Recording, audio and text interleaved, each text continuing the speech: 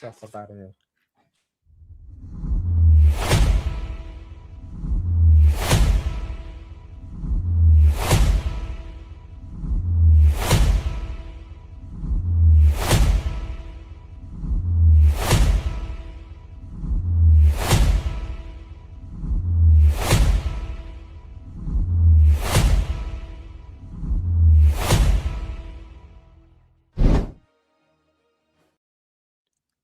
The Chicago Bears get ready to host another playoff game this season. This is the second one at Soldier Field. It was rocking last week. Hopefully, you get rocking this week against the Los Angeles Rams. We're going to break down the playoff game and a lot more Chicago Bears talk. It's going to be a good night.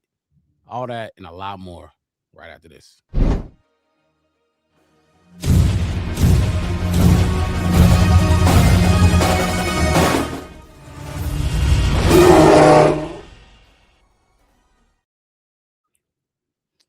Fellas, how much different a new coach, a good coach, can make in literally less than a full year, less than a full season. Look, the Chicago Bears are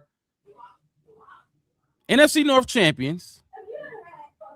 Won a wild card playoff game last week against your divisional rival. So even if you won the division, if they beat you in that wild card, they was gonna probably say you not legit because y'all won a division, but we just knocked y'all out of the playoff. Nope, you can't even get that one.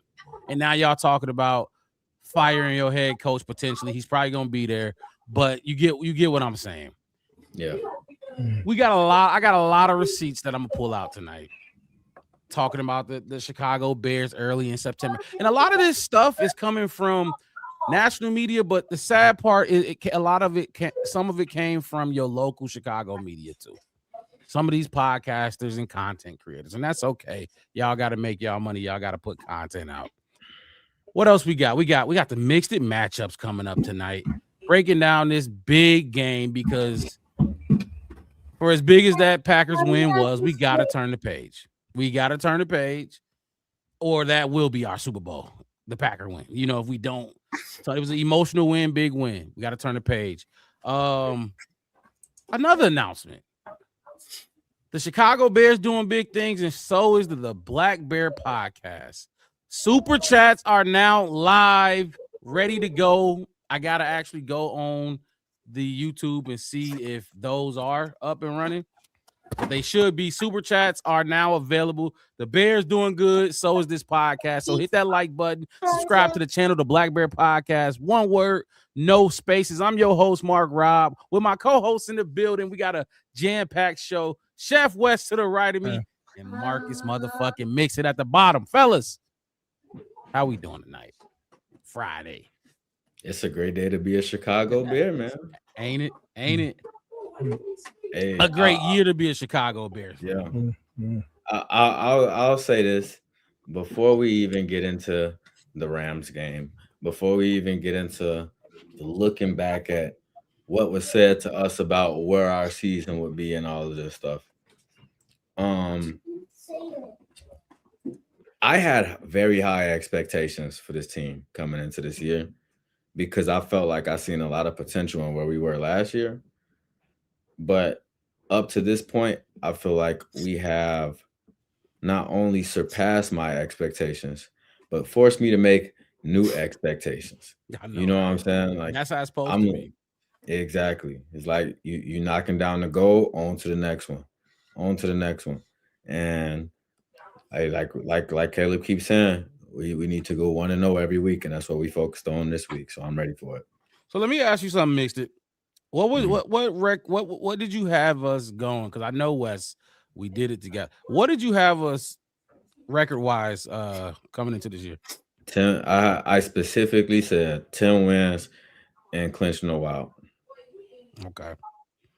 I didn't know it was going to take 11 to at least make the wild. Well, Green Bay didn't make 11; they had 9, so they made the wild without it. But you know, when we lost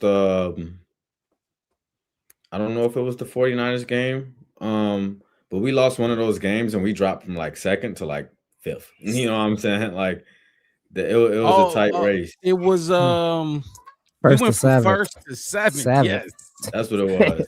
insane.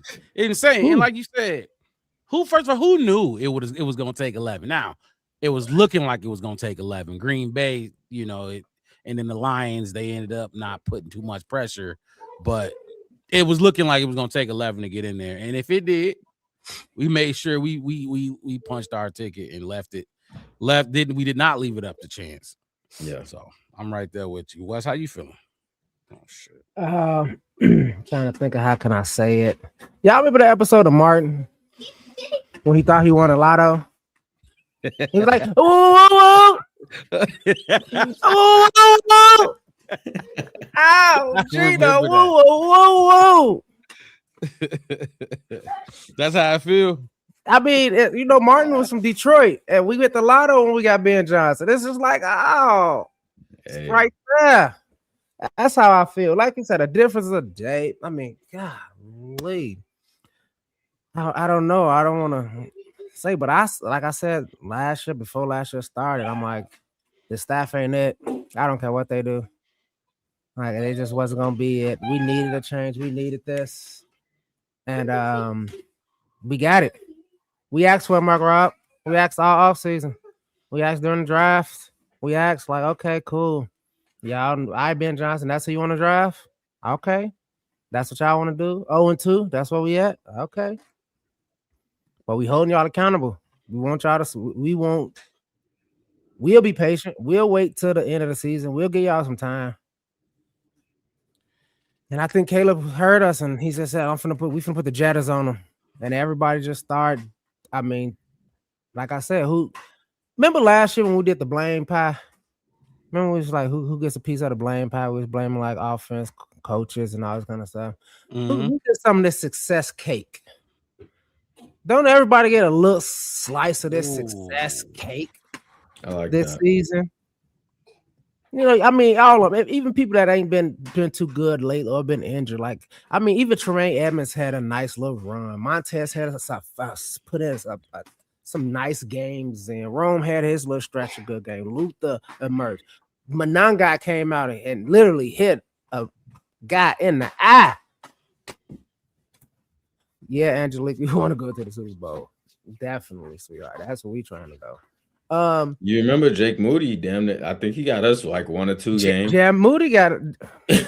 It's contagious. This is the black bear virus that's going around. Everybody that put on the Bears jersey right now, go out there and just, hey, if you ain't gonna come in, I don't know if it was, when the defense got to come in and do their 40 burpees. It's like you got to pay your toll to get in. I don't know what the offensive toll is. I don't know if you gotta, go get, no, I don't know, get yelled at Ben, whatever it might be. Just keep doing it. Keep doing it. And I know I had us at 12-5 and definitely making the playoffs. I can see this being a playoff team. I didn't see why not, given the schedule. I wouldn't, like I said. Somebody else said they have receipts. Sherry. I said that. I mean, I did, and I actually came on here and said the truth. I actually I've been in the process of doing that. I just like I'm just trying to see which one I want to buy, how I want to do it.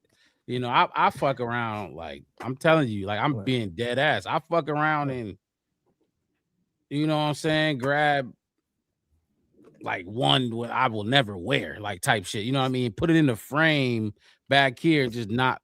You know what I mean? So I'm in that process.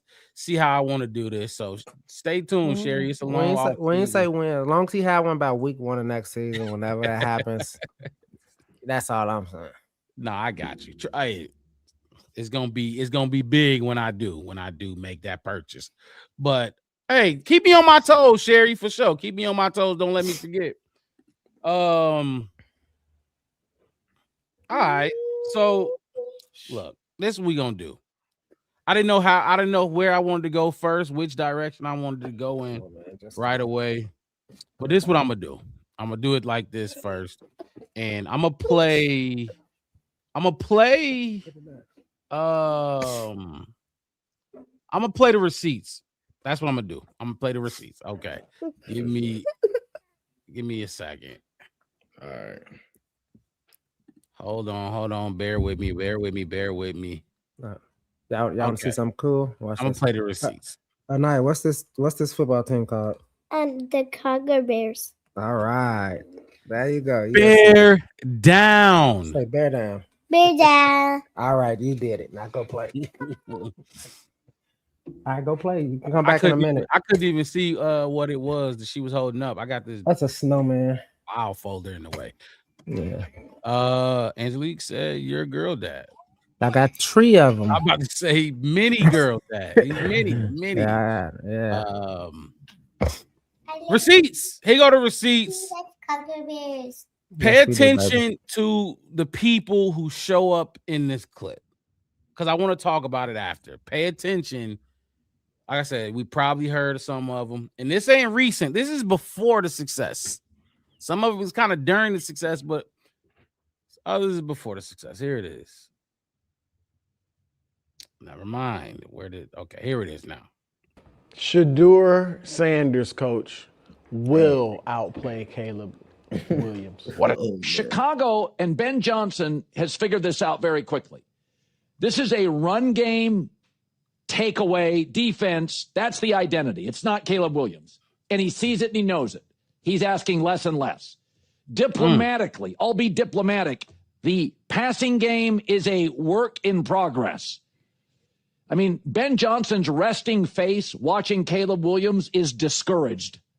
So he sees the truth. This is not a team that can win by shootout, having to throw the ball. It's not a team that can fall behind and come flying back like a Denver. They can't. We can't. This is all about the run game. It's all about takeaways, defense.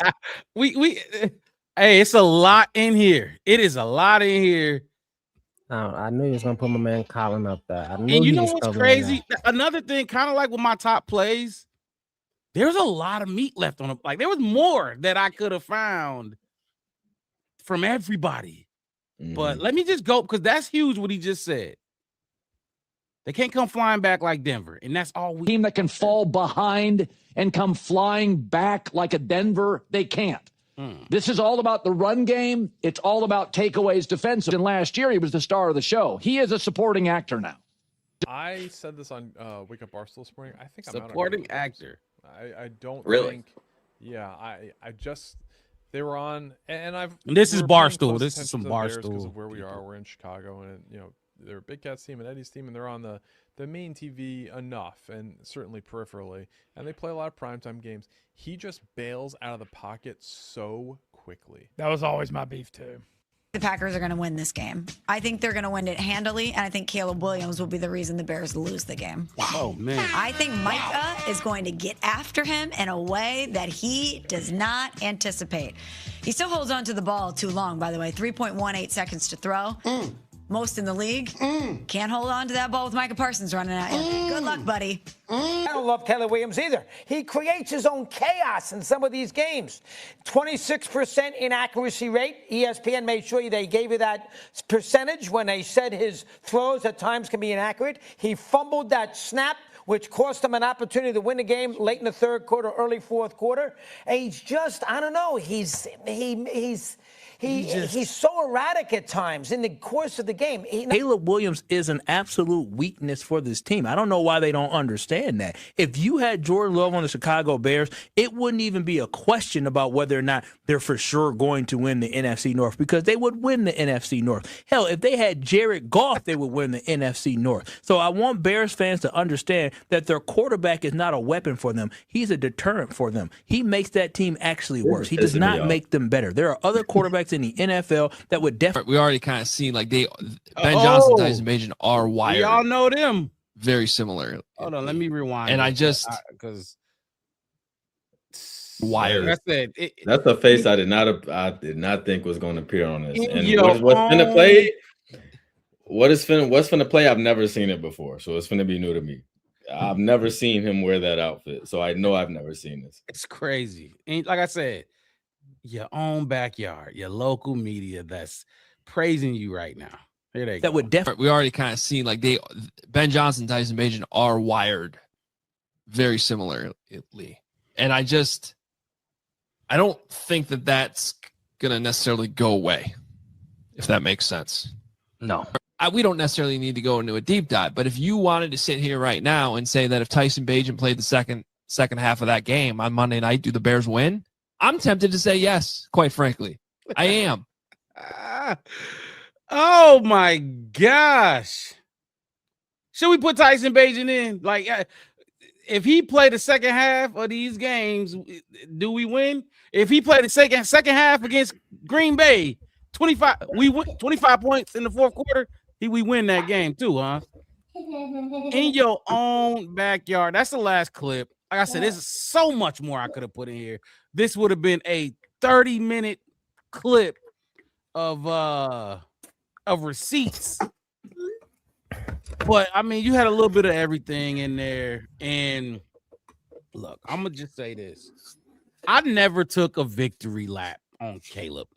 If you like Justin, you like Justin. If you like Jaden, if you like Drake May, I just felt like, why take if you're gonna take a victory lap on that, it's because you might have thought that you had a little doubt in Caleb. I just thought it was always obvious. And I swear to God, when I say this, I thought it was always just obvious that Caleb was good. So I was just like, he will get slighted. You know, people gonna talk about his completion percentage and any type of downfall he has at any point in time, especially last year.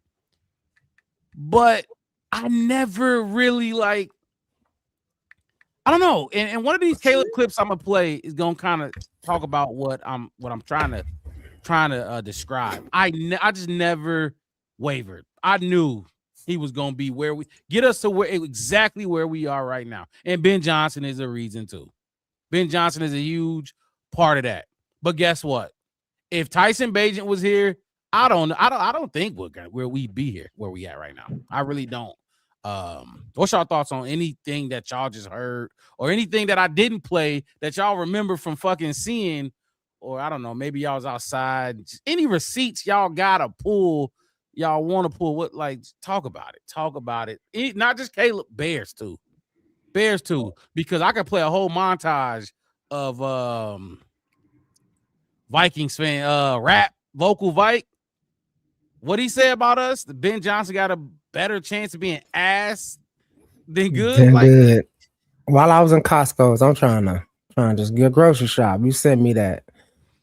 It's crazy. Called us clowns. All right, you can go first, Mixer. This round I got. It's like people don't care about being wrong no more. They say anything because they don't care about being wrong. No, I'm gonna say, okay, I'll say two things. First thing, one face that I'm surprised that didn't pop up on there for you was Shady. When he got on there and preached that Shadur Sanders was gonna outplay Caleb Williams. You know, I was gonna put that on there, but since I put on there that talked about, I don't know, but Broussard or whatever. I should have done that shit. Yeah, I ain't gonna lie. That this whole thing frustrated me all over again. But what it also did, it reminded me of a conversation I had with one of my close homies. He's been one of my best friends for like maybe 10, 11 years. That's probably not even as long as it was, to be honest. But he's a Bears fan. Now, he don't stay out here. He stays in another state. Gotcha. But he watches every snap of this football team the same way I do. And he's one of those pessimistic Bears fans that's just like, but Caleb and his throwing percentage or whatever. And one day he was back out here like right around Christmas. We having a conversation about the Bears, and I'm telling him like, man, I told y'all 10 wins in a wild card spot. Now we run the north. You know what I'm saying? And we talking about it. And I don't know what game was coming up, but one of these games was coming up, and he was just like, it sounded like everything he was saying to me was some shit he got off of First Take. You know what I'm saying? And I was so mad. I was just like, dude, first of all, we played football together. So I know you know this game. you watch every snap of this team over the last 2 years, and you got the audacity to sit here and tell me that you don't believe. Like, what the fuck? Like, what are you looking at? Because he showed it to you last year when we was losing, and we lost 4 games off the coach alone. You know what I'm saying? Like, so just to bring that up to this point where it's like, how many times do we got to show you, bro? Like, how many times you got to show you? Like it's crazy. Like, even then, like you said, when we was 0-2, like you talked about, Wes, the noise was loud. It was loud, and it was already loud in the offseason because it was like, looks like the defense got the better part of the offense in training camp again today. Looks like Caleb can't throw the ball in the net today. Oh my God. Like all these different things, and then they get to 0-2, and they was like, yeah, the Bears still suck. What the fuck is the I think it's the bald head ass dude that be doing the show with Skip. Is it a key? Oh man, or whatever his name is. Black He dude. literally he got on there literally after week 2 and was like, the Bears suck. This team sucks. This organization sucks. And I was just like, okay. Now they ass got the Bears as their favorite. They going against Vegas now to pick the Bears. Like, y'all crazy as hell. Y'all wasn't here. I remember all of that. I remember it all. It's just like, where I want somebody to jump in the chat and say Beijing. I want to see somebody say, well, what he's Judah not a at? leader of men. Where's man, I can't remember. What you got, Wes? I mean, I do have to do a public service announcement. I do like Colin Cowherd. I know Mark Rob know I like Colin Cowherd. I like Colin Cowherd because he changed his mind. If you bad, he's gonna say you bad. If you doing good, he's gonna say you're doing good. But like you were saying, like a lot of these people that you put up on the screen still are questioning Caleb Williams. They still are questioning Caleb Williams. Okay. Well, text him and tell him get on the Black Bear podcast right now, Chris. Bro, like what you talking to us about? But like the main one is like Broussard. I just, man, like, I'm so happy he's not on Fox Sports no more because I have to ride around listening to Fox Sports Network all day long, and I don't have to hear his voice or hear him. It's so many people that I hear, and like you said, back at home, and it was up and down. Like Sylvie was up and down about it. Oh, yeah. maybe not. My whole thing is this. I'm not mad if you was up and down. I'm mad at the people who still like, well, Caleb is probably the worst quarter. You know what? It's somebody new. I don't know if you've seen it though. What's his name? He was a Falcon. Alex Smith, long haired white dude, look kind of like a T-Mood Peyton Manning. Up. Oh, my bad. I didn't mean to force that shadow. No, you good. But I saw that shit recently, and I said, "Are you stupid? Caleb Williams is better than you." Oh wait, what did he say about Caleb? He said Caleb Williams is the worst quarterback still in the playoffs. I was gonna say the same thing. Yeah, he said he's the worst. He said he's the worst. Yeah, he was. That's not what I pulled. What's the lady name? She the one. Remember, I liked her. Then she said something bad about Caleb. Yep, that. See, you know who I'm talking about. That lady right here. Who I had to do the. Wow, he said that, huh? He's the worst quarterback that's still in this out of these 8. This, that, and the third, and I'm just like, crazy. It's the fact that matters. He's better than probably all of the quarterbacks that's in here. He's just different. They are cookie cutter quarterbacks. Like you can predict what they're gonna do. You cannot predict what Caleb Williams gonna do next. We can't predict what Caleb Williams gonna do next. Every time I'm like, man, he did some good. That was great. That was awesome. It's like I don't even know if y'all ever watched like Wayne Gretzky highlights, and I really ain't did that to hockey. But somebody told me watch him. That's why they call him the great one. And I've seen him do some things on the ice, and it was just like. I didn't think that was legal in hockey. CJ Stroud, huh? I don't mean to cut you off. CJ Stroud, huh? Okay. Like turnover Darnold. What's Who else is still in here? There's It was somebody nobody else. ever gonna spin to me that Bo Nix is better than Caleb Williams. Bo Nix. Bo Nix. I want. I like- went with CJ because I feel like he's playing the worst out of everybody Yeah. that's still in the playoffs. But yeah, I mean the list go y'all. The I list. mean, we could go. I mean, I could like, It's crazy. and the ones that you can say that's better than him, the experience level that they have in front of them is crazy. I tell technicians all the time. I tell people at my job all the time. I tell my general manager, John Brown, I say, I'm the best person in this company. I'm better than everybody in this company. Mhm. I could do everybody's job in here better than them. He said, even my job? I say, yeah, you the general manager. Ooh, He you said, sound yeah. like Caleb. He said, yeah. He said, really? I said, how long have you been doing this for? Because I've been doing it for 25 years. Now let me start 25 years ago and then put me in your spot right now. I'll be 10 times better than you. Not to mention just that quarterback, just like back to K in this system. In Just the put 'em system. in this system for In this whole thing. however long they've been in. And I Brock do Purdy. want to say, Come on, man. this about CJ Stroud when he had his great rookie year. That was a basic system. Everybody kept saying, like, can he play? Like, that's not too hard of a system. And then I want to piggyback on that and talk about the Jaden Daniels from last season. It was like everybody's like, well, it's a college offense. He just came from college. They run. Caleb is doing a offense that even Goff was having difficulty kind of understanding after a couple years. Very complex offense. It's just crazy. So I don't. Yes, Ron, the fourth and 8. This is gonna be called the 4th and 8 throw from now on. But just all of them. My whole thing is, like I said, if you was down early on, fine. That's cool. You talking about if you want to go back to week 4, what you said in week 5, I can get how you felt. I can get your sentiment. It's like, all right, come on, y'all got a couple wins. We 500. Let's keep going. Like, I'm optimistic, but I still need to see more. I still need to see, we questioning why Mononga ain't getting touches. Where's Luther? Like we searching for more. I can get that much.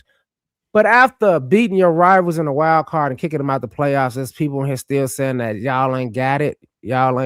Or it's because of this person, or it's because of that person. Like, y'all don't say, well, Pat Mahomes does have Andy Reid. Yeah, they got a top. Like, I just don't know. I said it, Mark Robbie. I'm gonna say it again. I'll keep saying, where's the grace? Where is it on the same side? Because this was not the Chicago Bears. If this was Brock Purdy right now, beating whoever their rivals is, I don't know, the 49ers, what maybe it's the Raiders, or I don't know, somebody over there. If they beat the Seahawks and they had this long ride, y'all to be saying like, oh, no more Mr. Irrelevant. You can't say nothing now. 365 days ago, y'all called Caleb Williams a bust. Ooh. And he busting y'all ass right now. I wish I had the graphic down here. Remember the graphic? It's up. I think I can find it in my phone. Remember the graphic? What Caleb's floor was, Mark Rob. I fucking. His ceiling was Jordan Love, and his floor was ceiling was Jordan Johnny Love. Manziel, bro. Then you I will never forget that. I will never forget that, bro. That's why I talk the way I talk, because y'all know me by now. I don't like to be wrong. So I'm not just out here saying shit based off emotions. And that's what a lot of people do when they talk about the Bears. But a step further, Caleb Williams, you're emotional. So like you don't like him, or you feel like he said something wrong in the media. So, okay, now he ain't better than such and such, or now he is, or when he was getting drafted, he wanted ownership. I know that was bullshit, but I'm just saying. He wanted own. So now your emotions is tied into what you think about this player. But on the field, if you just watch, that motherfucker's a dog. He was a dog last year. I don't care what nobody say. All they was saying, I was hearing a lot of people say, how much patience is Ben Johnson gonna have for Caleb Williams? And I'm like, how much patience is we gonna have with Ben Johnson? Like, why is he like? Who the fuck is Ben Johnson? We don't know what he is right now. Grateful to have him, but he fuck up too. And Wes, I brought it up at week 5, one of these probably after the Ravens game. There's specific moments throughout this season where the Caleb haters was heavy in our chat and heavy on social media. And I brought this up to you. And I said it straight like this. You told me to shut the fuck up. Bears fans are trying to run this kid out of town. And they're going to be so fucking pissed. And they're going to regret if he somehow fall in the hands of the team or the coach that he actually liked. KOC. Remember I said that? Like, Bears fans trying to run him out of town. You going to do that, whatever. When his rookie contract is up, they're not going to, whatever. And he going to end up in Minnesota because they ain't got an option. He going to end up in Minnesota and he going to make us pay because, yes, he did want to play for KOC. Like, that is a fact. I never faulted him for not wanting to be a Bear or wanting to play for KOC. It makes sense. Why the fuck would you want to be a Bear? And where's he from? Washington or whatever the fuck. And you played out west. Like, you have no ties to Chicago. Like, and then Bears fans getting on him for that. It's like, anybody in their right fucking mind wouldn't want to come here. But guess what he said? I could do that for this team. I got it. I could do it. And 11-6. Won our first playoff game since 2011. Mixed it. You younger. How old were you in 2011? 10. No. And you not even old, bro. I was going on 11. I was You going on 12. get what I'm saying? Like, you're young. Well, I got 3 years, but you're young, and that's crazy. You know what I mean? 10? Oh, shit. That's insane. And he's doing it for us. And I'm gonna say this, Wes. You've heard this from me a lot. And correct me if I'm wrong. Maybe over time you thought about something. Nah, oh my God. See, I'm not finna do it. But look, Wes, I always said this, and Mixter, you might have heard me say it too. And if y'all found another name, let me know right now in chat. Y'all do it too. I don't remember a number 1 overall pick in any sport, not just football, any sport, getting the heat that he has gotten from not outside world, not from the Packer fans, from your own fan base. I don't remember a player getting drafted number 1 overall and 50% of the fan base literally hates you. Literally hates you. Like, that's the first time I've ever seen it. But that's massive. That speaks to who he is and the magnitude on his status as a bona fide. Fuck it, I'm gonna say he's a superstar right now. Superstar in my opinion. Ryan Leaf. Ryan Leaf, and I don't know much about Ryan Leaf, but I know after he was after he performed, then it was like, yeah. But I'm talking about before he took a snap. Baker Mayfield? I don't think so. I don't think like Heat. No, the Browns was just shit. But I'm saying before you take a snap. You know what I mean? Like before you even put the jersey on. They were just writing him off. That's what you said. Kyler Murray, maybe. No. They hated Caleb. Bears fans hated the man. He was a diva. It was literally clips of people laughing at us for who we picked in that spot. Like literally. Like crazy. It was pics of people celebrating that we took Caleb number 1 overall. Seeing some of the names I'm seeing: Kyler Murray, Bryce Young, Jamarcus Russell. Jamarcus Russell. People hate Bryce Young coming out. Who was that got a Marine Corps symbol? Crazy. Jared Goff. Maybe I'm wrong. I mean, that's a bunch of NBA stars.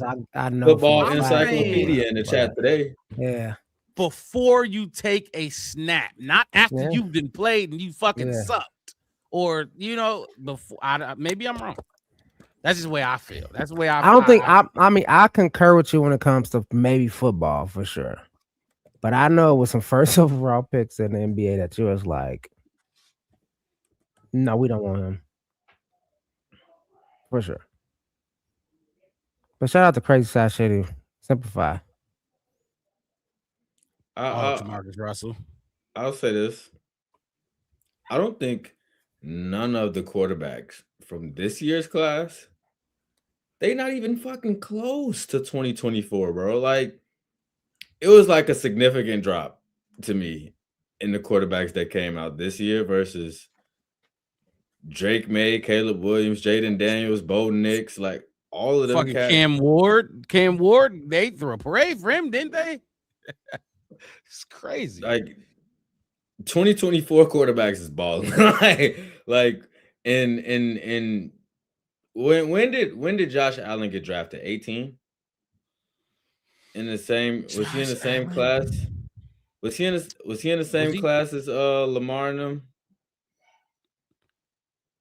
I don't know. I think he was Josh Rosen's class. But Josh Rosen, he failed. I don't know. Maybe somebody in the chat can figure that out. But who said Vinny Testaverde? Who is that? Vinny Testaverde. God, it's crazy because y'all talking about y'all wasn't even teenagers in 2011. I was second deployment. Yeah. But yeah, I was just saying, like when it come down to the quarterbacks that we seen come out in this class, like to me, it was like on par with the last great class to me that came out. It was just stacked with quarterback. Like Patrick Mahomes came out, Josh Allen came out. Like actually, I gotta look this up because Pat Mahomes, that was the infamous Mitchell Trubisky draft. We remember that. Yeah, but he was second, so I mean he don't qualify for the answer. But golly, that was 17. Baffled. Yeah, that was 2017. It's crazy. It's just crazy how somebody it was dogs that was coming out in some of these classes. Deshaun Watson, he was cooking when he first came out, and then they had the whole Cleveland gate. I think Deshaun Watson would have been a good quarterback. He just left the game in a huge part of his development. You know what I mean? It stunted his growth, and maybe he can get back there, but maybe not. But I love the names I'm seeing. Not when Jared Goff came out. Cam Newton, crazy. God, yeah.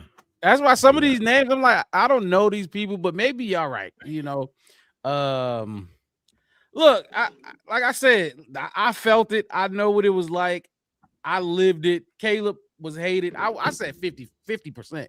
I don't even think 50% of Bear, because you had that fan base, part of the fan base that still wanted Justin, and then you had the part of the fan base that wanted Jaden Daniels.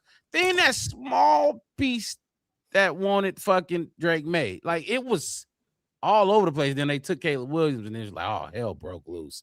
This motherfucker, like he's too good to get the heat that he got. That's all I'm saying. Way too good. And we seeing it now. Like, man, I ain't gonna lie. Mark Rob, I had my 11 days. I think I went through 2 shows with the one show actually. I said, give me a week. Give me a week. Because like I said, I won't ever forget that day, Wes. That's crazy. I did like Fields. I do like Fields, and it was like I was in shock. I'm like, whoa. Okay, I didn't even get my first stat out my mouth about the team, or what we could do, or what we could think about doing. They ain't we even had give a us whole show plan that day. The whole show plan, couldn't even talk about it because it was just ping, ping, ping. Like, okay, well, who's up next? And you just, like I said, get on board, dude. Like, we here now. It is what it is, and we here now. We here now. We are here now. And honestly, I'm thankful for those fans. I'm thankful for the national media, the Chicago radio, because I won't say it forced me. It forced me to kind of look at Caleb Williams under a microscope and be like, wait, no, I might not know what I'm talking about then, because I don't see what they seeing. And we got to the point where, remember, we started saying, y'all can go listen to them, but if y'all really want to know about this team, just come here. We'll tell y'all. You can go listen to what they got to say, but if you really want to know what's going on with the team, you can come here and we'll set you straight. We'll pick through the beans and get out all the bad ones and get you right. A lot of bad ones. There's a lot of bad ones, and it just kept getting worse. And I'm like, and I was the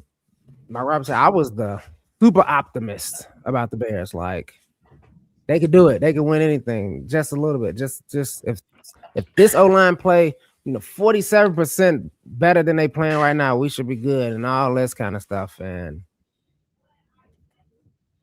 I mean, that was wrong. But like I said, I was talking about second and third string linemen here.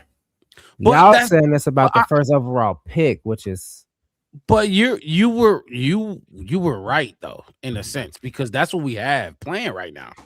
Like Yeah. second and third string, like that's what we are right now. And the only way this works is if your quarterback is doing what Caleb is doing. If you got a Tyson Bagent out there, you have to have bona fide elite edge rushers, and we need them. We definitely need them, but you don't get where you at with just a regular quarterback, if that makes sense. yeah, because you could plan against that. It's the game. It's you know what it is. Like if somebody right handed, you can force them to their left. Because more often than not, they can't dribble with their left, or if how they roll out, or if they like most pocket quarterbacks, like you talking about the edge rushers, or the D tackles. If you can get a push on that pocket, you can disrupt their timing and all this kind of stuff. Caleb Williams ain't got no timing. It ain't no internal clock. It's just I'm gonna throw the ball to who I think is open at the spot that I think they're supposed to be, because I'm in my book, or I see slightly. No, I don't think it's simplified, that brother. he Appreciate can't. the I think subscribe. it's just really that he understands that he has the ability to extend plays for real, for real. Like he truly believes in that ability. Like no player is there with him until that ball hit the damn dirt. And I think, to be honest with you, I think that's what gives Caleb such a stock up in the top quarterback conversation, because the fact of the matter is he can throw at any of these guys. We seen it, we know it. But what a lot of these quarterbacks don't have that he has is a crazy amount of athleticism. And that, along with his ability to just make these big plays and his mentality in terms of how he approached these games, even games that we down in, approaching a 2-minute warning, they still working on a way to figure out how to win, not just working on killing the clock so we can get out of here. You know what I'm saying? Like all of those things are intangibles that don't show up on the stat sheet that bring Caleb higher on this list. And I think that's like when you look at some of these people in the media and stuff, it's like it's stats that they ignore. You know what I'm saying? Like I don't know what lady that was that you had put on there that was like Caleb Williams hold the ball longer than anybody, and good luck doing that against Micah Parsons. He also leads the league in explosive plays, and we talked about that exactly. Like he leads the league in time to throw, but he also leads the league in explosive plays. So you want to ignore stat to make a point, but you know what I'm saying? Can I point out the elephant in the room? It's exactly what he did last season. Except for this time, he got an offensive line that where he don't have to. It don't end in a sack. He got that time to make those scrambles, and he has probably twice as many weapons as he had last season. Because most of our running back last season, we just had Swift. Remember, we had Swift for what 15 straight games, and that was the only running back we had. Period. Because Roshan was knocked out. Herbert was not, effective, and then Travis Homer was Travis Homer, I guess. I don't know what you want to say about him. Then we look at the wide receivers. Yeah, we had Rome, we had DJ, but his main target was Keenan Allen, who he missed like 4 or 5 games. Rome was a rookie with him, so he got the pacifier in his mouth too. He learning to walk. And DJ was probably still in his feelings about Justin, just like most of the Chicago fans was too. That's just called a spade a spade. And then your only tight end you had was Cole Kmet, but he was out there blocking, catching touchdowns, long snapping, kicking field goals, punting, running the defense. Like it was just no grown-ups on that offensive side of the ball for the most part last season, period. And he was, like I said, he was doing the same thing that he was doing last season, except for now when he's scrambling around, people, Jonah Jackson and Darnell Wright is throwing people into the dirt, and Tooney and Drew Dalman is smashing people, and our young left tackles is holding up just as good enough to give him that time to get that crazy, wild scramble throw off. So this is actually good that we went this in depth in talking about this because Caleb talked about what it meant to prove the doubters and the haters wrong this year. And this is what he had to say.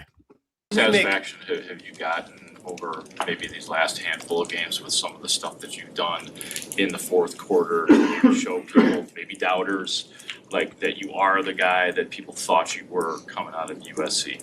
Yeah, that's never been a worry of mine, is proving a doubter's wrong or anything like that. It's a little extra motivation in that sense, but it's not for me to prove them wrong.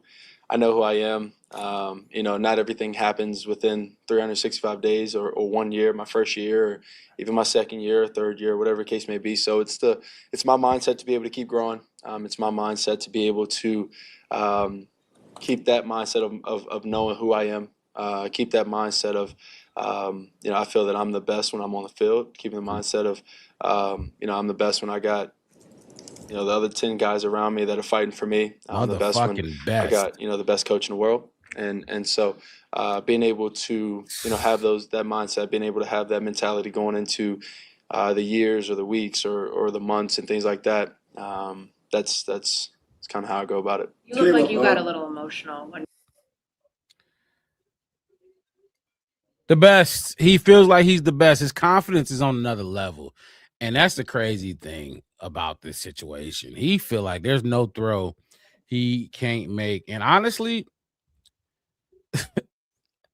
another reason I like Caleb so much is he thinks like his mentality is the same as mine. Mm-hmm. I honestly do. And I feel like I'm the shit. I feel like when it comes to this team and the knowledge of this team and the knowledge of this sport, I feel like I'm on point more often than not. I really do. And so does Caleb. Circumstance, nuance can get in the way, you know what I mean? But at the end of the day, Caleb feel like he can make every throw. He feel like he can go out there and beat any team. He will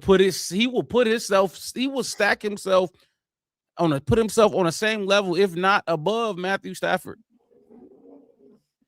Like we said in the green room, Green Bay wanted us to, y'all haven't had a quarterback in this and that amount of years, and when are y'all gonna make this a rivalry? Well, guess fucking what? It's a rivalry now, and we got a quarterback, and now y'all crying. Now they want the rivalry. Mm-hmm. Y'all don't want it no more.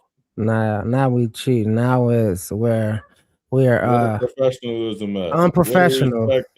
Where's the respect? This not real football.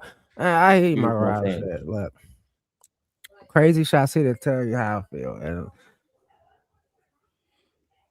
Marines feel like if you give us a fire team, we could take down 100 of your best soldiers from anywhere else. And just so a fire team is only 4 people.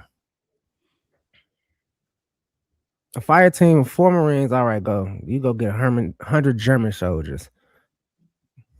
You're going to have 100 less German soldiers. Probably 101 because we're going to find somebody else just to get some extras, just to say we did it. And it's, like they want to issue an apology. They want all of this kind of stuff. And I mean, I feel you on that. It's like, what makes it makes you kind of think about like one shot, one kill. Tell them. It just made me feel like when people talk about like civil rights and all that, and all men created equal and all this other kind of stuff. So why should I feel like I can't do something better than you?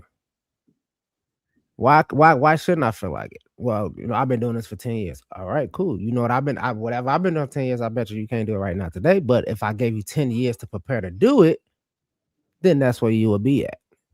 I keep saying that, and it's like I said, the thing that keep pissing me off, and I remember what was a few shows back, maybe several shows back, my ride, you was like, Wes, I ain't never seen you glaze Caleb or praise Caleb like you doing. Because I was just fed up with it, because it's like almost undeniable.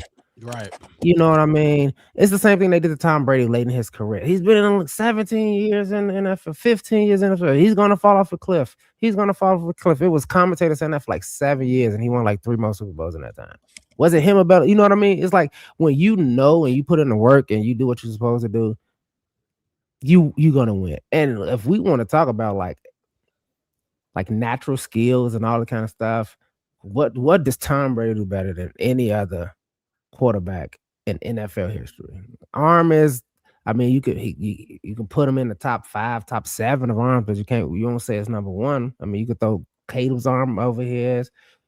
I mean, shit, honestly, and I know this is gonna sound crazy. You could put Jay Cutler arm probably over his. But he had a cannon. He had a cannon. Oh, because he's scrambling. Is he out there scrambling like Vic or McNabb or you know what I mean? Like around as Montana? No, he's not. But you know what Tom Brady is going out there doing? He's going out there and say, I know your weakness. I'm going to stay up all night thinking about ways to exploit your weakness. I know the confines of football. I know it so much that I know how to cheat. It's going to take y'all some years and some documentaries to figure out how I did it. Like, that's dedication. And that's how I feel like Caleb is. And that's when I said it last season when I remember I sent that clip of him like laying down on a bench, trying not to even be nowhere near Shane Waldron. And I'm like, yeah, this dude is cooked. Like, you sitting there smiling and Caleb is just over it. Like, you're not helping me at all. Why am I even in this situation? And people try to say, oh, he ain't gonna study. He ain't gonna this. I ain't see. Look, only time I seen Caleb Williams is at restaurants, doing charity work, and on the field.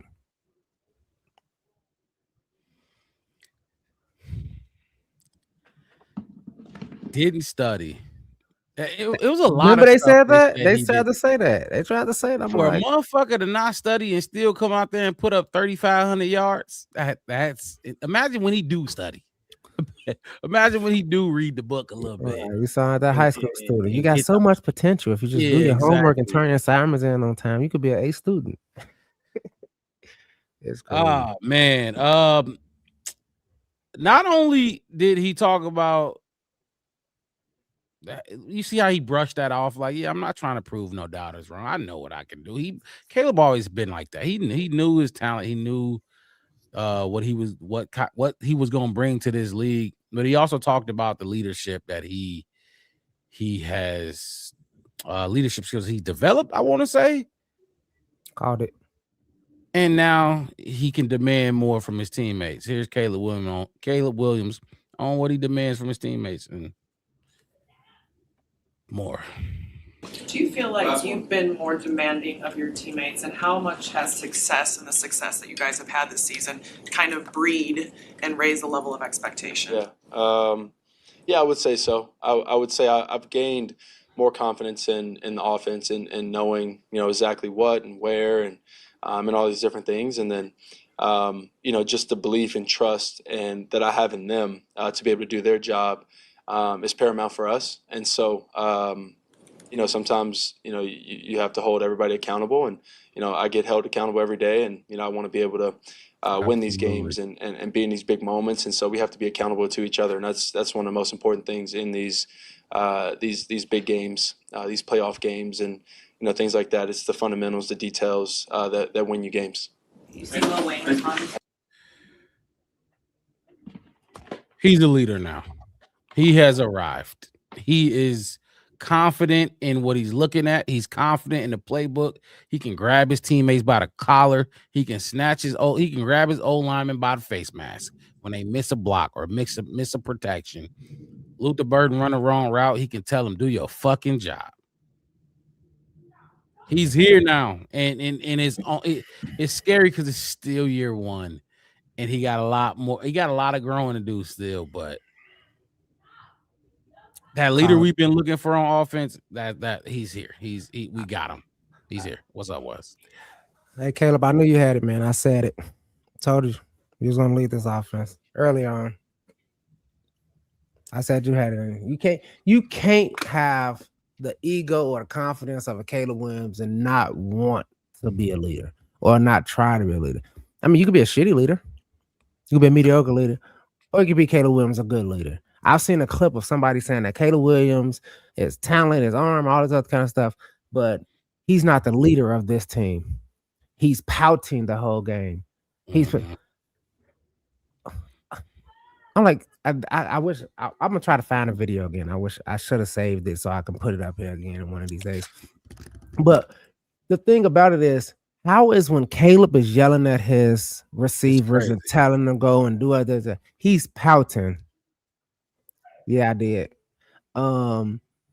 Like he's pouting, but we can go to clip out the clip. I mean, you can go to Drew Brees, you can go to Phillip Rivers, you can go to Peyton Manning, Tom Brady, Patrick Mahomes. I mean, pick a actually good quarterback, like that's passionate about this and wanted to actually work and want people to be on the same page and get stuff.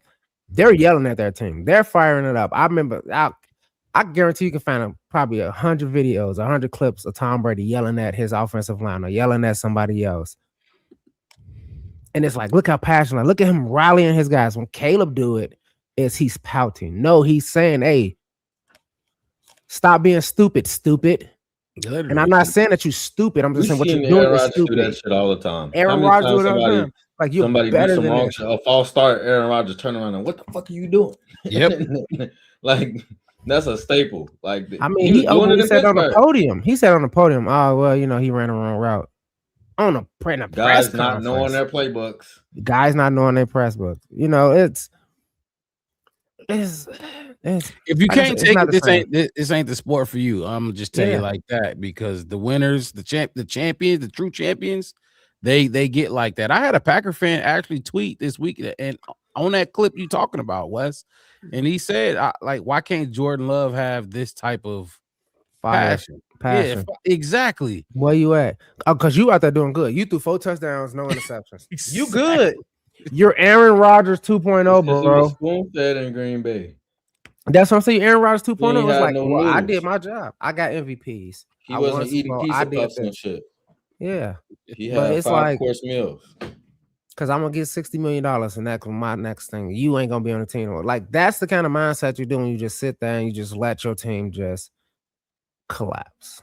But what you just said too, Mark Rob, is like, I think that's really one of the most, like, that's one of the things that they don't talk about, but it's something that we kind of know. It's like you said, you got to have that attitude to play this game.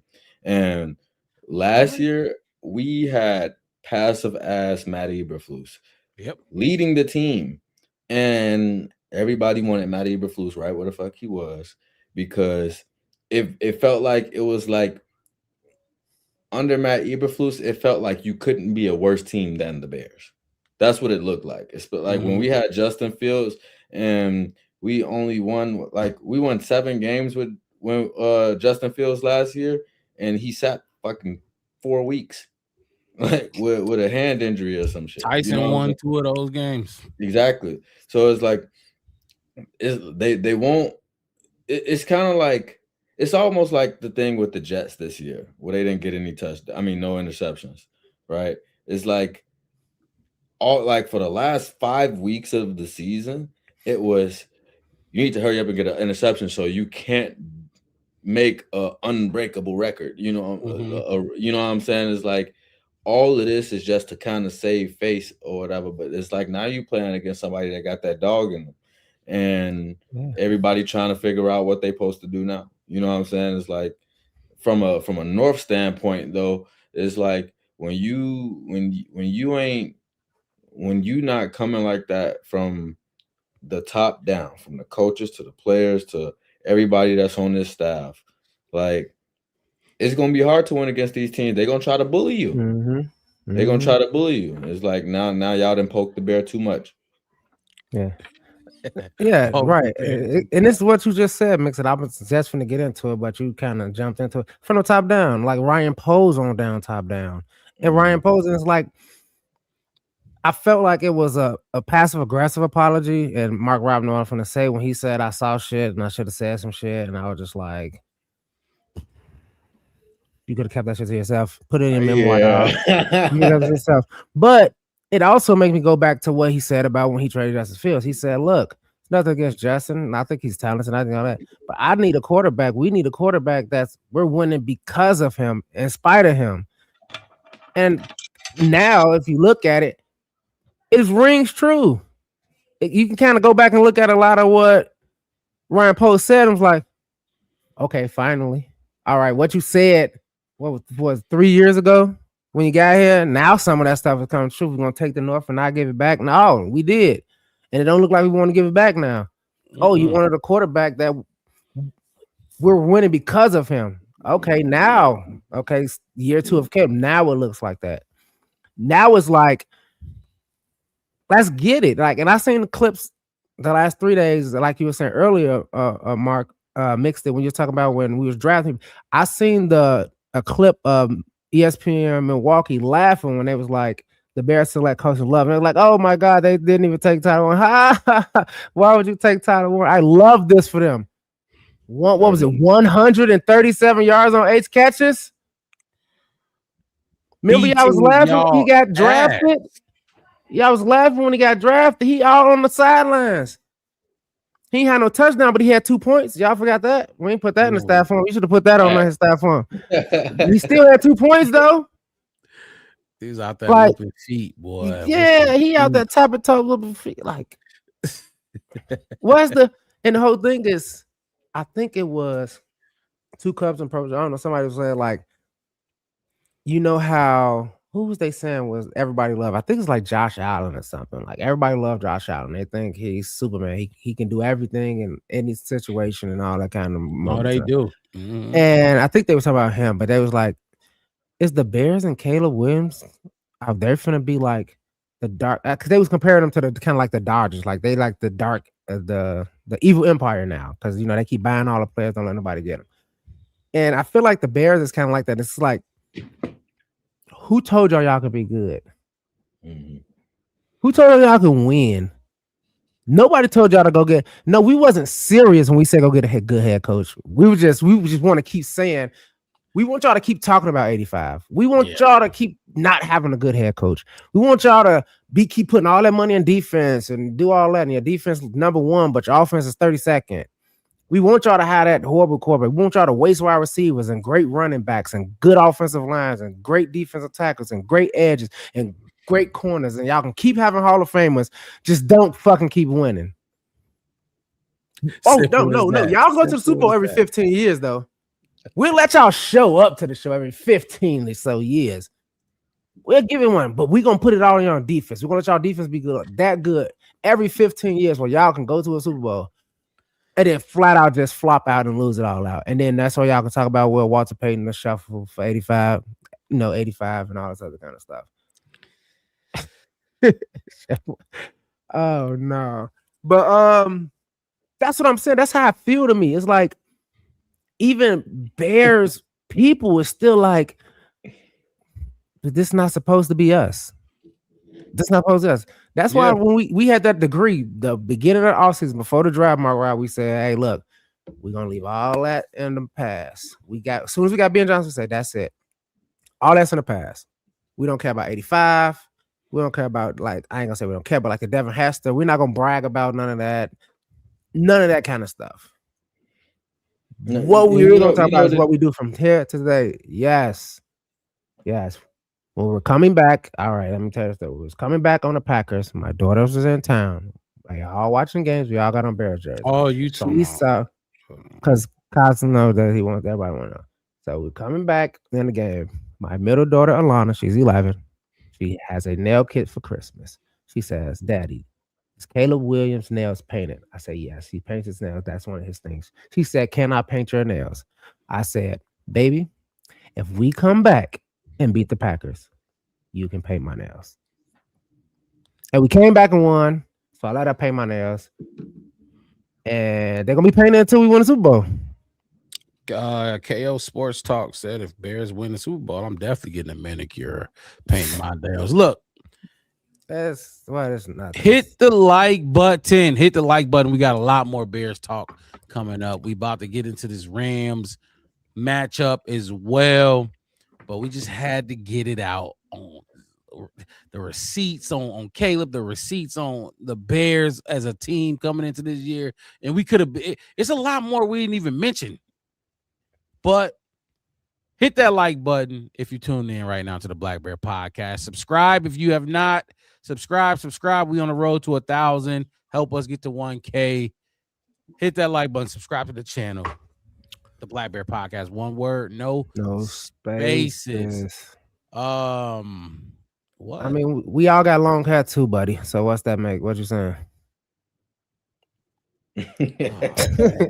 We are. Man's up under here.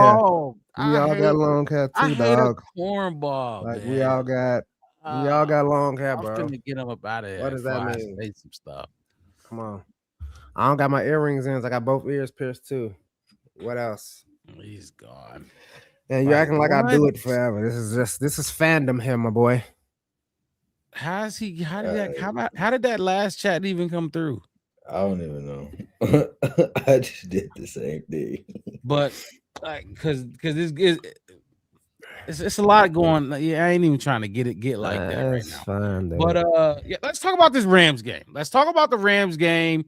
Chicago Bears host the LA Rams on Sunday, 5:30 Central Standard Time.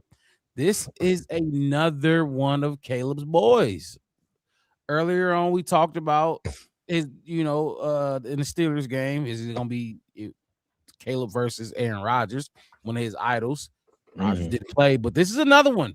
Matthew Stafford. He's every time he talks about quarterbacks, he gives credit to Aaron Rodgers and Matthew Stafford. It's not going to be easy, fellas. We know the names they got. We've been seeing them in the chat all day.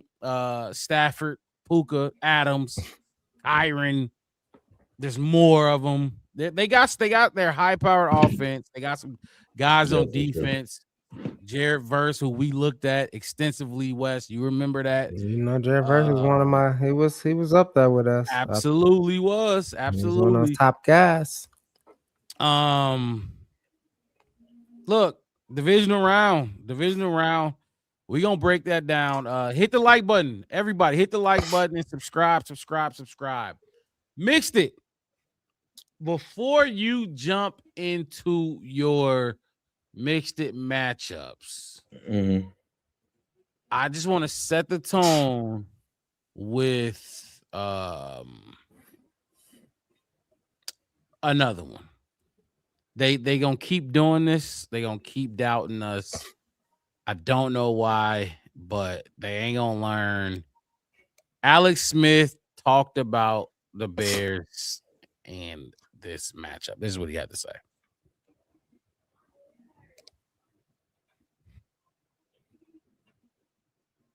Oh, wait. My bad. It's not playing. My bad. Hang on. Let me rewind that. And let me put it on the screen. I got you. Okay, there we go. Appreciate you.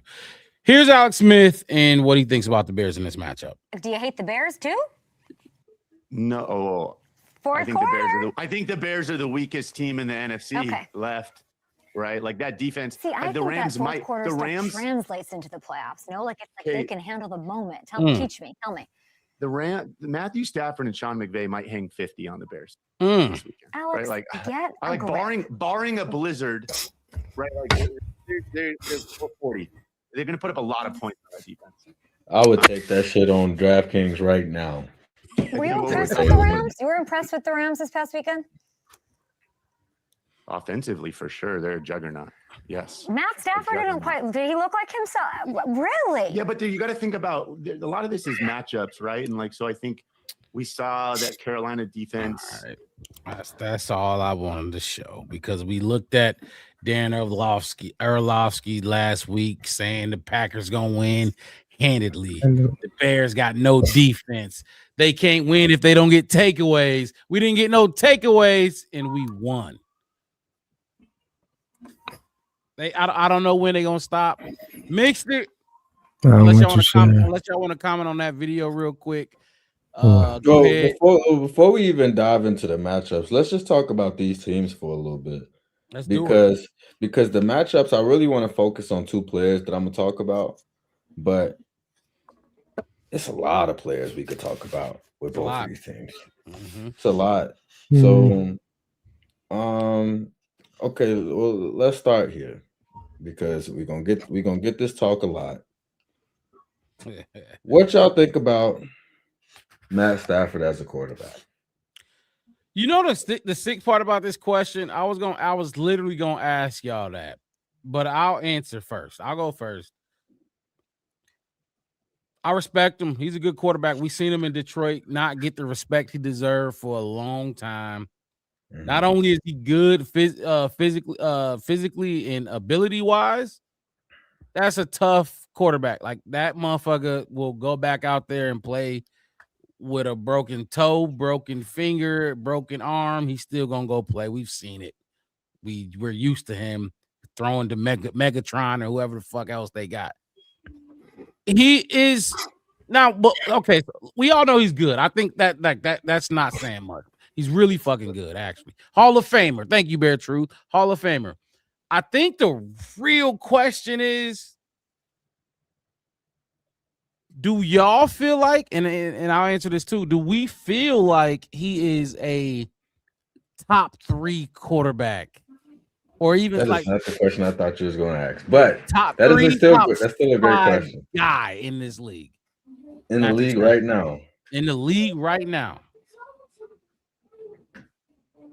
Give me your guys then. Get who you got over him. Lamar, Josh Allen, Burrow, Mahomes. You got 5th. I'll say I'll write him out in the top 5. I'm top 5? Okay. I mean, that's just what I came in. I'm trying not to take up too much time. I'm trying to think too much into it. Think of that 5th one. Yeah, but I'm in top 3. One more. So you said the big 4. Yeah. Burrow, Mahomes, Lamar, and Josh and Patrick. Okay, yeah, Mahomes, Lamar, Burrows, Allen. Right. So that's the 4 off top. I mean, isn't there another big superstar name that we missed? If you love Justin Herbert, I don't that much. No, he's not better than Matthew. That's what I'm saying. We got an NFC. No. Baker?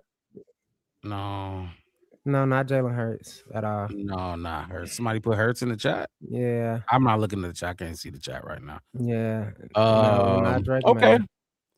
I not would. Purdy. No, that's what they saying. That's what they saying in the chat. Yeah, get that Mixed. Can you take for sure off the screen? No, you good. Yeah. I mean, if you want to throw Aaron in there because he played the last season, I can put Aaron in front of him, but I'm never gonna do that. I would. I'm gonna say this. Golly, 46-8. That's what you're doing this year.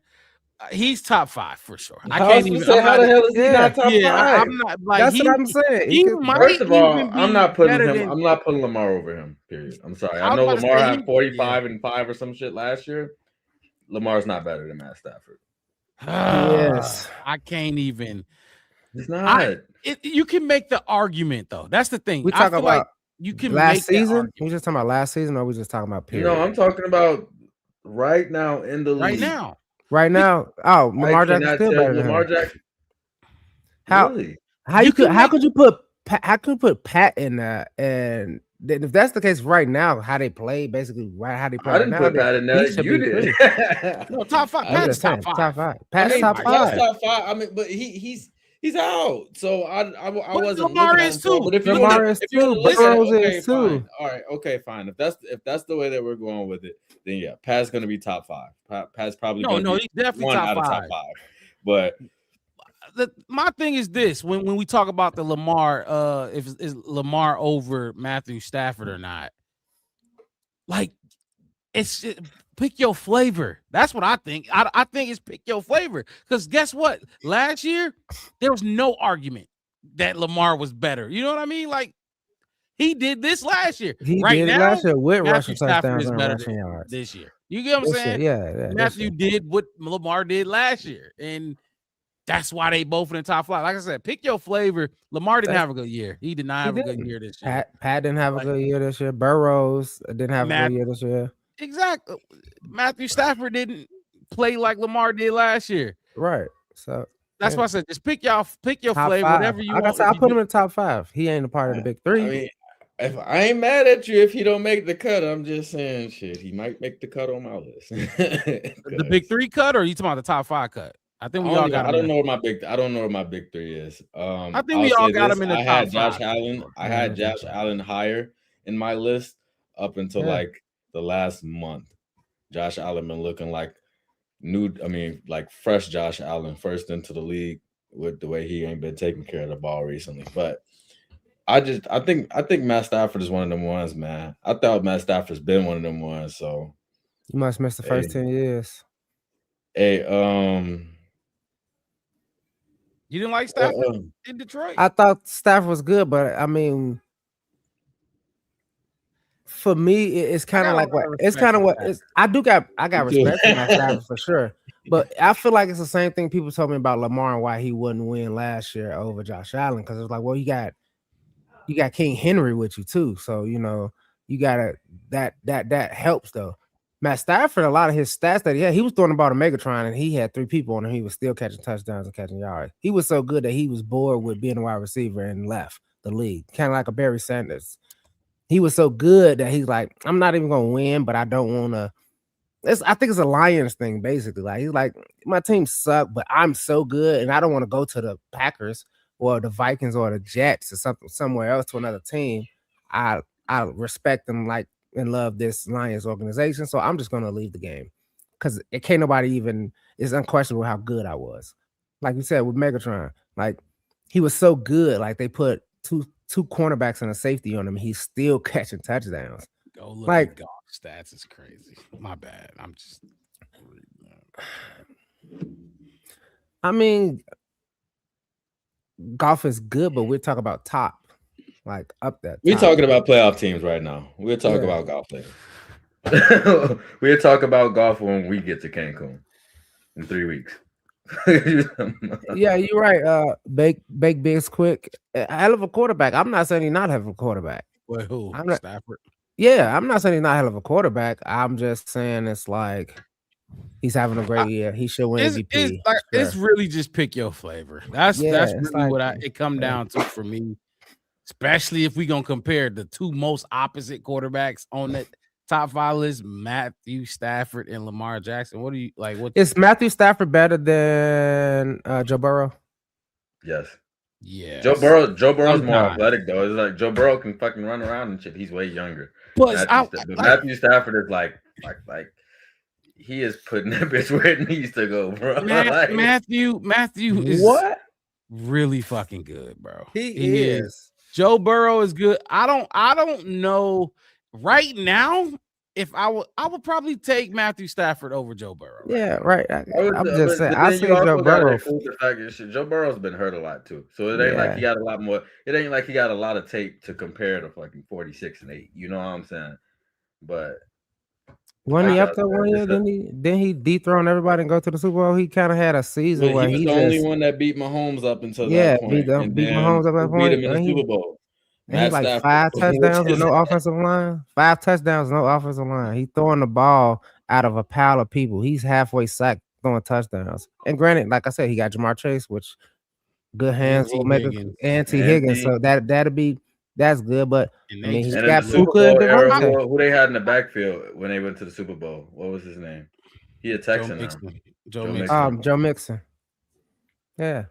Joe Burrow's really good. Joe Burrow, he got to start one. He got to stop missing the playoffs. I'll tell you that. He got to get healthy. I get it's a team thing, but like, look at what Matthew is a Hall of Famer, like for sure. Somebody in the comments says that he wasn't a first ballot. He's not a first ballot. I think by the time he retires, he's gonna. Yeah, he's not. No, he's first ballot. No, like that's if Eli not first ballot, then he not first ballot. Eli wish he was Matthew Stafford. Just saying. Just saying. I'm just saying. Whoa. And my whole thing is this. My whole thing is this. If you look at what Eli did and what he did, and it was just like no. He won 2 Super Bowls because come on, we talking about the quarterbacks though. Matthew as Matthew can stand on his own 2 feet. Eli can't. You get what I'm saying? Whoa. Okay.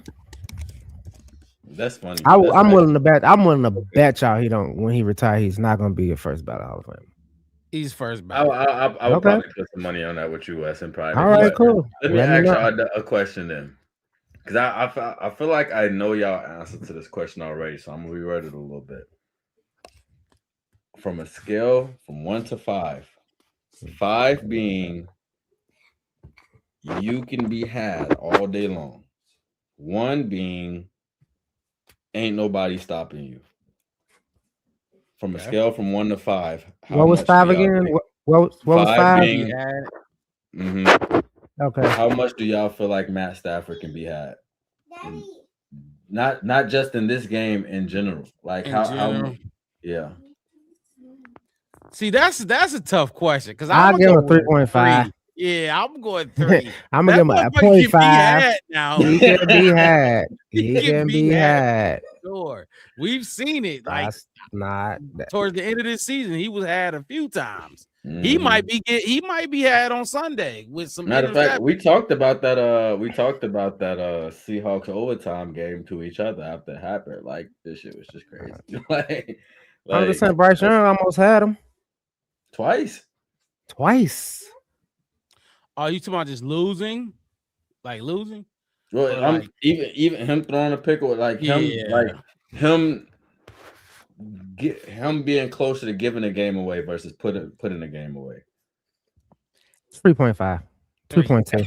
I'm right there. 3.2. I'm gonna go down again. I'm gonna go down. That 3.2. As much as I respect him, I know I'm gonna give him the 0.2 because he's gonna win MVP. He gonna win MVP. Like he gonna win MVP, so I'm giving him the 0.2. 3.2. That's a good question. I like that question. Brandon Williams said 3-2. But look, I ain't gonna lie. I was There's feeling a lot of people pro Stafford in the chat too. This one in there. Not quite what Notorious talking about. He said we factor in age to Caleb number 1. We said our top 5, no order, right? We just said the names. Motherfucker, Caleb, I would say he was okay. Hold on. Is Caleb 6 on what? Okay, do y'all think he's 6? And be 100. Like, don't be biased if you feel like there's a 6 guy. Justin Herbert. Are we talking a whole? Jalen Hurts. Are we just doing playoffs? Or are we doing the whole? I'm doing players. Oh, okay. No extras. Like talking about just the players and what they can do and what the what they what I mean. I'm taking Caleb 6 right now for me, in my opinion. He's 6. Like Drake May's playing very well. He ain't playing like Caleb. I'm telling you, he's not playing like Caleb. He's playing good. Can get an MVP. Probably gonna be second in voting, if not first. He not Caleb. I'm with you, Bear True. I ain't gonna go that far, Bear True. But I will put Caleb is. That's why I said 6, because I'm not gonna just throw him in the top 5. I think he win this game, he'll be top 5. But that motherfucker is 6 for me for sure. I think he's in my top 5. Okay. I'm looking at these teams in the NFL right now. I had to go to the NFL website just so I can look at the list teams. look all the teams one by one. Who their starting quarterback is. He's better than. I'm gonna go off the dome. Okay. It's a freestyle. But you got it. You keep going. Better than Josh Allen is the only quarterback in the AFC East better than him. Nobody in the NFC East is better than him. Nobody.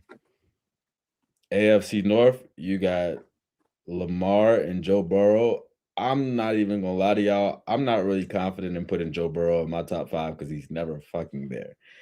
But I digress. I be thinking I'm the most biased, but that's crazy. That's crazy. That's biased. That is biased. That's biased. Yeah. Okay, first of all, from a talent, I'm not saying that he's not talented, but I'm saying obviously he's crazy talented. Obviously Lamar's crazy talented. Lamar this year ain't looking nowhere near like what his last year looked like, and that's just gotta hold some weight to it. Like I'm not gonna say that what he did last year is just okay. You're stamped top 5 for the next 3 years. I can't do that. You know what I'm saying? And Joe Burrow's this not his first time being hurt. You know what I'm saying? Injuries play a role, but when you're that good, I think you gotta the injuries don't play that big of a role. You know what I mean? How was he playing when he came back? That's a cool, real question because I don't know the answer to it. I thought he played well. I thought he played like Joe Burrow type football. I thought he was better than Joe Flacco, and Joe Flacco played pretty good with those wide receivers. Now, look, I don't know if Joe Burrow. All I know is every time I've seen Joe Burrow play for real, like 10 games, 11, 12, he's been a top quarterback. You know what I mean? I've not really, you know, that scale you just said, 1 to 5 on can you be got or can you not be got? He ain't got no, you ain't just finna get him. He ain't got no abysmal numbers. He'll like probably be 3. He like a 2.8. Okay. I mean, all right. I'll give it then. I'll put him I'll in give you a really Caleb three. stance. Caleb is 7. Yeah, let me hear the Caleb. Hold on. Caleb is 7. I can't go 7. I go if I I'm gonna go put him 7. outside my 5, I'm 6. Why you got 7? I'm gonna put Dak in front of him. Oh my God! No, I'm gonna put Dak in front of him. What? He could be had more than anybody we talked about. Put Dak in front of him. I'm put Dak in front of him. To be in half. I gotta turn my mic off. I ain't talking about being. Oh my God! Are we talking about being had? I'm not talking about that. I'm talking just about skill and how he plays. Like that's a part of it. That's a huge part of it. That's all I'm saying. Dak be balling. Dak do be balling. Well, Dak do be balling. He be balling. Dak be balling. I think Dak is one of those situations kind of thing, like a Joe Burrow is like that situation. And I'm not saying it definitely, but I'm saying like if I had to be like the devil's advocate of it, I think the only person I'll put in front of Caleb is Dak. And that's just like a maybe. If I can sit here, we can argue back and forth, and I can. Okay, yeah. That's more all right. I don't want to be Burrow. That's a crazy take. I'm sorry, Wes. And don't get me wrong. You got a little bit biased too. Dak is a good quarterback. Dak is a good quarterback. But Baker said it's a 10 times out of 10, if it's like if I need a game and I got 2 quarterbacks on my roster, talking about straight up fantasy football style, and I need this game, Caleb, go get your goddamn shoulder pads because Wes, Dak you're taking Caleb over Dak in that scenario for sure too. If I need a game, it's like it'd be Dak. If I'm down 4 with 4 minutes left, I'm not taking that. I'm gonna take Caleb. No, I'm gonna take Caleb. A game. You need a game. Yeah. A game. I can argue the fact that I'll take Dak over Caleb. I can argue that. Crazy. You know what that tells me? Do you know? I can argue it. I'm trying. Hey, look, I'm trying to let everybody know. Nah, you could absolutely. I can see. I can say. Okay, if I wanted to play that role of it, if it's one of the, it's a good argument. I can say like, yeah, and then you can argue back, and I can like, okay, I can hear you on that thing, but I can't think of nobody else. I'm trying to see how can I move Caleb out of that 6th spot, and I said the only way I can do it, I think I can argue the fact of Dak. That's all I'm saying. I got Dak gets on heaters. Dak gets on some heaters that makes him a top 2 quarterback in the league. So I get, like I said, it's not like preposterous. I think that's preposterous. That's what I'm saying. I'm trying to think. I'm trying to. It's because I don't want people to be like, "Oh, we here just saying Caleb should be in the top 5." It's the Black Bear podcast. I'm like, but no, that's it. That's it. That's it. Like I can't see nobody else. I can't see nobody else. Like that's the argument for Caleb in the top 5. Because I can too. Who was our 5th in the top 5? Matthew Stafford. We said the big 4. Matt. No, the big 4 is Joe, Mahomes, Lamar, Josh. Oh yeah, that's the 5 right there. Yeah, that's 4, and that Matt Stafford. So to put him in, you got to say he. You know, you can argue that he's probably better than Matt Stafford. Matt Stafford having a good year, but I mean, I've seen Matt Stafford have some Dan Orlovsky moments. You know who I would You know who I would put him over if I'm gonna put him in the top 5? Who, Caleb? Yeah. Lamar. I'd put him over. If I'm going to I put him over Lamar. I take Lamar's spot over and give it that to Caleb. In my opinion, I think Lamar is, like I said, with Lamar, it's like pick your flavor. I think, me personally, I would do better without Lamar than I would with those other quarterbacks in that top 4 or 5 or whatever. Does that make sense? Yeah. I mean, Lamar's a 2-time MVP. That's the thing. We talking about MVP. We debating MVPs and stuff like that. So that's 3 of those guys. I'm not. I ain't gonna lie. I ain't putting Dak. That's I would not ever put Dak over Caleb. Like, I can't do that because of who Dak is and the type of player he is. You might as well take Caleb if you're gonna go Dak. Does that make sense? That's what I'm arguing. You said you're gonna put Caleb there. You said who can you find that could go in that 6th spot? I said if I had to find somebody to put in that 6th spot to move Caleb to 7th, I said I could probably say Dak. Dak over Herbert. Right. I was going to say Herbert didn't get the call. Justin Herbert didn't get the call. Trevor Lawrence didn't get the call. No. None of these guys get the call. They just looked the part. I can't take. They look. You talking about Shazam and Black Adam? We're talking about Superman. That's what I'm talking. We're talking about Kryptonians, I'm not advocating for none of them guys. They just look like it. I'm not advocating for none of them guys. All I'm saying is that with some of these people, bro, it's like the same way that we talked about Green Bay not escaping the 7th seed, the Cowboys have not escaped the spot that they're in. And Dak has been there. Dak has been paid. He's been given weapons or whatever. You can say they had the Mike McCarthy bullshit going on. You could say part of the reason why they didn't win as many games is because Shoddy hired Flus, which we all knew that was going to be a failure in itself. But I'm saying all that to say, like, there's a lot that we had to overcome in this season, and Caleb was able to do it. You know what I'm saying? Mm-hmm. Like, we had a lot of different talking points about just not even when the season, not even in season. I'm talking about before the season started, as far as what he had to learn, all the new stuff, all this other stuff. Him having 68 sacks last year and turning it into like 24 or whatever it is. It's like, you look at all of that, and I can't even, like, from whether or not if I needed a game or whether or not if I'm starting the season, if I got the choice between Dak and Caleb, I'm choosing Caleb every single time. Okay, that's fine. I'm not going. I'm not saying knock it down. My whole thing is like, yeah, that's okay. Like, okay, first of all, the reason the Cowboys is the Cowboys that they are now, let's just be honest and everybody know, is because Jerry Jones is their owner. He won't get out their fucking way. First of all. Second of all, Dak Prescott, I want to say probably in the last 6 years or 5 years, maybe, he's been in the MVP conversation up to week 10 in 4 of those seasons. That's what I'm saying. The important part, though. I mean, because he missed some games, because like missing games and all this kind of stuff like that. Okay. And I'm not trying to say at the hoes. I'm just saying like somebody came in for him. My bad. Somebody came in. Who came in for him? Cooper Rush. Cooper Rush.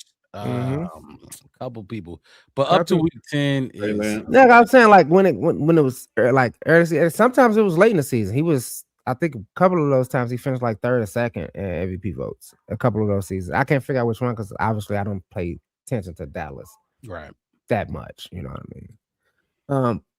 But like I said, it's just if I had to find somebody that I can argue to move Caleb out of 6, that's fine. And like you said, I could argue to put Caleb in front of Stafford because I seen what Stafford did the first 6 or 7 years of his career, and it was like, okay, you know, Pat Stafford. Because Stafford always been good though. Wes. I didn't say he wasn't bad. He's just okay. Because it was a point in time where Stafford, I think he was still in Detroit, and Andrew Luck popped on the scene, and they was like, this dude right here, he's going to be great. And the coach just wasted him away to the point where he was like, I'm not finna get CTE and break every bone in my body for this organization. And Matt Stafford was still in that time zone with him, and he was outshining him in Indianapolis while he was up in Detroit. And then he had like probably the most complete titan of a wide receiver. Like I remember back then, they used to say just throw the ball up to Jerry Rice or Moss or give him up. You didn't even have to throw it up. You could throw it down to the ground on Megatron. You could throw it halfway out of bounds. You could throw it. The dude he's just a ball hawk. He was like a mutant of a wide receiver, dude. Yeah. And you couldn't even really win. Even if the game plan was to just throw the ball to him every single time, I guarantee you they would have probably went 8-8 like the Steelers. But he just, like I said, maybe it was early on, maybe he was just young, or maybe it was just a young career portion of it. But I seen bad play from him. That was on him. Like terrible play from him. Nah, I ain't gonna lie. Yeah, he gonna be first ballot.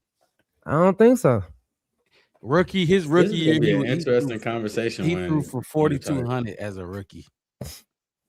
Follow that up with 4,300. Followed that up with 4,400. So his first 3 years, he wasn't under 41. Then he dropped to 37. Then he got hurt. Mm-hmm. Then so he came back with when did he come into the league?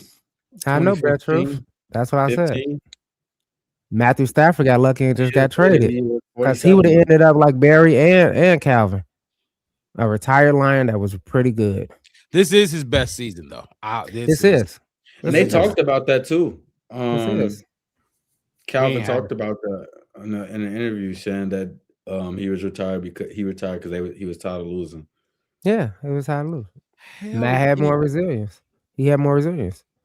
Could you imagine if Calvin Johnson went to another team? Like, let's just say for some reason he was like, all right, cool, I'm not gonna re-sign with y'all, and ended up, I don't know, in New England with Tom Brady.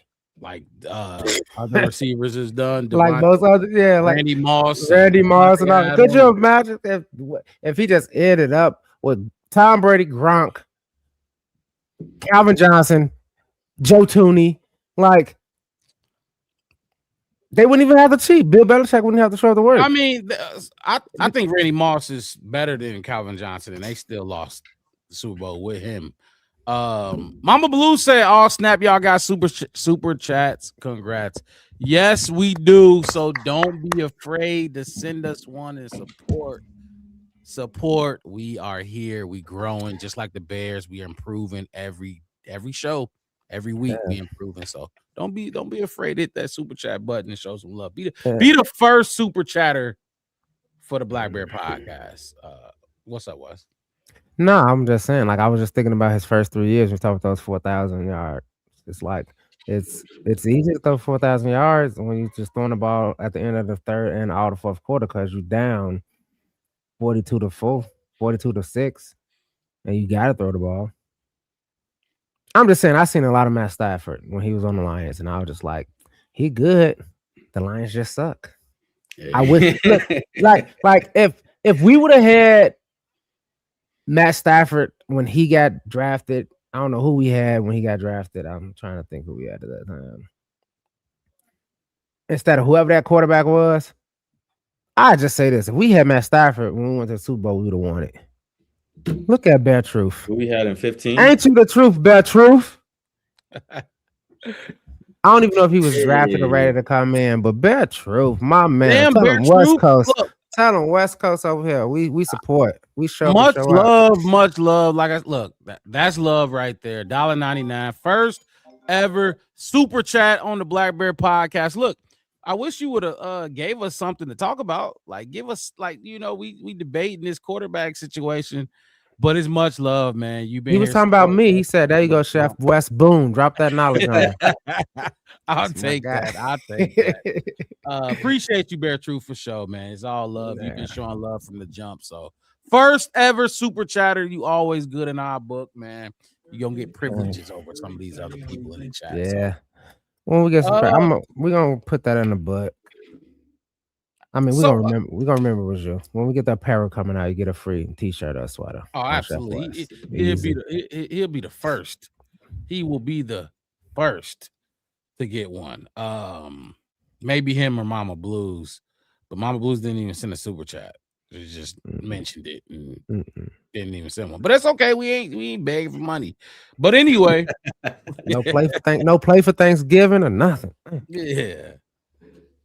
I ain't Matthew even Stafford vegetarian no versus more. Caleb Williams. It's look, mixed it. You put the numbers up on the screen. 3 touchdowns. I'm gonna talk about the wild card last week. Yeah, last week.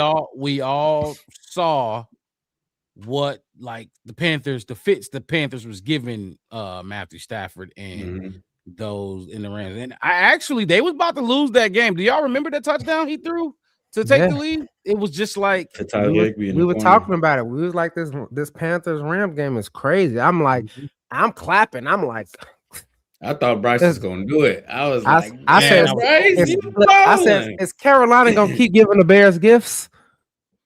Man, y'all just want the Carolina. Okay, we got to go down there and party with them people down in North Carolina. Which is North they messed Carolina. with us a little bit. If the Panthers won, would we have played them, or would we have played? No. I think we would have. No, okay, no, they would have played the Seahawks. They would have played. They would have played the Seahawks. Oh, right. What was they? The 6th seed? Yeah, I think they was the 6th seed. Yep, they was the 6th seed. Yep, for sure. Look, mixed it. That's why I'm glad you asked that question about 1 through 5. Can he be had or can he not be had?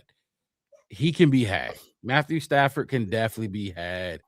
Ain't that crazy when you look at the sacks taken? Isn't that number 1 and like number 2 on the season? Yeah. Isn't Matthew Stafford number 1? I believe so.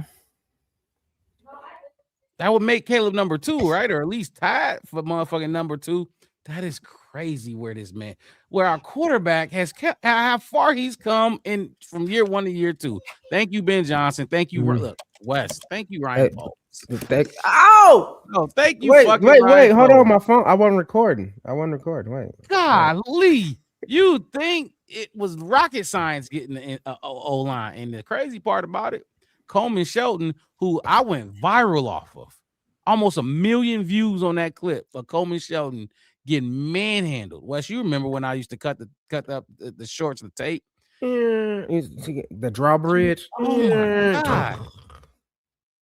I didn't say about Coleman Shelton, but if we can't dog him, if Javon and Grady Jarrett can't run through him, that's gonna be crazy. But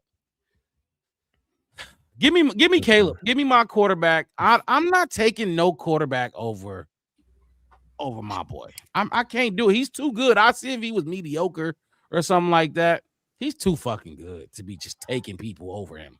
That's all I gotta say about this QB comparison mix. I don't know if y'all got something else to say about it, unless you want to move on to anything else you got for the. I think that was a good conversation though. Like just to kind of talk about it from so many different angles. Because honestly, both quarterbacks is performing really well. Caleb numbers ain't what Matt Stafford's numbers are, but we've been winning a lot of games, and it's not a mistake. You know what I'm saying? So and like across the season, we've seen like so much growth. I feel like what we looking at in terms of what Matt Stafford had in terms of numbers is like, this would be a milestone for Caleb to get to, because he got the ability. You know what I'm saying? And like I said before, like I always talk about what the potential of Caleb's game will look like if if we not dropping passes and his completion percentage is higher and stuff like that. Some of these weights that they try to shackle to his ankles about being a Chicago Bears quarterback wouldn't even be a discussion. But I think I'm pretty good. Wes, you got anything else? Because I got another group of position group that I want to talk about. Hold on, I'm trying to see what y'all take on this. Trying to verify this. I think he's technically third, because I think Matthew Stafford and Bo Nix are tied at 23. And Caleb is 24, so I'm trying to verify. Bo Nix shit was super low last year too. I think he was Yeah. like second. He was like he ended the season with like 20 something, 23, 24 sacks taken. Right. So I was just trying to see if I can verify that for us, for everybody.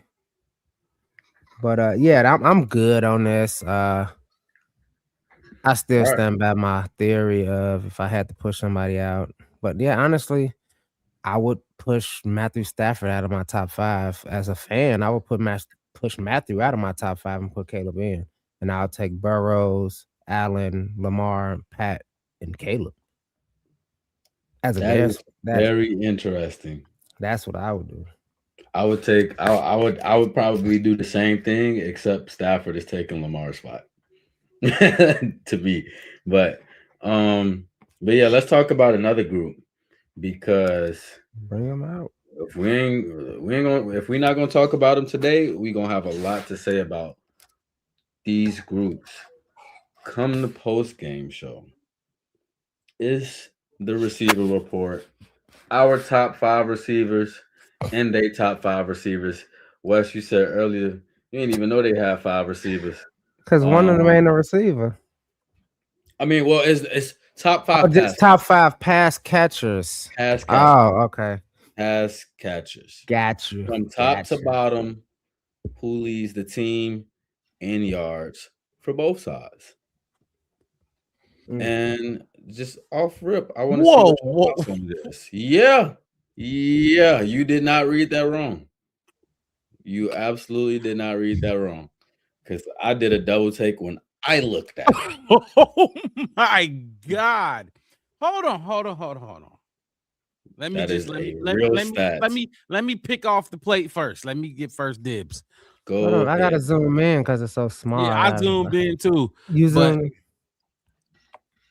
I'm 1,700 yards. Is that a quarterback that missed some games? The fuck are we talking about? Not only that, but the man he had 120, he had 166 targets and caught 129. When you got that much volume, you're going to I think that's really good.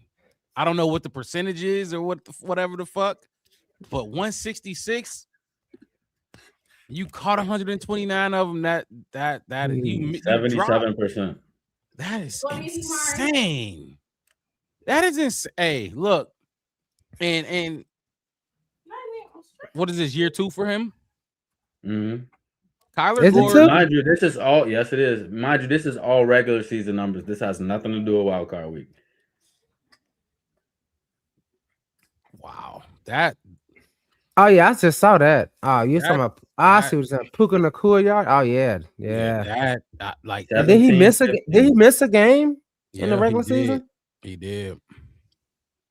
Ruiz won the third year. Third, yeah, that's what I said too. I said I don't know if it's his second. Okay. Bear True said, "I'm at the gym and I don't got my glasses." All right, since it's a little bit small, I'll run through it real quick. For the Bears, top pass catchers from top to bottom: Coastal and Loveland, 58 out of 82, 713. Have we showed him love for that? That's huge. That is massive, because I know when we drafted him, Wes, I gave it a C+. Now later on, I went to B-. I gave it a C+. I called it though. Later on, I went to a B-. I think later that, but yes, on draft night when we did the draft show live, by the way, and we will be live again for this draft, seeing who we take. So tune into the Black Bear Podcast and subscribe to the channel, the Black Bear Podcast. If you have not already, show some love, people. Show some love. But no, that's I gave him a C+. That's massive. That is massive. Yeah. And I was on his ass. What I say was for Coach Loveland, by the end of the season, you better take his spot, Cole Kmet's spot as the number 1 tight end. Not only that, but all of these top 10 picks: Darnell Wright, Caleb Williams, Rome Odunze, Colston Loveland. Did I miss? I need them to start becoming top-notch players. And I think for the most part, they all did that, right? All hit minus injury. All of them, because your boy Rome was the First 6 weeks, he was on a heater. That motherfucker. Y'all keep talking. Give me 1 second. Yeah, go ahead. He was on a heater, but no, yeah, massive heater, like the fucking. There we go. Yeah. All right, cool. He I made just zoomed it a little bit more visible. Everybody can see it. Yeah, but a lot of stats that went on this page, y'all. They My can't bad. see it. Fuck them. No, I'm just playing. Just kidding. What's up, Wes? But no, I thought about it too. Like, and I was thinking about, damn, Bad Truth. Let me get it out. Let me get it out of my face. Because remember last season we was talking about the receivers and all that kind of stuff, and because remember last season Brock Bowers wasn't even a tight. Remember they was like, yeah, he's a tight end, but he's a wide receiver. The way he was out there, Bowers, Bowers. Mm-hmm. Yeah, everybody talks about that and Laporta and yada yada yada and all that. And I remember we was coming down to the last seconds of it, and we were talking about like, okay, we should pick. We went through the defensive players, and we talked about Tyler Warren. And I went on the list, and I looked at it, and I seen it, and I was like, oh yeah, Colson Loveland coming out too from Michigan. I forgot he was coming out this season. Yeah, we talked about Loveland, and I was like, well, what about Loveland? And then you was like, you looked down and you looked up, and you was like, they picked Loveland, and we was like, what? And I looked down and I was like, damn, they did take Love. And I'm like, dang, why would they take Love? Let me go. We got some time to our next pick. And I'm looking at it. And I was like, oh, because Warren comp was Greg Olsen, which, I mean, as a Bears fan, I ain't got nothing bad to say. Nothing bad to say about no Greg Olsen. If you a comp to Greg Olsen and the team pick you, they did a good fucking job. I ain't even gonna lie. But I seen Colson Love, and I was like, his comp was Sam Laporta. Yep. And we said it, we was like, that's it. And then remember, we started diving into, oh yeah, it makes sense now. Ben Johnson, first time head coach, first time drafting, first pick. He get a top 10 pick for the first time. Let that man go get who he want to go get. Not only that, but we also talked about Cole Kmet being here, right? Yeah. And how, okay, Tyler Warren was not a lot, but he was more like Cole Kmet than Loveland was, right? Tyler Warren's more. I think Tyler Warren's less of a route runner than Colston Loveland is. Colston Loveland is a fucking, that dude is a wide receiver if you want to be. We saw him on that 2-point conversion. You know what I mean? Matchup. They had that. They had Tyler Warren and Cole Kmet. If you want to not exactly, but you get what I'm saying. They're different type of tight ends. Right. You had Cole Kmet already, so get more of your pass catching, route running. Tight end. That's what Loveland did. Yeah. But like I said, I gave it a C+, and a lot of people dugging us on like, so well, what about him blocking? Like, because then we already had.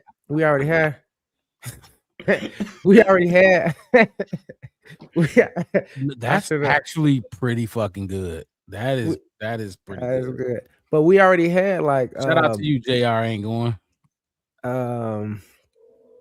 God, guy from the Dolphins, he caught a couple passes. I said Smythe, Durham. My man's Durham. Crazy name. I don't know why his name is just crazy. It's like they could have just called him Darren Smith, but they just like, nah, it's gonna be Durham Smythe. Durham Smythe. He's white. He's white. Darren, they invent stuff. He's black. When it comes to names, they invite. Right? Yeah. Yeah. When it comes to names, but no, because remember we got him because it was like, all right, cool. He's gonna be what Mercedes Lewis is supposed to be for us, even though he just sat on the sideline drinking Gatorade. But no, it was that whole controversial thing of like, is he tight? Is he that? And then I think it was one of those things, and I think it happens with us a lot. Mark Rob mixed it, you two, a little bit. Like we see stuff instantly, and we like give our instant reaction. But then when we start looking into it, we're like, oh wait, hold on, there's something here.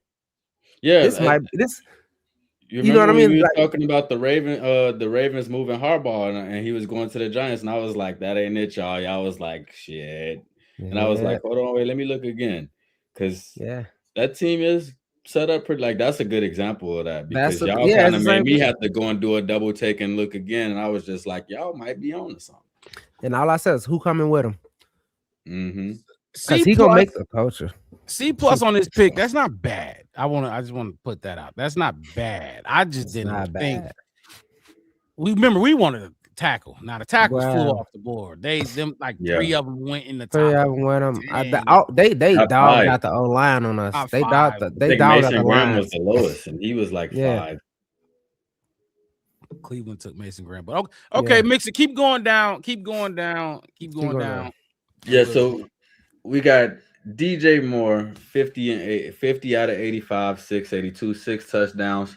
Rome Odunze, 44 out of 90, 661. Hold on. Let's do it this way. Just to have a little bit of fun. You want to go across?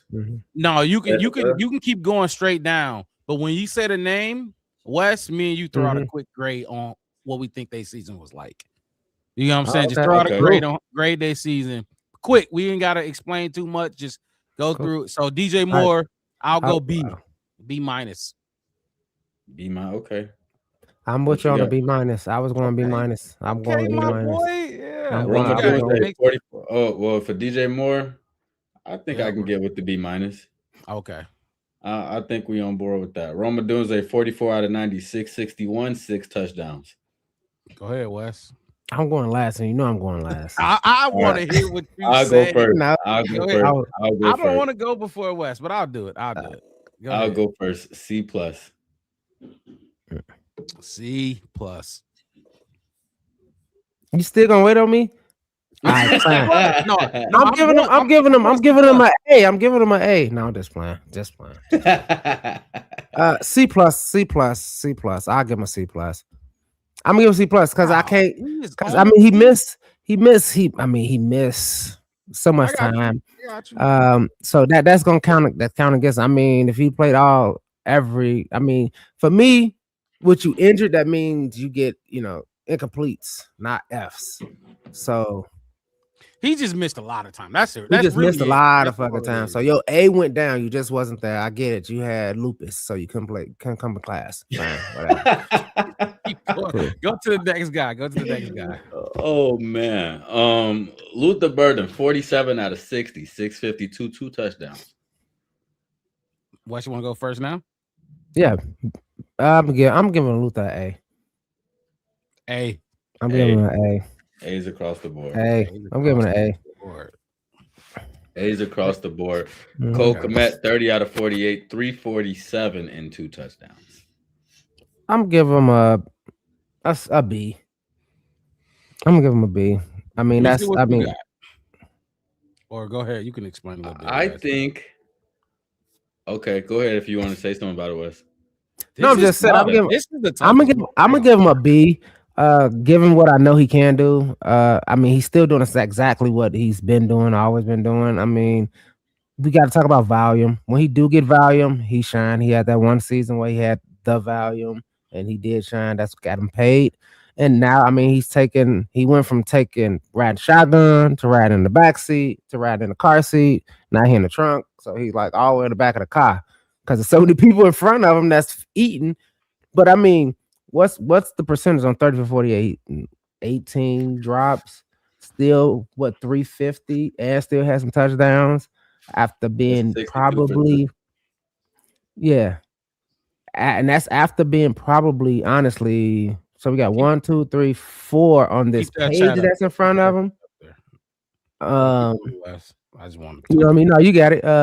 We got 4 people on here in front of him, and then we want to talk about the Jades, and we want to talk about the OZs that's eating, that got touchdowns and yards too, that could have went to him, that would have probably boosted him. You know what I mean? So I hate this. So Bear Truth. I like that chat too. But let me talk about what JR Ain't Going just said. Go ahead. He said, I'm happy that we ain't trade DJ because Rome was MIA. It also gave time for Burton to get involved in the offense. And at one point earlier on in the season, Wes, I might have mentioned it once, twice, maybe 3, 4 times. Not a lot, not like 10 times. I wasn't hell bent on it. But I would have traded DJ ass. I would have pulled the trigger and traded his ass. But it was more than just what he was doing on the field. It was just what I thought about him as a teammate. And then he wasn't doing shit on the field. I would have traded him. But Wes, what did I also say? What JR just said. We need him. So either not because Rome was out, but to keep the double teams off of Rome. You know what I mean? We don't want you trade him. Luther wasn't even going yet. They was gonna start double. Exactly. They was gonna start putting all the attention on Rome. And Rome was having at that moment, at that time, when I said that, Rome was having a historic season. So I just want to mention that. And then but I mean, look at I was gonna say, but look at DJ two game winners. It's like both of them, he one-on-one on one of them and wide open on the other one because they see Luther Burden showing, they see Loveland showing, or they see Rome crossing. It's like, and I said it, what was it, 2 or 3 weeks ago, or even before, maybe before the posting started, I was like, who you want it from? Y'all got oh, these like you said, mixed it like, oh, I just put their pass catchers up there. We have more pass catchers than any other team in the NFL. We got more not on the list. And I've never seen a team with more willing pass catchers. Jade Walker, Duvernay. I didn't even put Duvernay in there, I don't think. Everybody that caught a touchdown ain't even on this list. Ain't even on this list. Swift and Mananga still both caught some passes too that ain't on this. Yeah. It's like 6 or 7 of the names, bro. Yeah. And we talk about, and each of them, each Mananga and Swift have probably 2, 3, maybe 4 plus catch. Well, I know Mananga got 2 plus 20-yard catches. I know Swift got like 4 20-plus yard catches this season alone. Hey, my boy coming in with it. What is that? That's an album name. Marvin's Perspective from Theo. That's what I say. 11:22. You got that right. I like how you read the easy ones. Right. I was gonna say you just been killing them today. Hey, killing the easy ones. What we do, Wes? What you got? As soon as a motherfucking tough one come up, you guys Wes. Appreciate everybody, all the new people that's in the chat right now. Subscribe. Show some love, please. We this what we do. We come in here, we talk Bears football unbiased, real, and we come with facts, and it's very authentic. So hit that like button, subscribe to the channel, the Black Bear Podcast. One word, no spaces. We go live twice a week. Right now, our schedule a little shaken up, but we still go live twice a week. Right now, we doing a little Friday thing like tonight. But you can guarantee you can see us on after every post game, post game shows. This weekend we gonna be here after the Bears beat the Rams. So jump in that chat as well.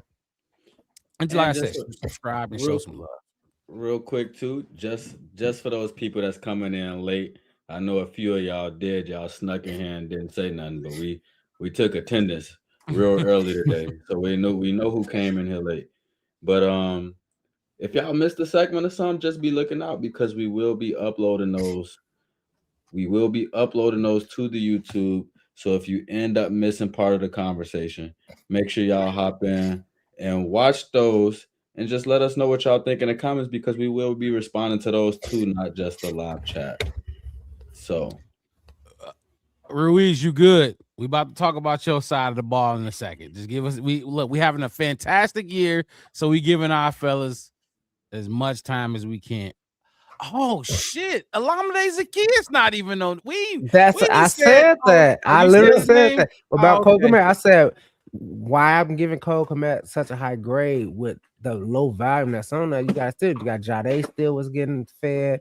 You put Duvernay mixes. So you said Duvernay was in there. Yeah, Durham was in there. OZ had more targets. He can't catch it. He had touchdowns too. He got touchdowns too. Like all of that could have been divided up between this right here. And we ain't even talking about no running back. And you got a running back over there. I don't know. Is Xavier Smith a wide receiver? I don't even know that dude's name. He sounds like a school name. I went to Xavier Smith High School.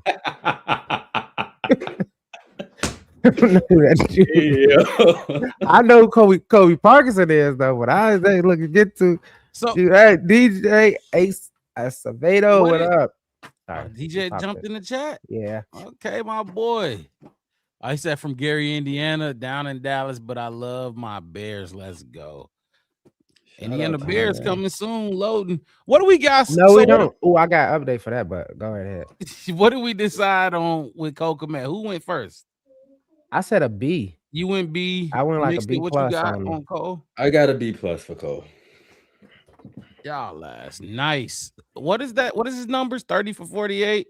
And 347 with 2 touchdowns. I'm gonna go back and pull up one. Out of respect for what he's been through, I think he's the longest. B. I'm going B. Oh yeah, very true. Exactly. Spot. He took Mercedes Lewis. He took Mercedes Lewis spot as the longest tenure Bear. No. He what? No, Mercedes Lewis ain't the longest tenure. He was the oldest Bear last season. Oh, he was the oldest. He was just the oldest person because Mercedes Lewis came from. Did he retire this year? No, he was still playing. I this don't year. think so. I thought he was still playing. I'm going to be with y'all fellas though, because like I'm not going to disrespect him on what he's meant to this team. Now, if I'm gonna talk about his individual shit, that's different. But what he's meant to this team, like Beartooth, Kmet found his correct role. No, Ben found his correct role. Previous coaches was trying to make him into something he not. He is better than the role that he's in, but not good enough for the role that they try to put him in. Does that make sense?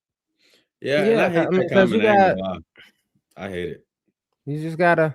Why you hate that comment? I mean, cause he's shown that he could be in that. Right, we've seen him be high volume. We've seen him be high volume. That's why. That's when he did it. Nobody but him. That's when he did it. He had to do it. Other than that, Justin needed him. He ain't you were preaching all the beginning of this year that Caleb don't throw the tight end. So I know you were saying it last year. Yeah. I know you were saying it last year. The last person what? You were saying all early this year that Caleb do not throw the tight ends. So I didn't think he did. So if you were saying that this year, I know you were saying it last year before Colston Loveland came around. And Justin Fields was using the shit out of him because he had no choice. Yeah, and then I think the next year after that, that's when Mooney came in, and Mooney had a record year, and then Cole Kmet got paid that year, and then I think the year after that, I think that's when we got DJ. Cole is not no number one tight end. I mean, okay, I can get that. I can get behind him not being a number one. But the reason why I gave him a B plus is because his role changed majorly. Yeah, that's what I'm talking about. He still can be a target. And like we talked about Durham Smythe catching some passes, but Durham Smythe ain't got nowhere near as many targets as what Cole Kmet got. You know I'll tell you one thing. I'll tell you this might piss y'all off for real. Durham Smythe could play Cole Kmet's role. Like they could flip flop. Like Durham Smythe ain't going 30 for 48. If you throw the ball to Durham Smythe 48 times, that shit gonna say 17 for 48. You think so? Really? I know it. I know for a fact. Wow. I mean, he was a big part of the Dolphins' offense. That's crazy. Yeah. He was a really big part of the Dolphins' offense. What Tyreek and let me go look. Cole don't just be snatching shit. That's all I'm saying. I don't. I was gonna say, don't even be catching shit. I know you thinking about some of them, Pat. Like you talked about it a lot when he was dropping, but like he would get the ball and fucking fall, or he would fall in the process of trying to catch a pass and drop that mother. Like we was talking about that shit a lot. I was like, he is not giving this man no high grade. Yeah, I don't want to do his individual because like I said, what he's done for this team. I'm with y'all. Exactly. It's a B. I don't want to tear him down because we doing so well, and he is important, fellas. I want to just emphasize that he's important. I just don't like Cole Kmet, what he does on the field. Not personally, I just don't like him, his style of play. I don't. I think he's soft. I think they treat him like a very high end Durham Smythe is how I view the role. Thank you. That's why. And I ain't gonna lie. The volume Durham Smythe getting, I didn't see this coming. Durham Smythe be getting the ball now. That motherfucker be getting the ball. I'm just saying. Shit. We need to cut some salary. Hey, how about this? Cole getting another contract. He's not going nowhere. He's gonna get another contract here. Absolutely. It ain't gonna be big. Like it ain't gonna be 50 million. But he's getting another contract. I respect it, man. I respect that. Let's okay. So what we got next? Well, we y'all want to run through these Rams people? I don't want to sit here and dog Cole Komet. I know. Well, yeah. Okay, I'll so do it. I'll fucking do it. Of course, the right Rams here not our with team, with so my I don't sword think and it's gonna be. shield, defending Cole Komet, motherfucker. Hey, that video. Remember the video with the Seahawks player sitting on the bench? Remember that? And I tweeted Wes. I was like, "This is me."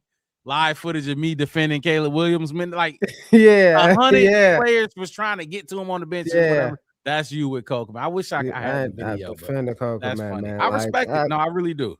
He just don't let me just dog that, man. He a football player, man. He like whatever. Okay. Like when I saw him do a long snap, I'm like, where the fuck is Scott Daly ass at? Don't he supposed to be snapping on? You got Cole Komet in the middle of the pile. Long snapping, and then he go out and then turns around and go play tight end, make a block. I think he made like 2 catches. I think he was like 5 for 5 for like 35 yards. And he had like I think he had a touchdown that game. He had some low yard or something like that. And then he was out there playing special teams. I was like, is he finna play linebacker? Like is he like for somebody, and I get what Mark Robb and I get how Mark's sentiment of him. I seen it last week. He was at his locker and he had the little curl in front of his face, and I was like, he looked kind of like Clark Kent. He looked kind of like Superman, like the nice guy. And that ain't what Mark, like we were saying, and what we was getting at was like, we need that Luther Burton choke a motherfucker dog kind of shit. When we needed it. When we needed it. And Cole Komet's not that, which I can understand. I can get now that. Now we don't need him to be that. Now we don't need that. He can beat himself. He was like, I think last season he was like 52 for 58 with like 300 or 400 yards and like 4 touchdowns. So like his catch percentage was so high. And then we went 2 games in a row without throwing the ball. It was 4 games. Was it like 4? Was it 4 games? Was I know it was a couple games in a row. He went like 7 for 7 for like 75 yards and a touchdown. There were 4 straight weeks he didn't even get a target because he was out there long snapping, by the way, and he was holding the ball for the kicker. I think he punted twice. What else you got for us? Mixed it up. Well, yeah. So obviously the Rams is not our team, so it wouldn't be fair to say especially Devontae Adams. He get an F minus. Hey, he was on my fantasy team. Hey, did you win? Did you win, Wes, or did you lose? You had to lose. You ain't saying no. Remember, I told you I lost, and I told you why. Why? You was the only one out of the Jalen Hurts. I was number 2. I needed Jalen Hurts to score that 1 point. Remember, that was the game he fumbled 4 times, threw 2 interceptions, missed 3 kicks, missed the PAT, called 5 timeouts. He just ruined the whole game. That's why when somebody put Jalen Hurts in the comments, I said, don't bring him up ever again. Actually, Ruiz won. Where you at? If you still in the chat, let us know. Because you the Rams fan in the chat. Like I said, we're not gonna grade the Rams, but y'all seen bits and pieces of this team, and y'all know some of these players and stuff already. I want to know, what do y'all feel like these players that we going against from a receiver standpoint bring to the table? Because what Wes already said, he said they only got 2 receivers. So I mean, they got 5 pass catchers that's up here on this list with our 5 pass catchers, but obviously they bring different stuff to the table. Who's their other tight ends? Do y'all know their other tight ends? Tyler Higbee is one of them. Oh, and Higbee not up there, is he? He's not one of their top 5. So look, I'm gonna say this, because Puka is Puka, Devontae is obviously Devontae. But if you look at that, Kobe Parkinson, he has 8 touchdowns. Let me go look at what's the other guy? Tyler Higbee real quick. I got it up right now. What does Higbee have for touchdowns? 10 for the regular season. Tyler Higbee, 25 receptions, 36 targets, 281 yards, 3 touchdowns. 3 touchdowns. Okay, so do they got a third tight end they use? Terrence Ferguson. Oh my God! So you get what I'm saying, right? we knew he's got 11 of 25, 231, and 3 touchdowns. And 3 touchdowns. So you got 8 touchdowns from this guy Parkinson. Then you got 6 between the other two. 14 touchdowns between the Oh tight shit! ends. Hold on, they got Davis Allen too. 24 touchdowns, 33 receptions, 208 24 yards, 3 touchdowns. Oh no, 24 receptions. Receptions. Say it again. 33 targets, 208 yards, 3 touchdowns. Those are all tight ends. So they got 18 touchdowns, or did I miscalculate that? That's Between 16. tight ends? 6 no Between all the 6, tight ends. 12, 6, 14. Yeah, that's 18 touchdowns. That's what I was trying to get at, because I did hear that number. And like I said, Puka's Puka, Devontae's Devontae.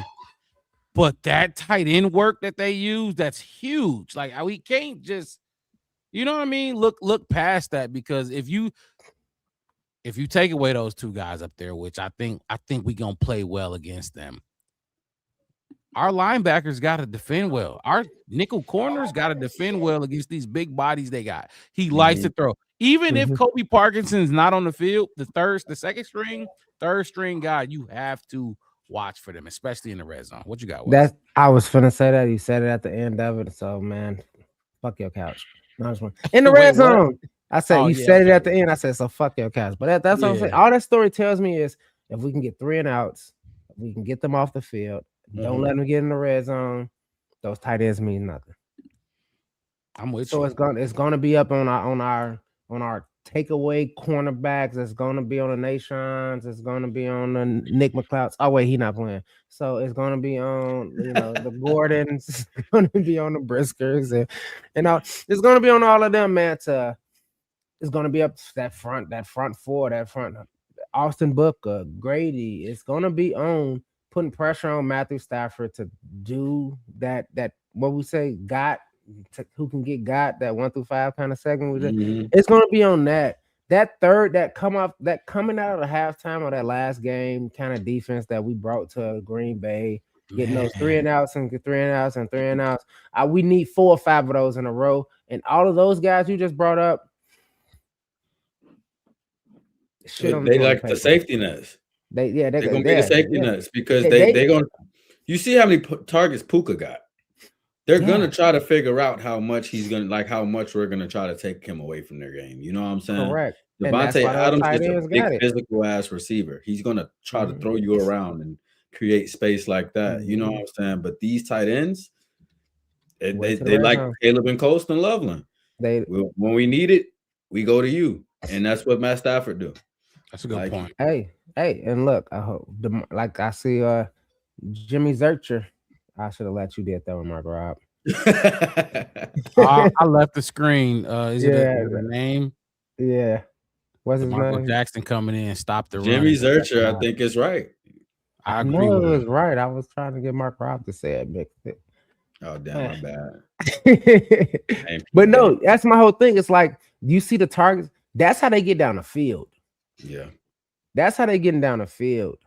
And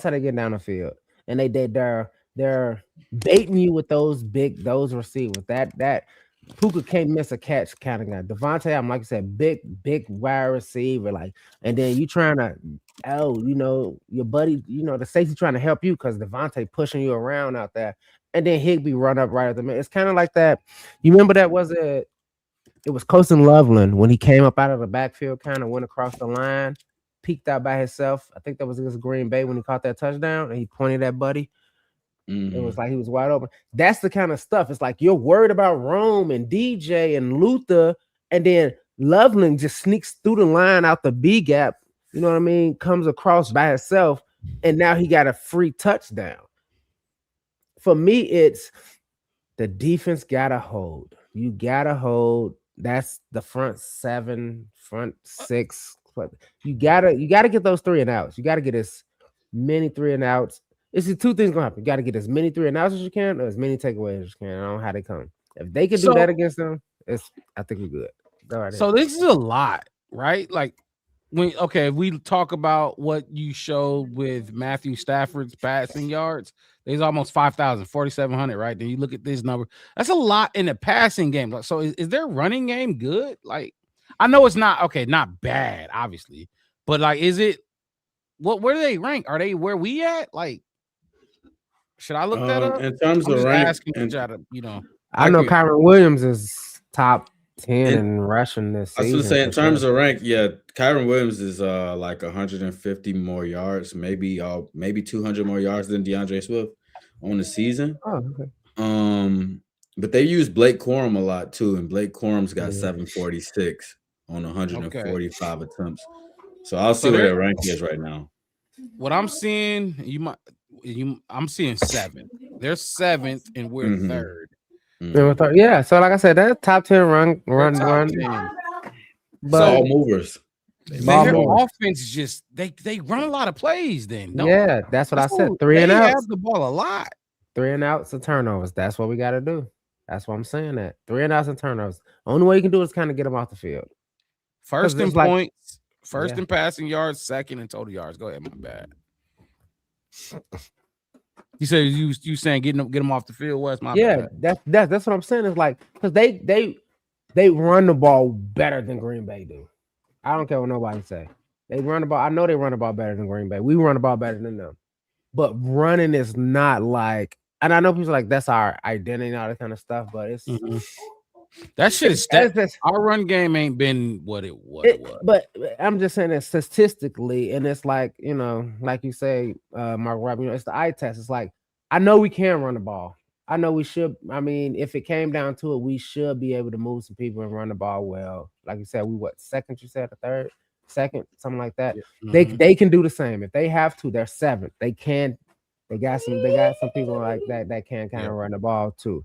But the highlight of the game, who they put on the moniker when they go dun dun dun dun dun, is Matthew Stafford versus Caleb Williams, and that's what the game plan is. And behind them is going to be McVay and Ben Johnson, because that's the main event that we're looking at here.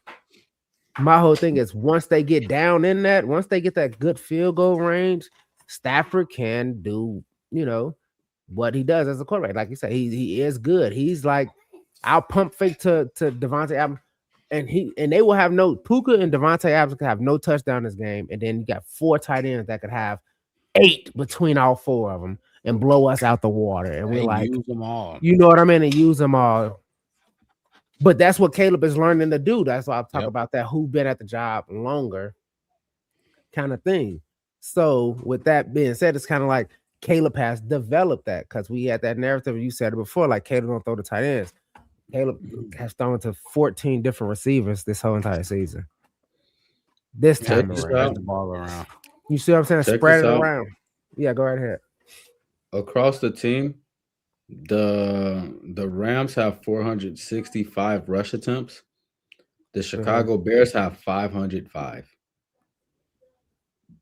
505.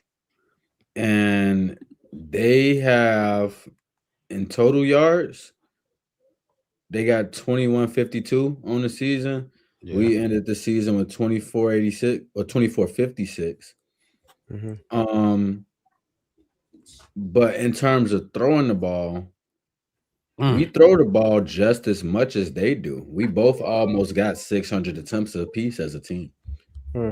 Yeah, we got 58% completion percentage. We know. Yeah. We know. Yeah. We have 58. But, Like they're throwing, like they picking it up and throwing it a lot. Is what like what I'm trying to get. What I'm trying to get at is like in terms of how like we leaving some of these games feeling like we didn't rush the ball enough and stuff like that. When really we rushed it a whole. You know we rushed it a lot. At least across the season we have been. There's been certain games where it's just been depth.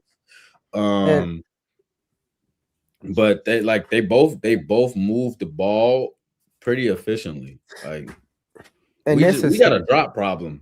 Like that's true too. But holy shit. On top of that is what you're talking about is heavy after week 4. Because we didn't use most people the first month of football. Remember, and Johnson was still filling people out. Wes, remember we did the collab show with the Vikings, Vocal Viking them. Week 1 we did it right, and they didn't even know who Monungai was. The second game, I should just say, the second game, they were like, "Who the fuck is that?" Who is Monangai? We like, yeah, we was trying to tell y'all. Ben wasn't using them. Led the Big Ten the last 2-3 years in rushing yards? Last 2 years for sure. Yeah. 3 years in college, never fumbled the ball. Played the entire NFL season his rookie year and didn't fumble the ball. Love that. He's the only rookie on this team, I would say, that's like slowing down, if that makes sense. And it's not like he could have a breakout game, but I'm just saying, like, numbers-wise, like factual. Like, I mean, you can say you don't, and y'all can say y'all don't agree, but if you look at his numbers, they kind of tailored off. The last 3 games, he was under 4 yards a carry. I know that for sure. Yeah, you see what I'm saying? So he's the only rookie maybe hitting the rookie wall. And I'm just saying maybe, like, I'm not, but if you look at his numbers, something's going on, or he just not his time. I don't know. But he's the only rookie. The point is, we got a lot of rookies that's having a good season. They still going. It's swinging. It's like, all right, fine. Let's throw the ball 15 times and run it 65, and let's see what Monangai do. That's how I feel. It's like, all right, cool. Let's run these certain plays and let's see how. And for me, and it's like I keep saying, it's like I'm not really stacked crazy on this Bears team right now. Because it's just so, and we said it early on, like, how are they going to feed everybody? Just like this. So if you want to compare our number one catcher to their number one catcher, fine. But these are not all of our catchers. If we put every single catcher on every single team and you see what they've done down the line, the Rams is kind of a little bit different because Matt Stafford got like 59,000 fucking touchdowns, so it's a little different.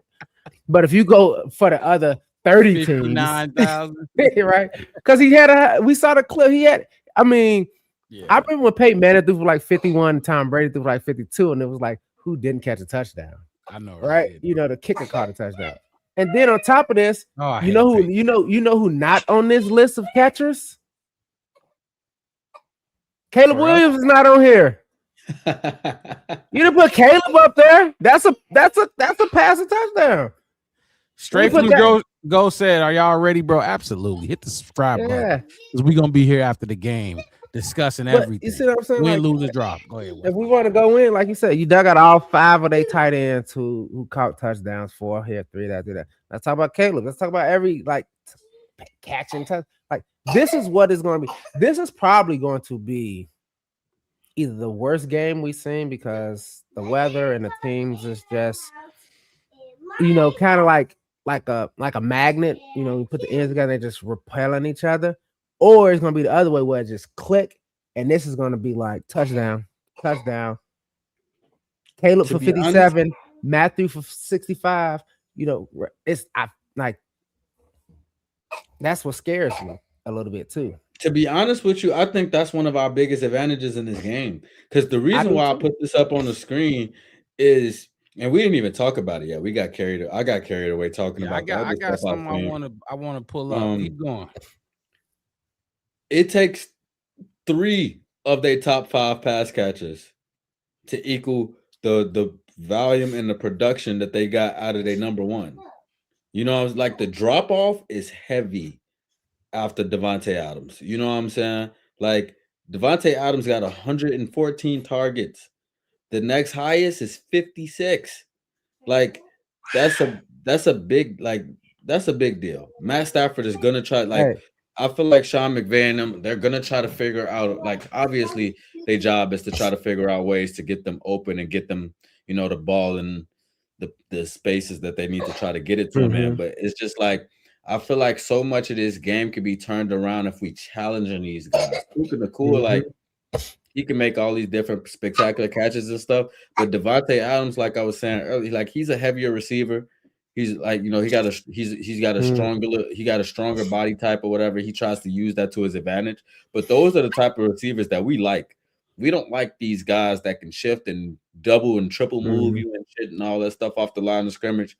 These guys that want to hand fight and stuff, though, bring that shit on. We'll get with you. So I'm perfect timing. And then I want to answer this question as well straight from the go. Little fun question, but this is perfect timing because I mentioned this in the group chat. and I was talking about this every Packers game. We did not match up well against the Packers. We did not. Like, we won, but we didn't match up well with them. No speech. Not even the Lions. Amon-Ra St. Brown. We don't match up well with Jameson Williams. Speedsters. Mm-hmm. Guys like Devontae Adams and big AJ Brown, big body, physical wide receivers, possession catchers. We match up well with them. And Dennis Allen thinks so too. Dennis Allen was asked about this exact thing we talking about.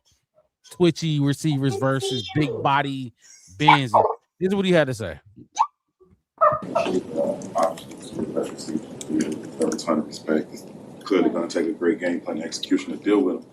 But styles make fights. Do you think your corners, their size and their style, are more suited to play against those types of receivers than some of the small, twitchier receivers? Yeah, that'd probably be fairly accurate. And yet, I think we all understand what a challenge these guys are going to be to try to defend. And look, not just the wide receivers. You know, I mean, they got some exceptional tight ends that have, you know, varying, you know, skill sets, which make all the matchups challenging for us. So it's a well-rounded team, probably the best offense that we'll face all season long. They're playing at an extremely high level, and you're right. It's going to take an exceptional effort on our part to give ourselves a chance. Look, very good, Ruiz. I know this your team. Very good unit. Very good pass catching unit. Mix it if you want to pop the wide receivers back up there, you can. If not, we good. No, we're good. Very good unit. But I do think this is going to bring out the best in Jalen Johnson because we've been waiting on, but he's coming off an injury. He's not going to chase these dudes. Khalif Raymond, yeah, he gave up on the effort play. He's not going to chase Khalif Raymond, Jameson Williams. It's not he coming off. No, that's not what he do.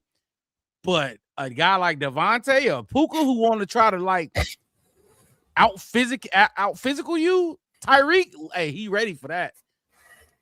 Nashawn Wright ready for that. Kyler Gordon, CJ, GJ ain't gonna chase no, but we ready for the dudes that you ain't got no 4-3. You got a 4-4, 4-5, 4, you know. We can hang with you. We ready for the physicality. Dennis Allen just literally said yes. Like basically, yes. I agree. We match up better with this wide receiving group. Just like y'all was saying, I thought the conversation y'all just having played perfect into the clip I had dialed up. So I'm with it. And I was saying this. I said it when in the group chat when we were talking about, I think what the Rams losing when they was losing to the Panthers. I don't know. Who the fuck knows? But I don't know if y'all got anything to say on that point. If not, I do want to just answer that question real quick. On what? On all day DA? Because you know why I call him all day. It's what DA is the, out, baby. Yeah, I got it right here. I pulled it out. I went into the files for you, Mark Rob. Disruptive, aggressive, and intentional. And you know what? That played a huge role in beating the Packers. We talked about it on Tuesday. That second half. They was disruptive. They was aggressive, and they was intentional. Did you hear Matt LaFleur say they had no answers for Dennis Allen's adjustments for the second half? They started sending dudes from everywhere off the edges, and they O-line did not know how to pick up that blitz. It was the first time where we was like, damn, we putting pressure on Jordan Love. Yeah. How you an O-lineman, you can't pick up a defensive back? You got 100. They didn't know who to pick up. They didn't know where it was coming from. The communication on the pass protection was just failing at that time, bro. It was like kept bringing turnaround. It was a complete turnaround. I think we only had like 3 actually like defensive linemen, and we were just bringing like a linebacker and like a corner. And let me just say this straight from the go. You could have sent this as a $1.99 super chat. But just because we ain't seen you in the you dig in the chat before, we're gonna show some love because that's what we do. If you are not subscribed by now, you should be subscribed. We go live, post-game shows, come in here. We're gonna break down the entire game in a way that you ain't seen before, in a way that ain't nobody doing it. Straight from the go said top two greatest Bears players in y'all lifetime. And Wes, if you was about to make a point, make your point. I don't want to cut you off for this because this, you know. Oh no, I no. I was encourage just everybody to send super chats if you want to get it read. that's right. But Yeah, go ahead. So you can put it's up and fine. talk shit It's a to movie. Wes. We wish we had Talk super shit chat to last. Wes. If we had super chat last week, motherfucker paid $1.99 just to curse me out. Look, straight from the go. Absolutely. It's definitely it's Yeah. all love. We ain't, you know, it's Appreciate all you, bro. love. We got super chats for the first time today, so we trying to get, you know, some Get in people there. to send Get them in there. in. But it's all good. We got our first I one. want to answer this question. So what I was doing while y'all Go was ahead. talking on top of that, okay, let me end my DA thing of it. Is that's what I mean about how we're gonna beat this Rams team. And that's what I love about this team. Cause it's we made this comment. Mark, I know we did this before. I don't know if we did this. We made this comment about how football is kind of like it's a war zone. It's a battle. It's you know, it's kind of thing. Yeah, I mean, my one first time- episode on here, I said it was a chess match. It's a chess match. There you go, chess match. And I want to say it's like a boxing match. It's like, okay, I'm gonna see what you got for the first 4 rounds because I have endurance and I finish every single time. So it's gonna go down to decision, right? And I feel like that's how the Bears is gonna kind of play this. There you go, straight from the goal. Like, all right, let's see what you got, Sean McVay. And on top of that, I'm pretty sure that he put a fin on that man. He put a fin on him. From the Rams fan. Y'all from Bears the fans Rams are game. stacking. Dang, I got 5 and then we'll go to Before you continue, just go ahead, Wes. Sunday. Read it. Oh, I was gonna say it say from a Rams fan says I got 5 on it. It will be a good game Sunday. You should have said something. You should have put that go Rams or something in there, bro. You could have gone ahead. No, and I put that just on wish there. he would have put his pick in there. I'm assuming he gonna pick the Rams. That's but why I you said never he know. should have put go seemed like Ram or whatever y'all Rams say. by Hit him 5. hard. Ram. I don't know what y'all chant is. But Ruiz, appreciate you, man, because we've been talking to you all night and everybody Love else you, in the bro. chat. Like I said, But look, it's first day. We hoping y'all show some love. If not, it's cool too. But we encourage y'all to show some love. So appreciate you. Some of my y'all boy. OGs better take notes. Man, these new cats coming in here and I'm they telling showing y'all, up heavy. we finna find some new favorite kids. Somebody's finna get some Jordans. Somebody finna get some Pro Wings. Y'all finna be Just in here saying, with Christmas K-Swiss around the on. corner. K-Swiss. Hey man, I will K-Swiss. That's right. No, but on top of the thing, so I've been writing down like what everybody was saying in the chat because I want to everybody put in there, and then I want to go different because I think I got This a is lot for in my your. life. This is for this one. The greatest 2 Bears in your lifetime.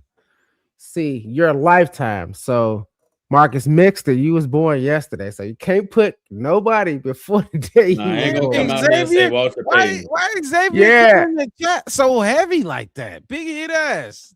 Yeah. Hit ass. Like what? Like you coming in Dang, hot. fuck the Bears Shout over out my to the fuck algorithm for bringing you our way, but Yeah, exit come stage on. left and come back in with new energy. And with new energy, like damn. Hey man, you probably be Fuck like your 80, shit, but ain't you on 87 then like what's that? Pulaski? y'all Xavier worried University? on my mama. We not no lane. Why you should be worried? Ain't We you over there, chilling. folks? Ain't you that right Hey, there? Is that- You we hear me is over mixing? here Ain't that? having a ball. Ain't he over there by the big bricks over there like 87 think and fucking so. Pulaski? Something Ain't like that what that. Xavier University is? That little bitty Yeah, school yeah, is oh yeah, like fucking one building. in the You little cut. college, your little college ass. Your little school ass. You don't even take financial aid. Shut the fuck up. Come in Yeah, here. y'all worried. You came in here crazy. Ain't nobody worried. It's okay. Hey, you should have sent that in the super chat. Put $1.99 on that. That's Yeah, but I got mine. Yeah, well, who you had? I ain't gonna tell y'all. I'm waiting on y'all first. I'm gonna go first then, since I'm the newest one on the. Mine ain't gonna be nothing crazy. It's Devin Hester and Brian Urlacher. Those are 2 of the best Bears players in my lifetime. Are y'all writing down who y'all favorite players are? No, I wrote mine. I wrote my mine bad. No, down. hold on. I wrote mine down because mine, like who I'm gonna say. I ain't saying is better than who y'all say. I just know who everybody gonna say. But I'm gonna tell y'all about some great Bears that y'all missed. What I'll say about mine is this is literally like the Bears I grew up on. Like, Ruiz, you ain't lying. Bears that That's made how me a that's Bears fan. mix it. That's how to qualify. If you can't say Walter Payton and the plucky quarterback, because I wasn't there. No. So who did you take? Who did you? I said Devin and Brian Urlacher. All right, cool. I'm gonna see how many people say that. Those my legacy picks. All right, cool. Let's see who I said. Ruiz said his favorite Rams player is Kurt Warner and Aaron Donald. I would have get went behind AD. I would have every day of the went week. Steven Jackson and Aaron Oh. Donald. What you think about that, Ruiz? We not talking about Marshall Faulk or Torrey Holt?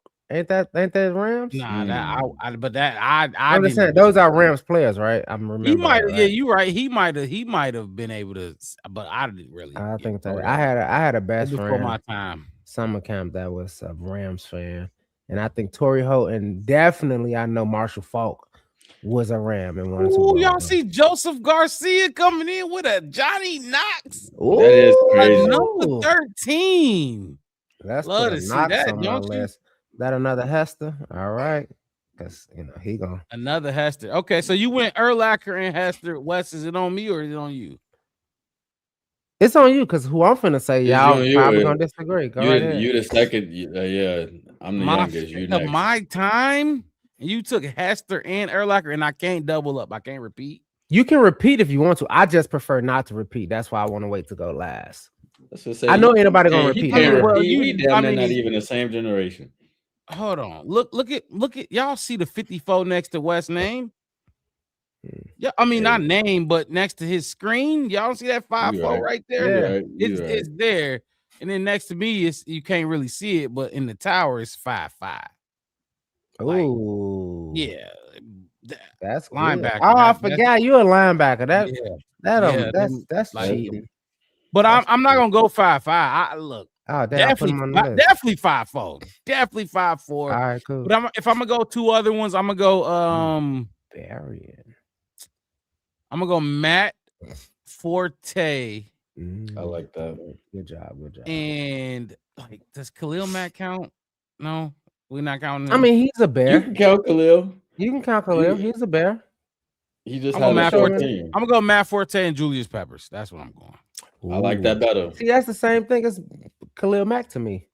Yeah, but I see a Hunter Julius Peppers Hillenmeyer. worth more. Like he got more stake in the game than Khalil. Yeah, he does. But I see a Joseph. Hunter I see you on that Hillenmeyer. one. My brother would have went there for sure. God, a Hunter Hillenmeyer. Damn, Bear Y'all coming out the gate today. You got to remember, it's Nah. based on our shit. Like, so, My whole thing, my lifetime Wes, is who you got, Bear? all of them is my favorite in my lifetime. It ain't a Wes person finna that have been put on Bloom. biggest legacy pick. Bear True I'm saying finna say right homegrown here. players, homegrown. Homegrown So, okay, player? I guess Alright, Julius I Peppers. guess. Okay, if I would We swap did Julius that, Peppers but out, that wasn't the question, Bear Truth. The Bear Truth was in I your mean, I lifetime. could who's swap the him greatest out. I Bear? could definitely I could swap swap him him out. We did kind of pick. Well, I kind of picked just straight up Bear. Yeah, homegrown. Just I'll straight go up, homegrown. I I'll go see Matt Thomas Forte Jones. and fucking it's between. That's hard though, because between a lot of the best Peanut- Bears that we had is not fucking homegrown, and the ones that The was federal homegrown, agent? we pulled Nah, them out like weeds. I'll go Matt Forte and Peanut. How about that? I'll just go Matt Forte and Peanut. No, don't let them coach you in it. Don't let Bear Truth. No, don't let him do that to I you. mean, I put love Julius Peppers out there, but I'll let you know if I'm going home. I'll go Peanut. Peanut should be in the Hall of Fame for sure. Yeah, he is. Ain't he in the Hall of Fame already? Nah, not yet. Oh, Not yet? no, not yet. No, he not. Not yet, really? Damn. Him or Lance. Well, I don't know if mine is homegrown. Now that I think about it. I mean, do your regular, and if you want, I do my regular, then I'm gonna have to see if they're homegrown. Yeah, if my you first want one up here, and this is my small pick on here. I'm going to Keem Hicks. Oh, I'm going to Keem Hicks. That's not your first time saying his name on the show either. Oh yeah, you know I fuck Keem with Hicks a Keem lot. Keem when he Hicks. had a tackle like that, since him. Hey, And this I a good know, one. Hey, this a good and one. this too. one right here, This a good one this right here for me a good one because oh yeah, Tyreek, Yeah, yeah, that's a good one, ain't it? that's Hey, a oh, good mama, one. that's a Marty good one. Booker, I see Marty Booker. I'm writing these down so everybody know in the chat. But I'm gonna write this down so we can reuse this segment another time. And I'm gonna probably keep this vote tally in here. I'm probably gonna make a spreadsheet on it, and I'm just gonna see how many times we do it. I'm gonna put a ticker on like we did this question 12 times and how many votes each Bears players got. That's why I didn't want to do the kind of homegrown. I just think like, who's your favorite Bear, man? He played for the, who plays for it. Now, I know this is gonna be crazy. Outside of like the new regime Bears that we got right now, I see Vasher up there. Okay, cool. I'm putting him down for you. Mike One of my favorite Bears. Well, Ruiz, that's probably yours, but we'll put Singletary up there. See, I don't feel like that count. Like 85, I think that should all be 85. I'll put Peyton up there because he gonna win, but whatever. And then Mike Brown. Just to say yes. One of my Walter Payton. Yeah, one of my favorite Bears of all times, and I'm not even gonna lie. I'm gonna wait on Mark Robb to get back because I want him to hear this in real time. We're gonna read off who else. Isaiah Dunja. Oh my god, I haven't heard that fucking name since he put on the jersey. He gonna Joseph, that's gonna be your only vote. That's the only vote he gonna ever get. Was Hicks was drafted by the Saints? Okay, cool. All right. No, I don't think nobody know that. I don't think I even recall that. He it's like when you adopt a baby at 6 months. When they turn 21, they your kid anyway. I don't care what nobody say. Nah, Hicks he played for like the Giants, I believe. He played for like 3 teams before he got to us. Like I said, we revamped his career. Yeah, like I said, it's like adopting a 6-month-old baby. Once he turns 21, that's your child. You got a Lance Briggs in here. You got a Lance Briggs in there. Yeah. Who did you go with? My first one was Akeem Hicks. I was waiting on you for this one right here because nobody gonna say this, and I'm gonna tell you this right now. If y'all get mad at this pick, I think I might quit this show. One of my favorite Bears of all times is, and probably would always be, not always, but top. He's gonna be in my top something, 25, if you want to call it 30, top 75 Bears all time, kind of how the NBA did, kind of thing.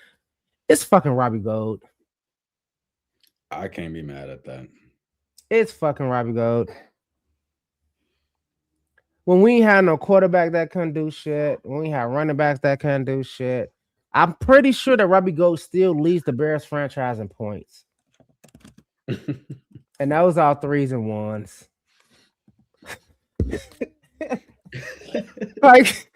Like I don't know what nobody say. Cause it was one thing I knew growing up, and one thing I knew, we might not win the game, the division, we might not have a quarterback throw for 40,000 yards, our defense might be iffy. If you fucking put the special teams out there and Robbie Gould was behind that, it was good as gold. I used to scream that to the top of my lungs. This is a really look. Somebody probably just seen his Robbie did let us down several times, man. I mean, but hold on. This is a really good pick. But for me, I think Johnny Knox is better. Like, not like skill, but I think I like the Johnny Knox better than this. Yeah, one. I know. I know. Good. No, I get it. I get it. I mean, y'all got y'all Hellcat SRTs Joseph. And y'all fucking, you know what I'm saying? Y'all trucks sitting up on them things, all that. Kyle Orton or Rex Grossman? Do you want me to say it? I don't know how much mixed it. That's the thing. You not. No, it's not. I'm about to say you not. I'm 3 years older than you. I'm taking Rex Grossman. like, hold on. We gotta stop doing that. I'm 29. You 26. We right there, my nigga. I'm taking Rex. I'm taking Rex. Maybe because he was in there at the right time. So okay, give me one other than Akeem Hicks. Give me a homegrown. Give me a homegrown. And shout out to Straight from the Go for this. You dig, even though he didn't, show love. What they said at church? Pay your tithes. Pay your tithe. Tithe 10%. 10%. 10% if you want a blessing from the preacher. But it's all good. Hey, Great and if you watch that Drewski skit, we finna lock the doors, and I need every single person in the chat to give us $1.99. What buddy say? That pastor, it was all he said. Jesus wants y'all to send $10,000. That's what he wants. People be doing it too. That's crazy though.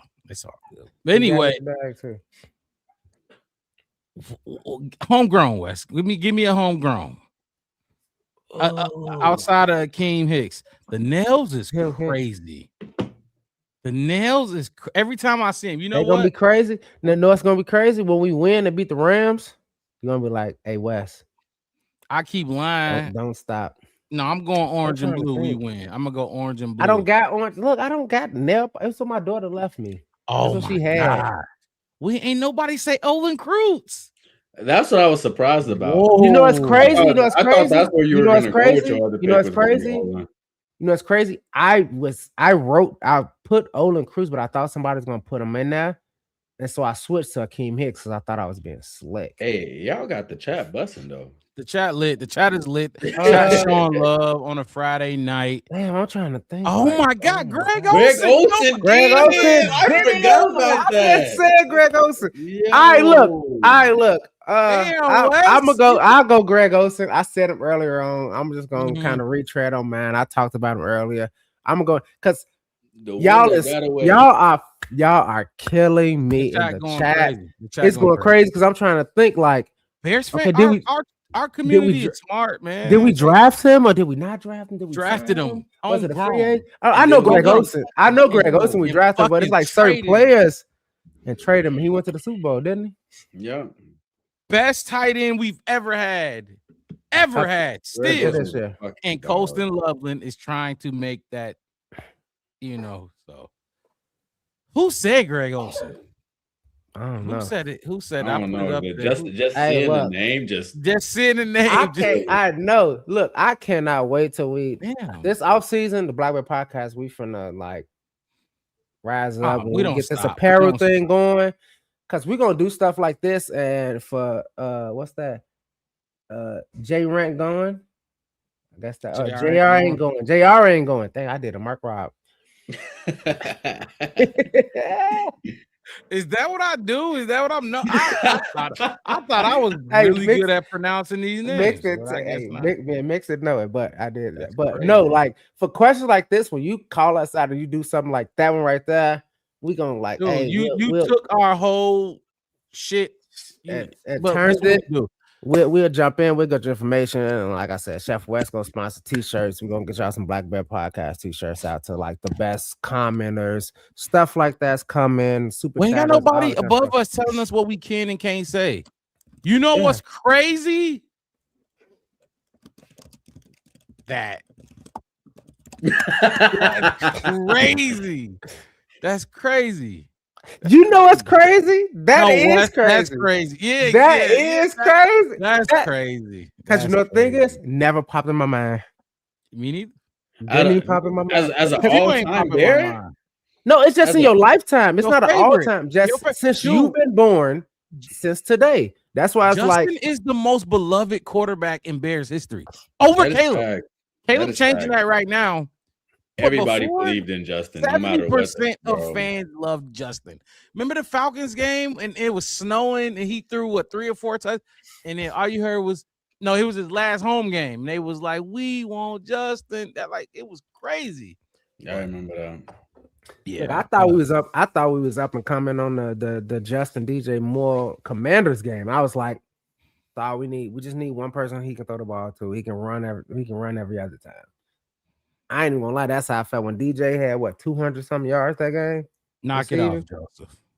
Was it 206? Something like that. I know he had 200. Let me scroll down. 200 what? He had 200 something. 200-yard game. I think. Yeah, even Mitch. Like I said, my brother ain't really around right now, but he was a Mitch. He was a Mitch. But everybody loved Mitch, but not like Justin. We like Mitch because it was like, damn, we got a second over. It was time to get on from the Kyle Ortons and the Rex Grossmans and the J. He had to look. Justin Herbert. Yeah, he had the like Trevor prototype Lawrence. 13 He had the luck. starts. I don't know. Justin That's had how a I feel. shit attitude, they say. All right, Look, this is a fine. good show. This is a hell of a show. This is Bears That's talk fine. at I its can't finest. even go like Like I say. 4, 5, 6, 7, 8, 9, 10, 11, 12, To 13, say 14, that the 15, chat 16, then gave 17, you a 18, 19, damn 20, 53-man roster. Dude, I'm at 20. I'm at like 21. And I swear to God, it's enough defensive players. I need. Oh nope, I got nope. And Joseph, Yeah. I'm gonna say this. He I could build a snapped in roster. that game, but if you actually watched him in that game, he was like inaccurate on some of the touchdown throws that he did throw, especially the one to Trey Burton. It's just they was that bad. So I'll just say that. No, my whole thing is like you said, it mix. I do got I got tight ends, I got wide receivers, I got running backs, I got defensive linemen, I got special team players, I got linebackers, I got corners, I got safeties because I got Vasher and Brown up in here. And guess what? Nathan Vasher. Yeah, Nathan Vasher. Man, You see what I'm saying? he was The so thing about it fast. is nobody picked. They went. I got even Walter Payton in here and Mike Singletary. Nobody picking out one of the quarterbacks that we ever had. Why would we? What? No, You know how I you feel coulda, about like, Jay Cutler. That's what I'm saying. Where's all the Jay Cutler fans at? And remember when everybody was telling Surprised me neither one of y'all you, said Jay. huh? I'm surprised neither one of y'all said Jay. I definitely ain't gonna say Jay Cutler. Tim Jennings. I was gonna say Tim Jennings. I didn't know if he Tim was Jennings. homegrown or not. But hold on, back to Jay Yeah. Cutler. Mixed. If you don't know now, you know. I'm gonna tell I you. could have said Jim Harbaugh. Look, I could have said Jim Harbaugh. Jay Cutler. Hey, Harbaugh is hilarious. I was around when Jay Harbaugh was here. Jay I First seen a round picture of pick. him in the jersey the other day. I was just like, this is crazy to look at. No, that's crazy. And he could have been our coach.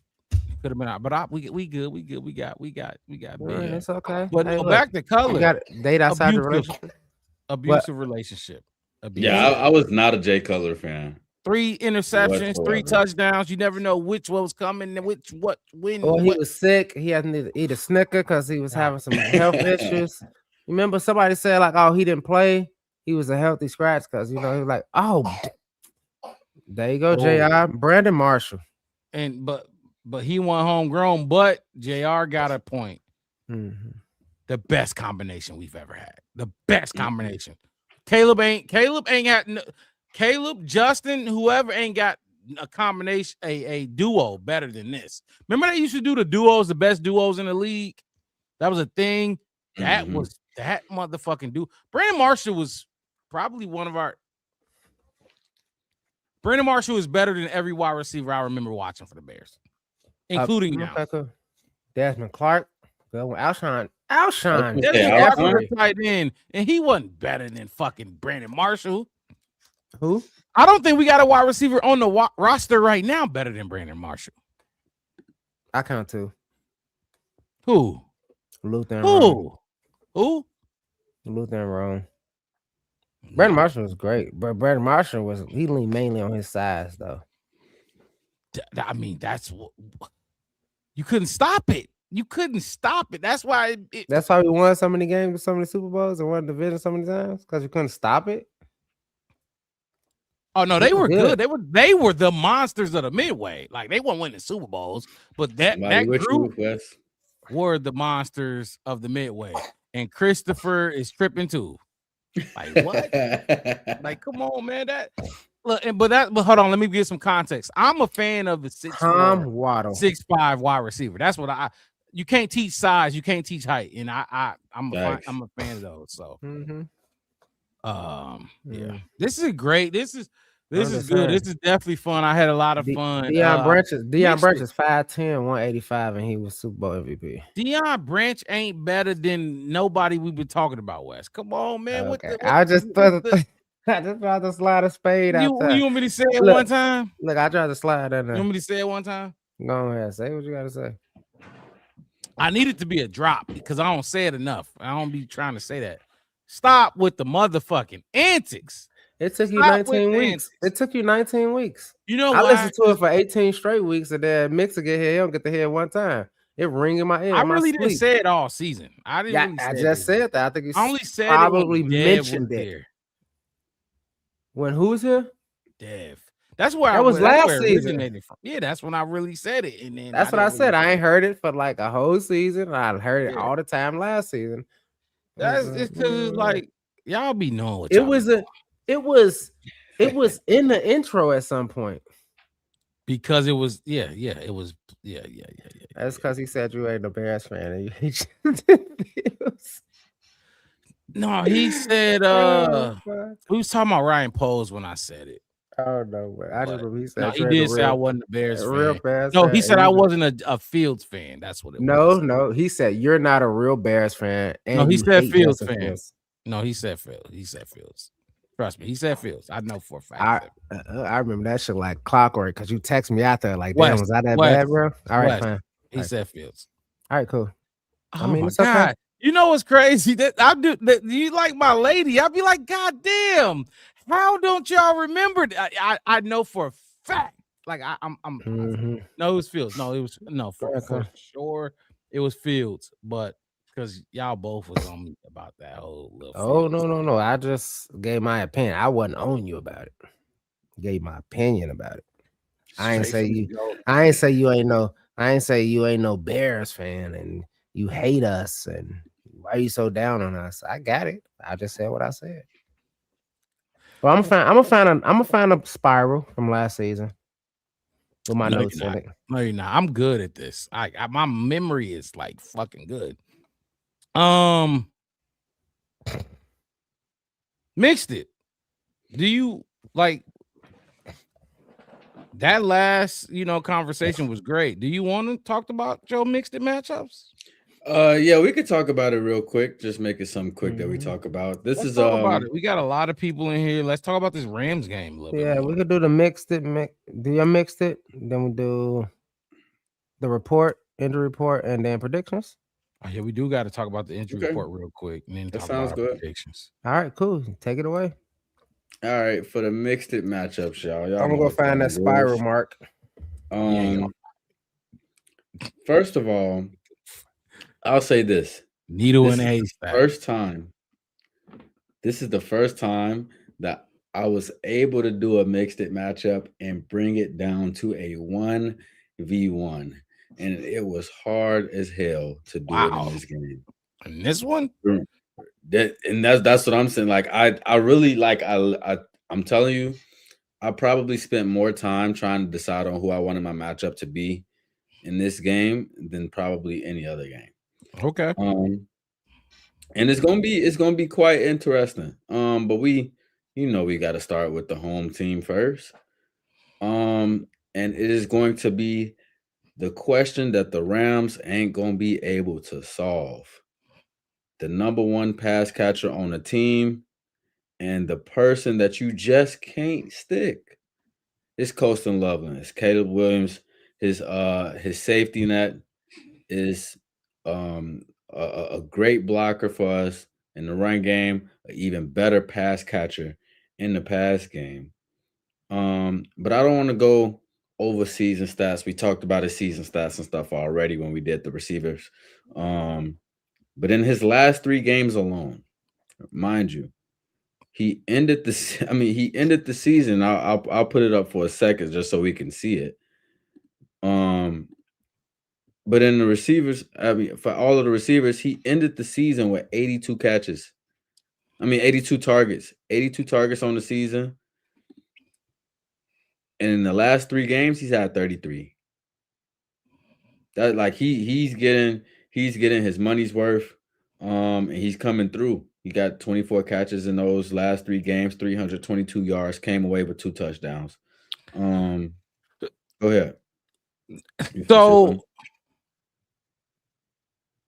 the fact that you narrowed this down to one-on-one matchups for the first time is interesting to me. But I guess it makes sense because I would have said exactly what I'm finna say. I would have said it last week. You get what I'm saying? Mm-hmm. You following me? So isn't it obvious that Colston Loveland, we're gonna put 2 bodies on him. We're gonna put send extra attention his way, right? You know what I mean? I would have said that last week for the Packers as well. And I actually listened to some Packers podcasts saying, well, I mean, Loveland, you knew coming into this game, Loveland was their go-to guy on third down, third and long. Loveland was their go-to guy on fourth down. And they still couldn't stop it. That's why, so I like it. You know what I mean? At the same time, I'm just trying to give context to what you're talking about. Yeah, and to be honest with you, that's a big part of the reason why it was hard is because when you have players like this, you expect them to be covered a certain way. Well, like we talked about Puka Nacua having 1,700 yards. How the hell do you key that? You know what I'm saying? I mean, everybody see it when they on the scouting report is Puka Nacua, and guess who shows up regardless of the scouting report? Exactly. Puka Nacua. That's why I do like this. I do and it's because you're good. It's because with the way that Ben Johnson runs this offense, or that like we've seen multiple games where Caleb's in his first 10 passes, he's attempting to go to 5 different receivers.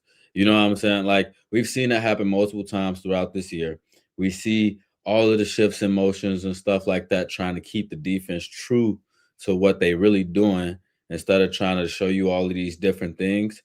But he's risen above the challenge of having to go against different types of people that's trying to contain him, all these different things. Like when they have to have a play, it's 9 times out of 10 it's going his way, and most of the time he's coming down with it.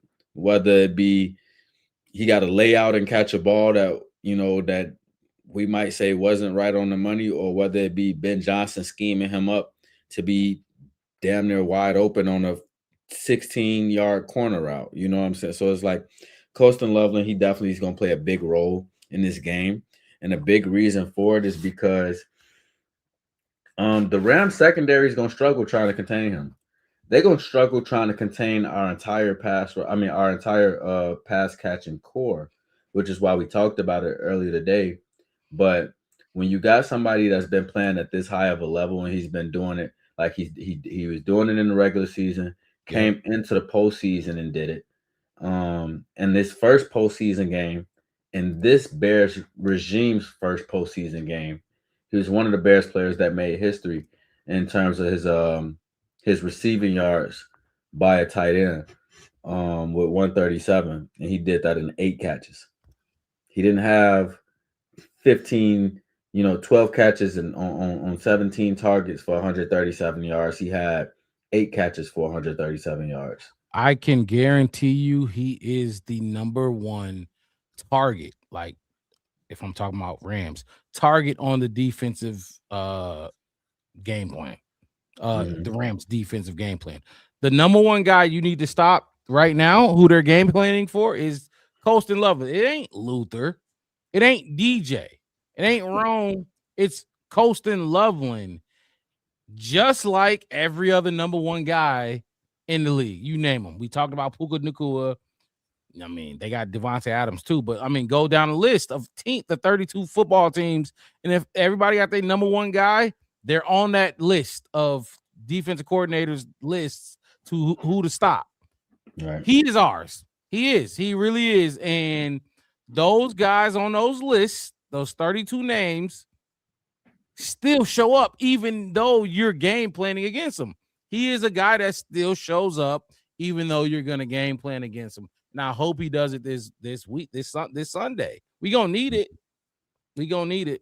So, yeah, and make no mistake about it. They not shying away from this challenge. This is not going to be a Rome situation where we know they're going to try to take Colston Loveland out of the game, so we're going to use him as a decoy because we got other pass cat. It's not going to be that. It's going to be your guy got to beat my guy, and I'm betting you my guy can win. You know what I'm saying? And not only that, but they not just going they're going to look for those mismatch situations where they feel like he's going up against somebody that just can't check him, and they're going to give him a chance at it.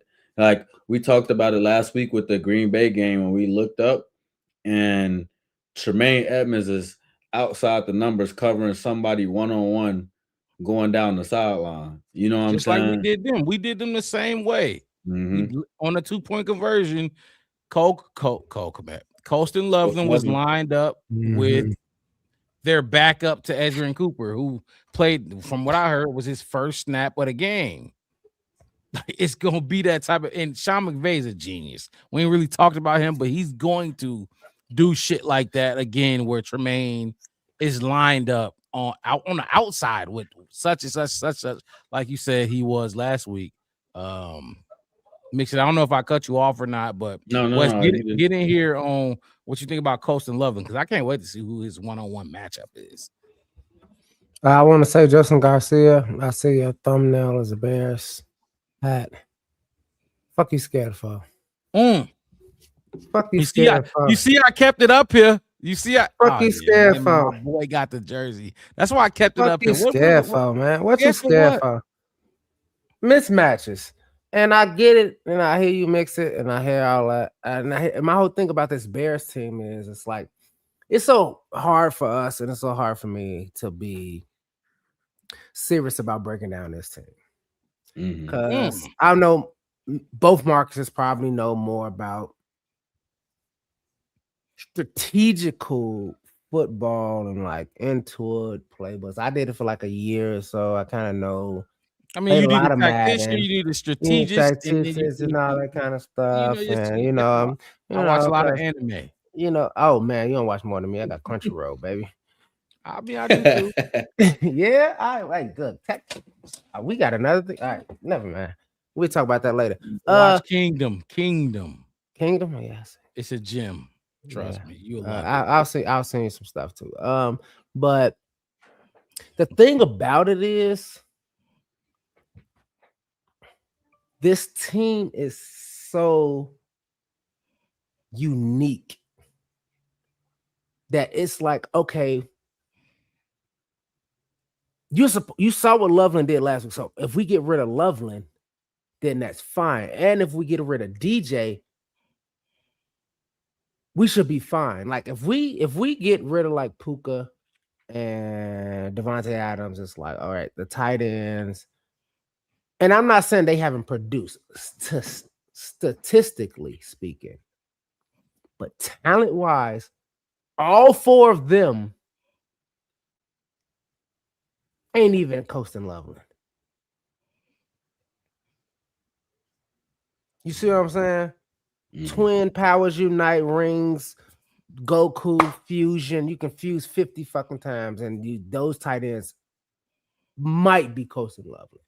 I bet Colston Loveland has more big catches than all of them combined. All of them like combined. Big, important moments. I know sports ain't a real thing no more, but you know what I'm saying? Like, this is what we're talking about. And I said it last week, and I said it, and I keep saying it. It's like, Raymond Granderson, we see you, my boy. Keep going, Wes. Yeah, go ahead. But my whole thing is like, it's okay if we do shut down Colston Loveland, then you're gonna get like a 60. I'm just talking about tight ends. You're gonna probably get like a 55-45 of Komet and then Durham. You know what I mean? To kind of say yarder. I better say whoa. No, I'm just saying, and it's like if you cut off DJ and let's say Rome, it's a little young cat that's gonna catch one in the back of the end zone with a running back jersey number on, and then when he catches a touchdown, he's gonna do this airwalk thing that I don't even still know how to do because I'm old. Jade Walker, if y'all don't know who I'm talking about. He might be inactive though. He might, but I'm just saying, I got you. You see what I'm saying? The talent, the depth in this roster. For me, it is what is going to be the situation, and are we gonna, and how are we gonna respond to it? And every situation, good, bad, or indifferent, this team has kind of really just responded to it. See, Quantum said what you said earlier. Unique is a good way to put it. Yeah, when you say it's unique, this offense. Because even if you can't throw it to the wide receivers or to the tight ends, guess who you're leaving in the flat? Throw it to DJ.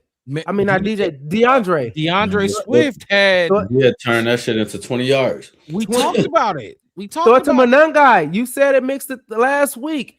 You want to get ran over, ran by. And then if none of that works and all go to hell, 18. It's gonna freeze. God damn it, Mark Rob. I was Hey. gonna say it's gonna freeze. I was gonna say if it all go to, I had a whole line. If it all go to hell, guess what? It's gonna freeze over because the Iceman is gonna come. That's what I was gonna say. Good. I should have let you finish that. Oh, that's good. I should have let you finish that. I had that shit wound up for the thing. But yeah, Raymond, that's you're what wrong. I'm saying. You're wrong. I'm gonna just say that you're wrong. Appreciate you in the chat. Subscribe, man. Subscribe, So we can figure out where you really at. DJ's the most reliable. Come on now.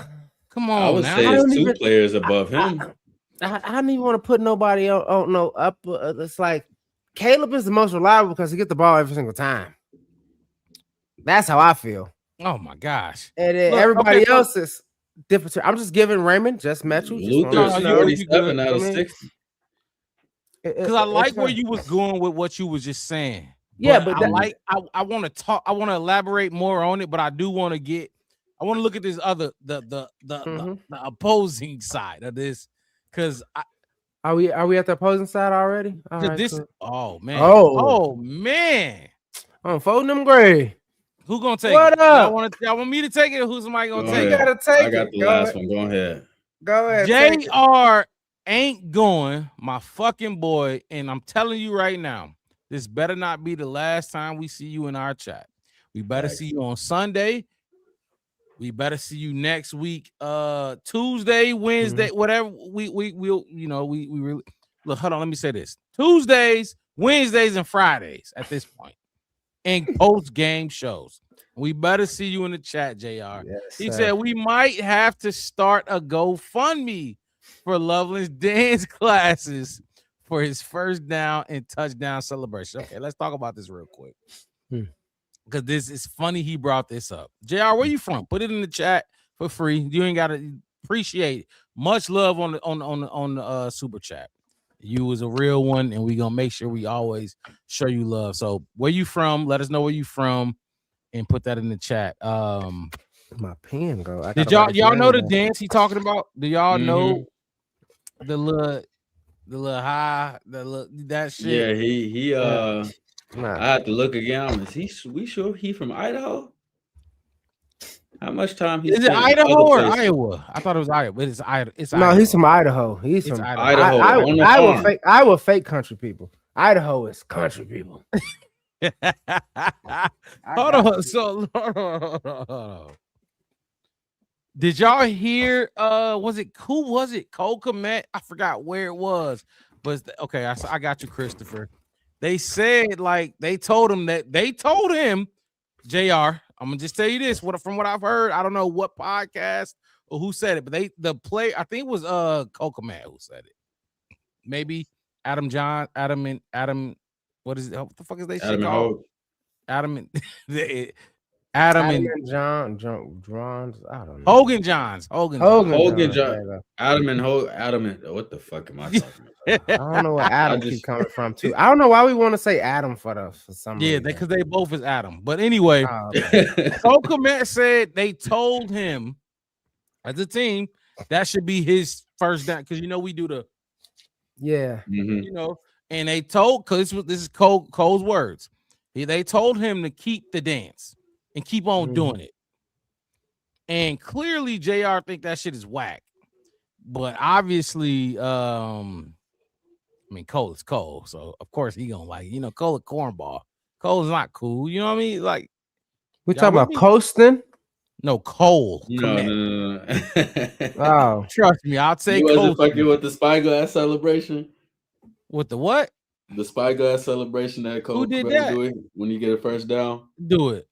And then he point. That's what he did. You didn't know that? Yeah, he's done that one before. See you point. He's a point Dexter. Cole Kmet is a point Dexter. Like what the fuck kind of look? I like that. I like the home run celebration. He got the best touchdown celebration. Cole, you ain't from Harvey. Cole Kmet got the best touchdown celebration. I love Yeah, the the touchdown. baseball. Okay, and okay. we So saw, we understand. but what do you? I What the forgot. fuck? The home I run shit forgot. was cold. That's Yeah. funny. Stupid. That shit is stupid. I ain't gonna lie, that shit is stupid and so non-aggressive, so soft. But it fits him. Like what the out of You see? everything? You see, I have to go. You see me? You see it mix and Oh see I my have to come in. God. That is I mean, hilarious. he could do the Kobe like everybody else. No, I mean, like, look, do y'all like the dance or not? Do y'all like the dance? I don't like. I mean, I don't like white people that can't dance anyway. So I'm sorry. I don't mean to be racist. He won He remember is. he It's stole like the show. fixing- Remember he sung Mario. Mario. Yeah. That's Yeah. singing though.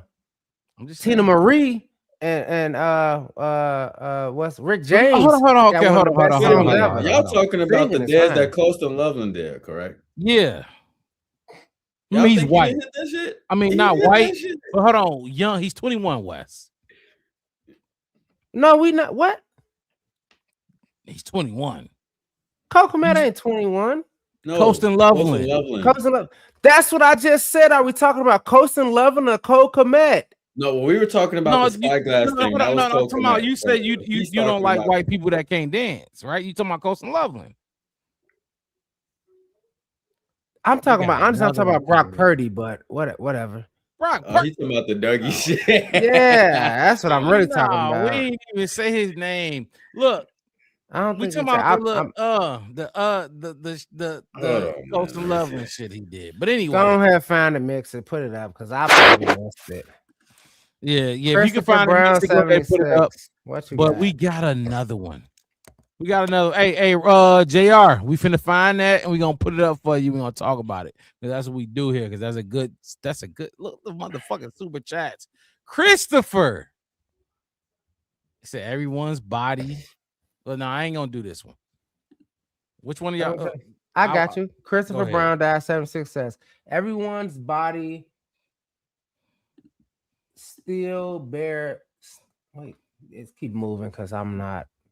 I'm a pedestrian now. Good. Go ahead. Keep going. Everyone body still bears football, all culture. Defense turnover salaries, new Kobe ISO salary. People always okay. Everybody He ain't lying. This motherfucker. He said everybody steals bears football. Our culture, defensive turnover celebrations, new Kobe ISO celebration. People always biting our stuff. Dude, don't they? I translate. You see what I'm saying? See, I translated that mixed it. You see what I mean? Hold on. This is all I gotta say to him. And it's the Bears chant. Y'all want to, if y'all want to say nigga, we can say nigga. How y'all want to do it? That one three. hold on. That one hard though. But we can say it here because it's the Black Debt podcast. On 3, go ahead. I got a family full of sleep ass people. 3. It's Chicago, nigga. What you expect, Christopher? What you expect? They gonna bite everything. It's Papa Hallis. It's a reason.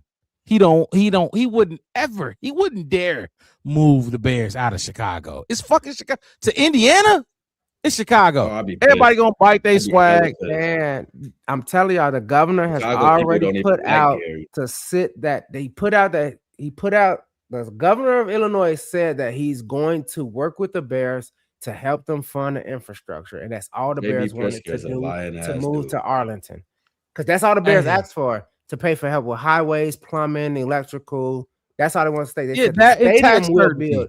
J.B. Pritzker, Mitt that's some Romney, tax courtesy. all of them some lying ass dudes. If you're a Chicago politician, you are a liar. Oh, hey, Illinois politics. Chicago? Illinois politics is crazy. Hold on. Murphy Clown. Do y'all see what he said? Y'all know this song? Yeah. Shit. Hey, I met him. He was play that shit on my way to work tomorrow. Hey, I know him. I know his people. Hey, Mark Rob. I'm gonna text you about King Louis. I'm gonna tell you some stuff. Like I know. So I don't get fired up. Like I know King Louis and I know some of his been people. dying in Chicago. Hold up, this the desk, Wes. All right, come on. He was hitting that shit, y'all. Ah. Oh, that right there. Look, you did. I remember that. I didn't think that's cool. That's cool. I ain't mad at that. Yeah. That's better than the Purdy. Yeah. The Dougie. Because that's not that's anything Purdy he Dougie did is was trash. terrible. Yeah, That's why you ain't that's seen like a DeAndre whole Swift. his thing. You Yeah, ain't seen DeAndre Swift tried to do the and he waved wanted it to throw his off. fucking finger up. He wanted to say that's what and throw the ball. Yeah. That's what I mean. Like, I wasn't tried to do it too. Yeah, he German. The whole Lions organization, bro. Every time they got a catch when they played us, they was doing this. They trying to do this. And then They trying to do that. Okay. Man, that's the one team we left some on the table with. Ruiz, chill. This is the most like I hate uninformed. Yeah, like come on. No Chicago disrespect is to you, Rui, because you've been in here, you've been cool, but when people that's not from here tries to paint a picture about what we are, like it's so annoying. Like, because I went to college in Alabama, right?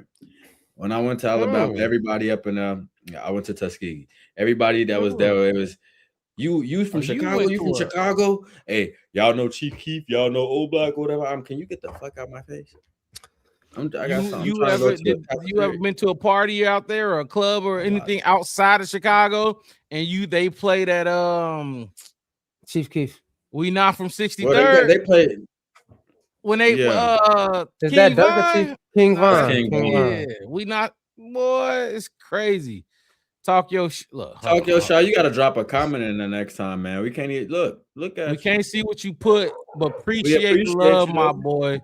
So go ahead and put a comment in the comment section.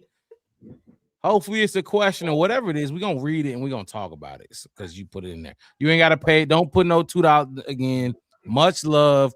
Appreciate everybody that's tuning in right now to the Black Bear Podcast. One word, no spaces. Hit that like button. Subscribe to the channel, the Black Bear Podcast. Mark Rob, you've been pump faking me. I'm thinking you like subscribe and you damn say to the Black Bear Podcast. One word, no spaces. I mean, like mixing it up a little bit, you know. I know my arms are, you know. I got some time on my arthritis, but I do want to say this. Talk your shot. Much love. I'm doing this, and I'm with you on it. Mixed it when I joined the Marine Corps. Right? I know I keep talking about the Marine Corps. I know I flood everybody with it, but I did something. So what? When I was in boot camp, you did something. Shit. I did something. I did something. We ain't do. I got the scars and a lot of Americans ain't do. I got the scars and pains and all that to prove it. So I'm gonna keep talking about it. I don't care. Yeah. But no, when I was in boot camp though, I had a drill instructor and I had did some small lift because in boot camp, like every little thing like is magnified. I did something, and they were just like, you know, recruit. I ain't gonna say my last name, so fuck y'all. Yada yada. No. That's arm. That's arm. Yeah, I'm talking shit. That. Shit. Open it. Okay, hold on. And he was just like, recruit, where are you from? I was like, this recruit is from Chicago, Illinois. This motherfucker did a whole like head spin thing, like, he broke his neck. Oh, guess what? We got a gangster in the barracks. We got a true gangster in the barracks. His name was Sergeant Garcia. I ain't gonna never forget the look. Do people not know what the city, like how much money is in like Chicago is? He said we got a gangster in the we got a gangster in our platoon. We got a gangster. He's like, you get over here, get on my court. He's like, from now on, you knife hand. If you're in the Marine Corps, you know what a knife hand is. Knife hand. Are now recruit Al Capone. And for the next what did you smile? 10 weeks. You couldn't smile. No, fuck, I can't smile. Terrified. I didn't know what's gonna happen to me. I was there for like 2 weeks. It's like my second week. I didn't even know what I was just been screamed at for 14 days. They shaved all my hair off, you know, waking me up at 3 o'clock in the morning. I was still, you know how people get jet lag. I was boot camp lagged. I was still trying to figure out how this shit go. And he had a card. He wrote on it in a Sharpie, recruit. He said, I'm going to destroy you every single day. And when You know I say what's crazy? destroyed me every single day. But I was recruit Al Capone for the entirety of my boot camp. Not like David Boxdale or like Larry Hoover. He ain't give me no black gangsters.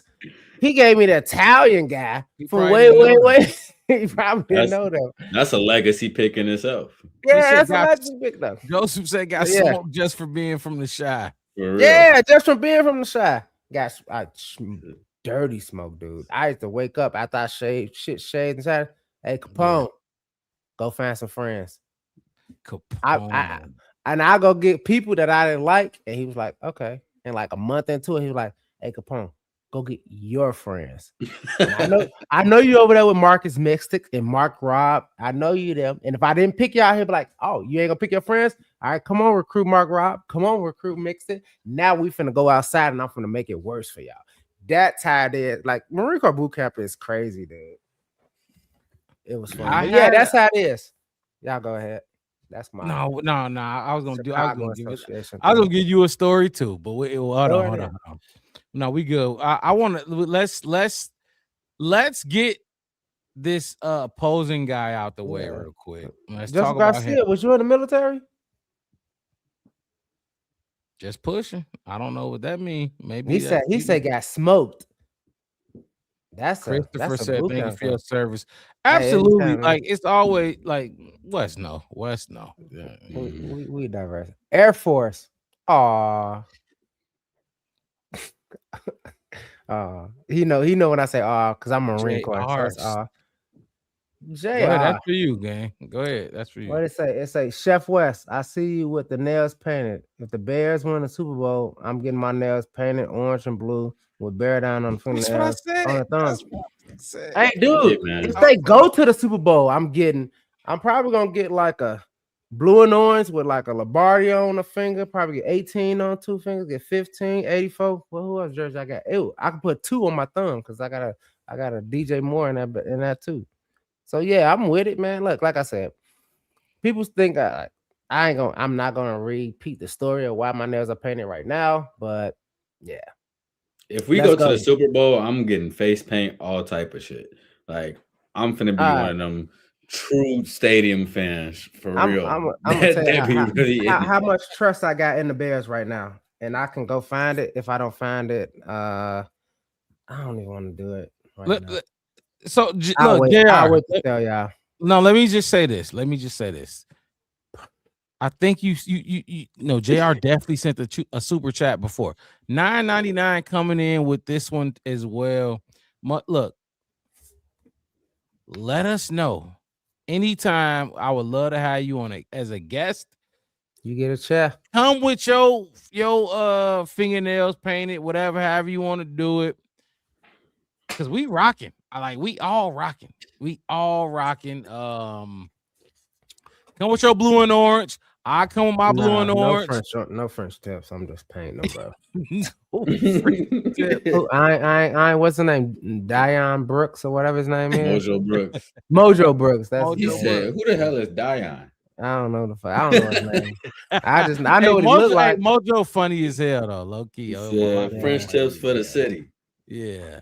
But no, for real. And I would love to have you as a guest on the show if you want to.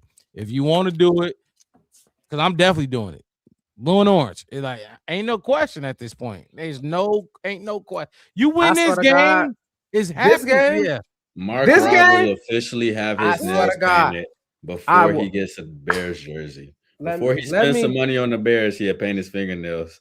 Super Bowl. I'm finna fly to Chicago and I'm finna be the hype man. It is what it is. I'm finna be Flavor Flav. I might go out there and fuck the game up and just run out, just break into Soldier Field and tackle somebody, and just fuck the game up, just so we can kind of win. To see Mark Robb paint his fucking nails.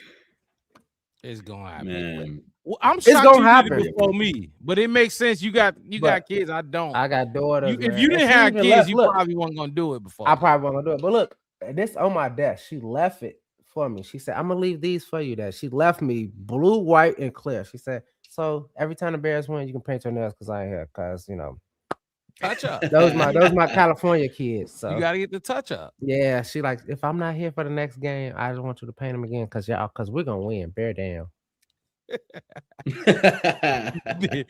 Press ons is crazy. Mixed I it. was Give- like, too far. tell us who's the opposing guy to Coast and Loveland, and then we can have some more fun for the rest. We run it down for the rest of the show. I will say this is the part. This was the hardest part of doing matchup. Subscribe. For sure. And thank you to everybody. Thank you to everybody that made our first super chat day what it was. Like, y'all snap, y'all did y'all big one.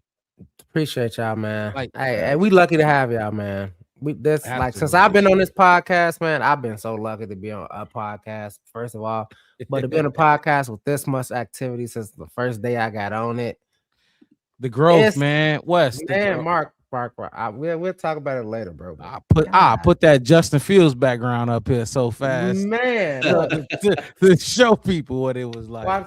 But nah, so go ahead and tell us who the one-on-one with Coast and Loveland, and then we'll have some fun.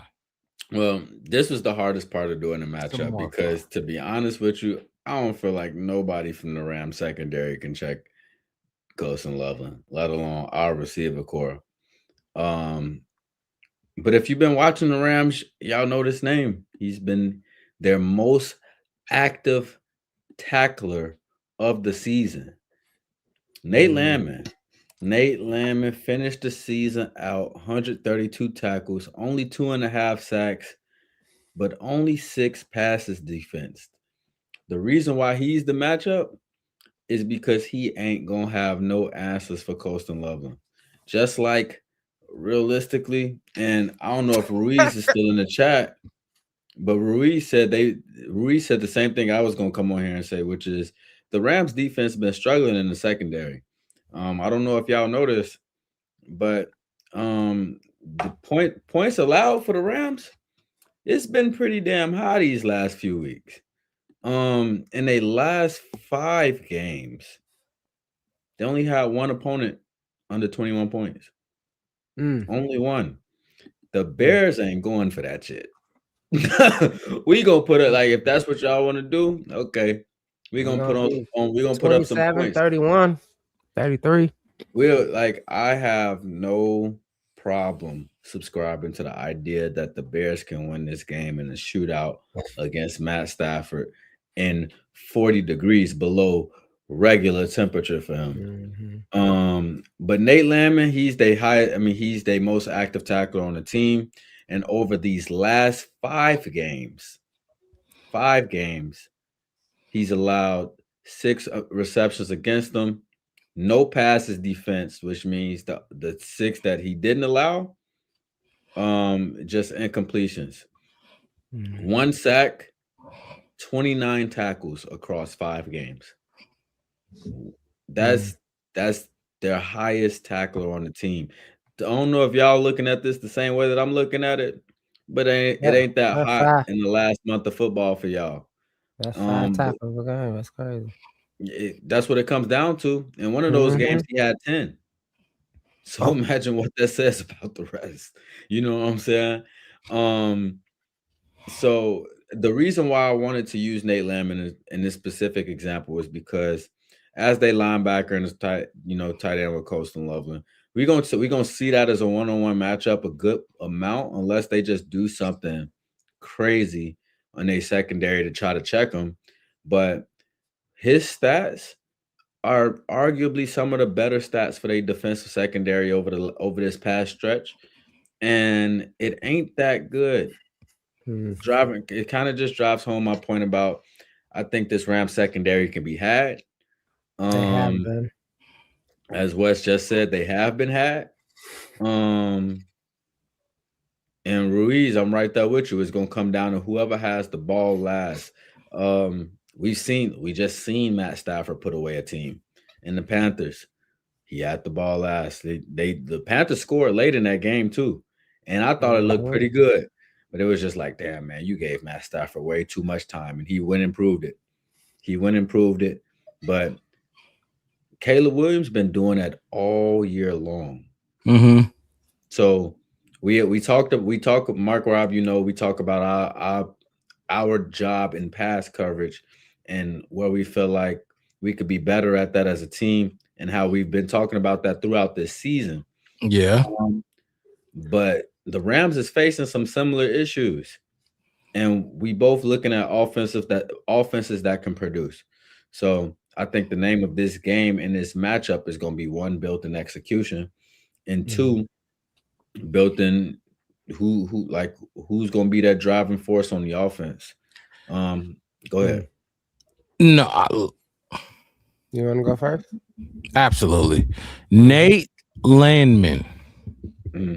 First time I've ever heard your name. Absolutely. Shout out to Mix. Stop Chef Weston that, Mark Rob. That was a Chef West move. 132 tackles. You working? You definitely working. I'm gonna tell you like this: you ain't stopping Colston Loveland. You Absolutely. ain't no chance. I doubt. Look, because I think they run a 3-4. That's three. There's 3 down linemen and 4 linebackers, 2 middle linebackers. He's one of them, of the 2. It ain't happening. Like, he. What I'm seeing from him, is that 0? 0 passes. 0. Yep. Somebody Zeto. just said it in the chat.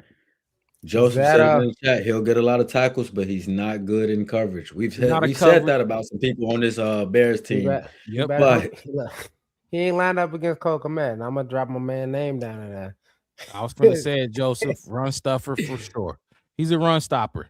He might fill some gaps. He might, like, for sure, run around the field, but nah, he's not gonna be able to cover Colston Love. He's not, let alone any of our slot guys, because they're not gonna put him on outside guys. But I mean, look, I don't think this secondary from the Rams could really cover most of our guys in general. I think many of them. I think from a secondary standpoint, I think we'll have a better day in pass coverage. I feel like we should know. So hey, hold on. Who we played last week? Oh, we played the Packers. So I can't really do that. I feel like we should know their number 1 cornerback. Like, we should know their name, right? No cheers here. The Rams. No cheers here. And if not, tell me how wrong I am. If I'm not wrong, tell me how right I am. The Rams know who our number 1 corner is. If they don't know our number 1, if they do not, they probably know our number 1A, 1B. Yeah, they probably know. You get what I'm saying? They probably know 2 of them. 3, you know, because one of them known for doing something bad last season, so you even know who he is. You know him just based off fame, huh? Infamous is what it's called. It's called infamous. Yeah, infamous, but you know him. We got to answer this question. We have to. I knew you was going to see that shit. CJR. I knew you was going to see that shit. Because JR been like, come on, he just sent 3 super chats. You opening up a can of worms. Cool. I can do mine in 30 seconds. Let me talk about this linebacker right here who is cooked. I mean, but hold on, mixed it. You got to remember, me and Wes covered this draft live. I know. That's what I'm saying. He opening up a can of worms because y'all talked about this. I got a soundbite for it. I told y'all, and I said what I said. We'll be on the same page for sure. Go ahead, Wes. Yeah, but no, I just want to say, like, hey, look, like y'all said about this dude right here. Coverage is bad. Tackling is good. But we got three tight ends that you got to think about. Y'all got 4 we got to think about. But our linebackers are okay at both. I would say with DeMarco out there, TJ not out there, that would be our best tackler. Tremaine is probably our best coverage. DeMarco, I would say, is 50-50 in the middle on both. I don't know if Noah. He's a better run stopper than both of them. Yeah. Who? I don't know if DeMarco.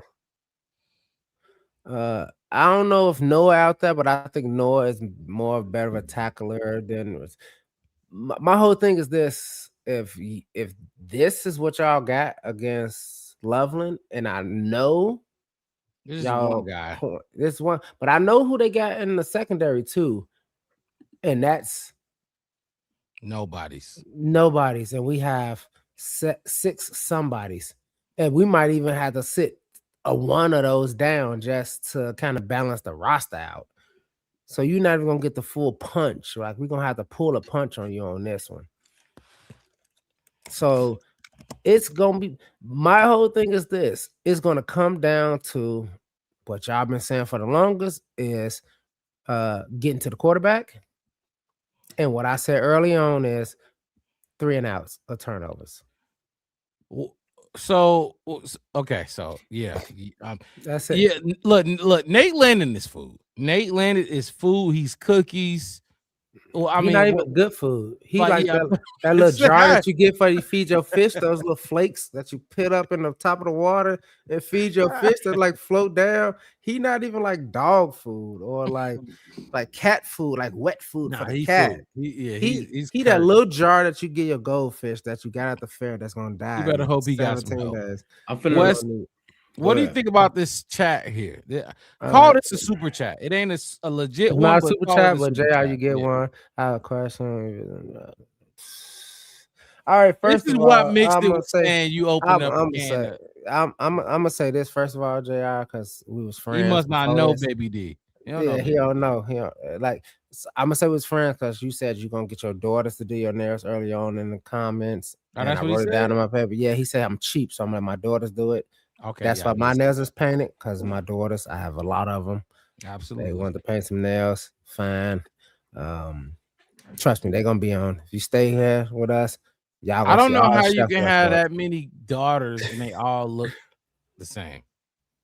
It's Like, crazy because everybody said that it's they just a levels. different they just a different shade of me. They just different ages. And different ages. It's like the younger one gonna turn into the older one at some point when she At get her some age, point. or Yep. whatever. Mhm. Yep. It's But- like the older look more and more like me. Now this right here. Yeah. I have a question. You got a question for a question? I'm reading the comment to refresh. No, you got a everybody's question memory. for a question. That's I said, I have a question. We revisit the draft. Would you rather have Rome or Verse in a 2024 draft? Now, man, let me get this off the screen. Man, I'm gonna break my goddamn computer station. Mixed it. People keep asking. I can't wait Something till else. you embark on this off-season journey. The draft gonna be fun, my guy. It's gonna be fun, and Come you on, gonna get a better appreciation for the draft. Yeah. Because the way we do it is There you go, JR. If I had to revisit it, I just did. Now they can talk. Joseph said, knowing what I thank you, my guy. Knowing what I know now, I would rather have Verse. Okay. Oh man, Wes. I'm not trying to get into it with you. Yeah, I don't have to. I'm not trying to like get down on your boy. That's I'm fine. not You even know, trying you to asked pick me to Jared ask. Verse. This is mine. This is No. answer. I wanted you to go first. Because you know my answer. So I made it easy for everybody else.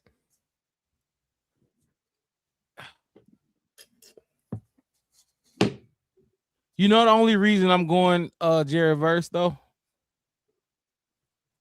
It's multiple reasons, but the main reason, before I even get into anything else, Wes, I'm a trenches guy. Give me trenches. You know what I mean? Give me trenches. Now, when I talk about Luther Burden being him and then DJ Moore being who he is and Coastal Lovely and all the other weapons we got, it's like, okay, Roma Dunze is a luxury. You know what I mean? I look at him as a luxury at that point. But will this offense be okay without a number 9, what was he, number 9 overall pick being Roma Dunze? Oh God. Here we go. Absolutely. Absolutely. Nah, not at all. But okay, cool. I mean, he's been out for 6 games, 18 games. Okay. We've been fine without him. You get what I'm saying? Like, imagine if we went through those games without Rome and we had a Jared Verse in those games without having Rome. The missed games, just the missed games. Now we were winning, we were fine. Rome Odunze is really good. He's not a slouch. He will excel wherever he go. But yes, I'm a trenches guy in West. You know that. Give me Jared Verse all day, every day of the fucking week. And I got proof to show the Bears would still be fine. And probably better if we had Jared Verse over Rome Odunze. What you think, Mixed It? QB need a bestie is crazy. You ain't lying. That's the left tackle. Verse solves a big problem.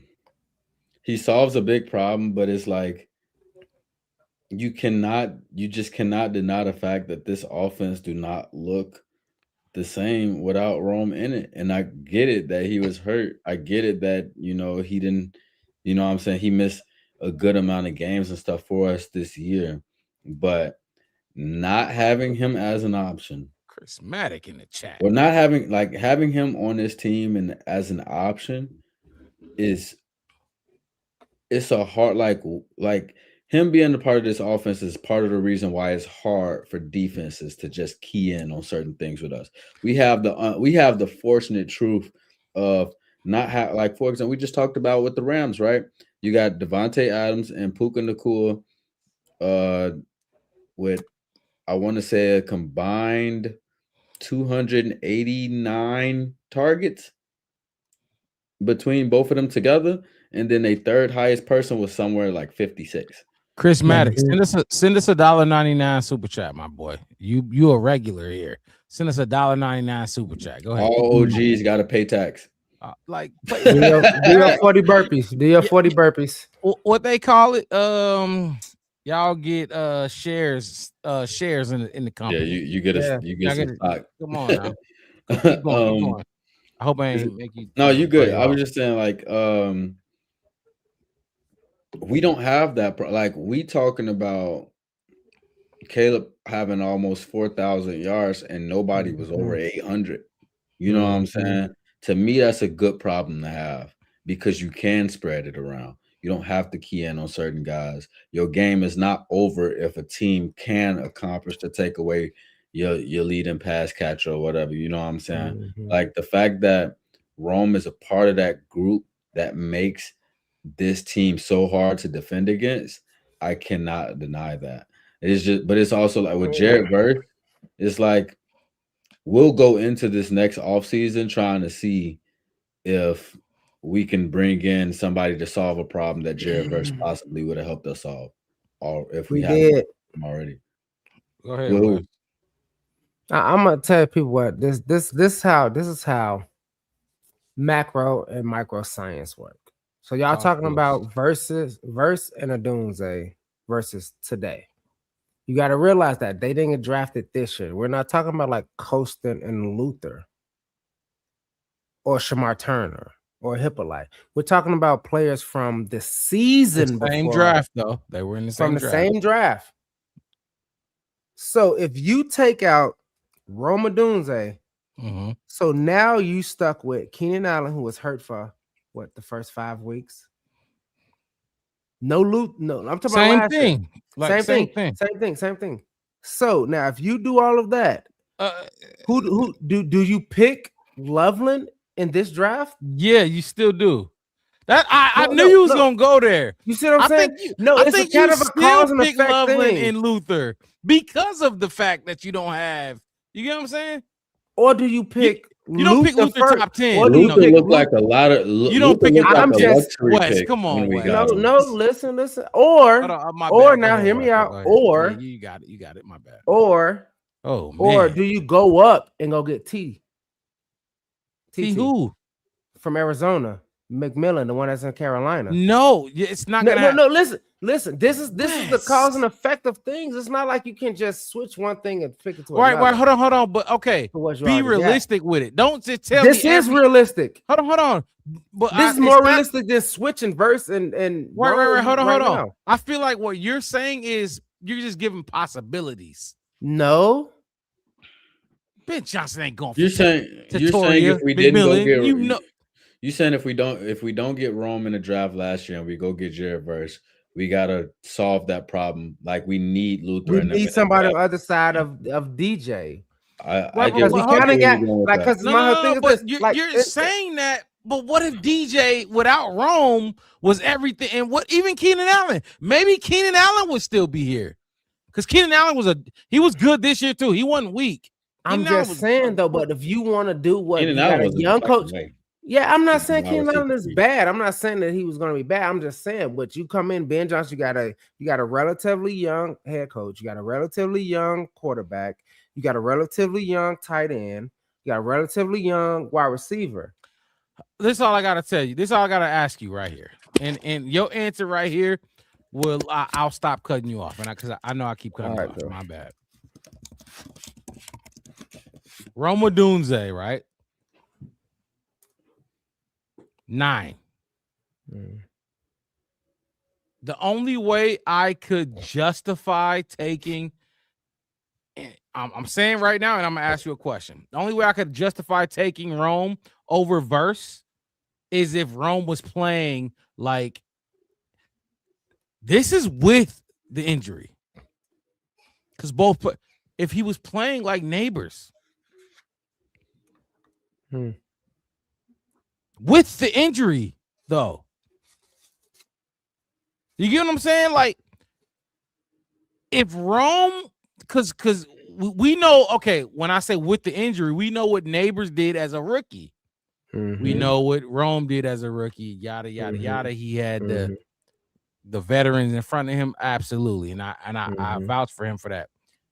But Neighbors is a dog. Like, he's a dog. Like, dog. He's doggish.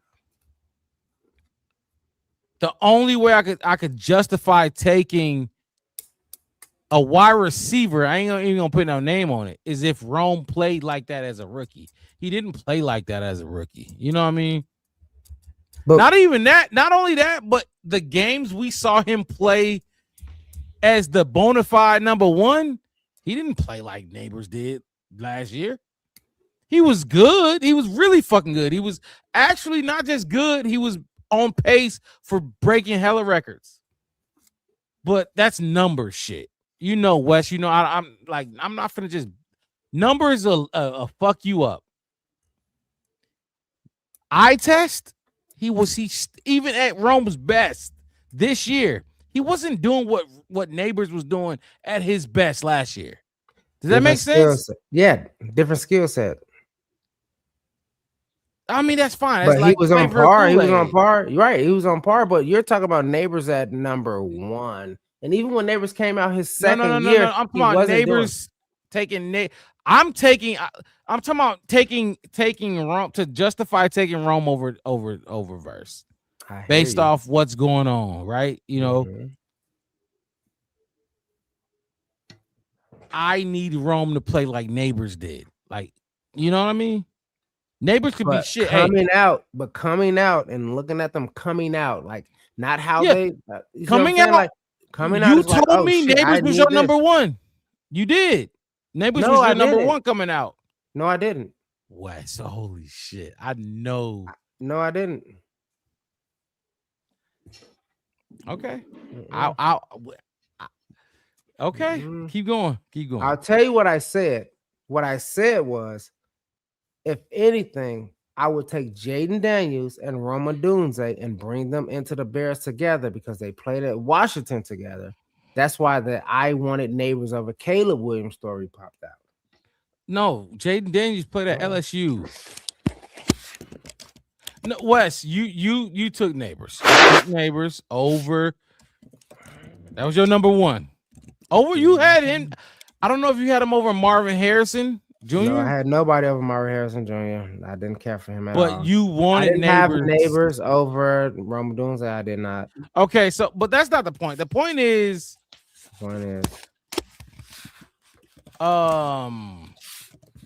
love a good back and forth with Wes, with Robin and Wes.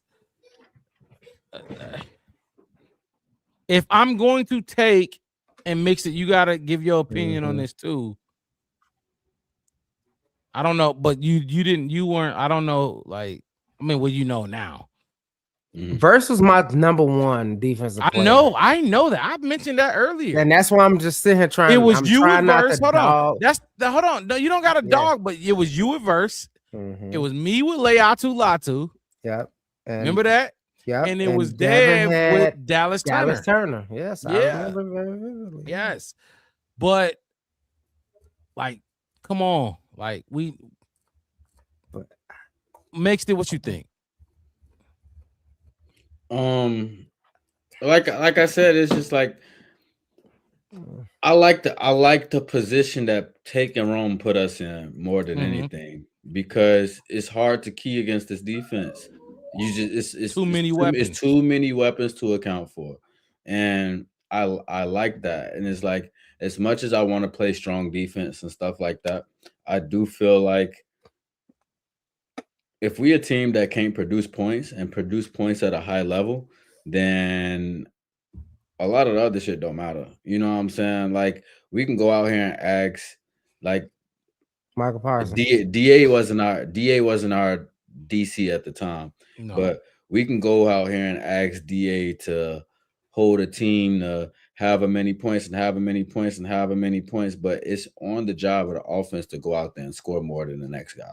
You know what I'm saying? So I like because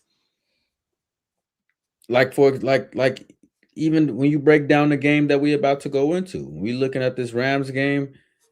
To me, it's a little bit easier to game plan against the Rams than it is to game plan against the Chicago Bears, because you have too many things to account for. Like, the name of this game for the Rams, in order for them to win it, is everybody needs to be on their P's and Q's and do their fucking job. Because if somebody slip, that's gonna result in a big play for the Bears. Less weapons for the Bears means that ain't happening as much as it was.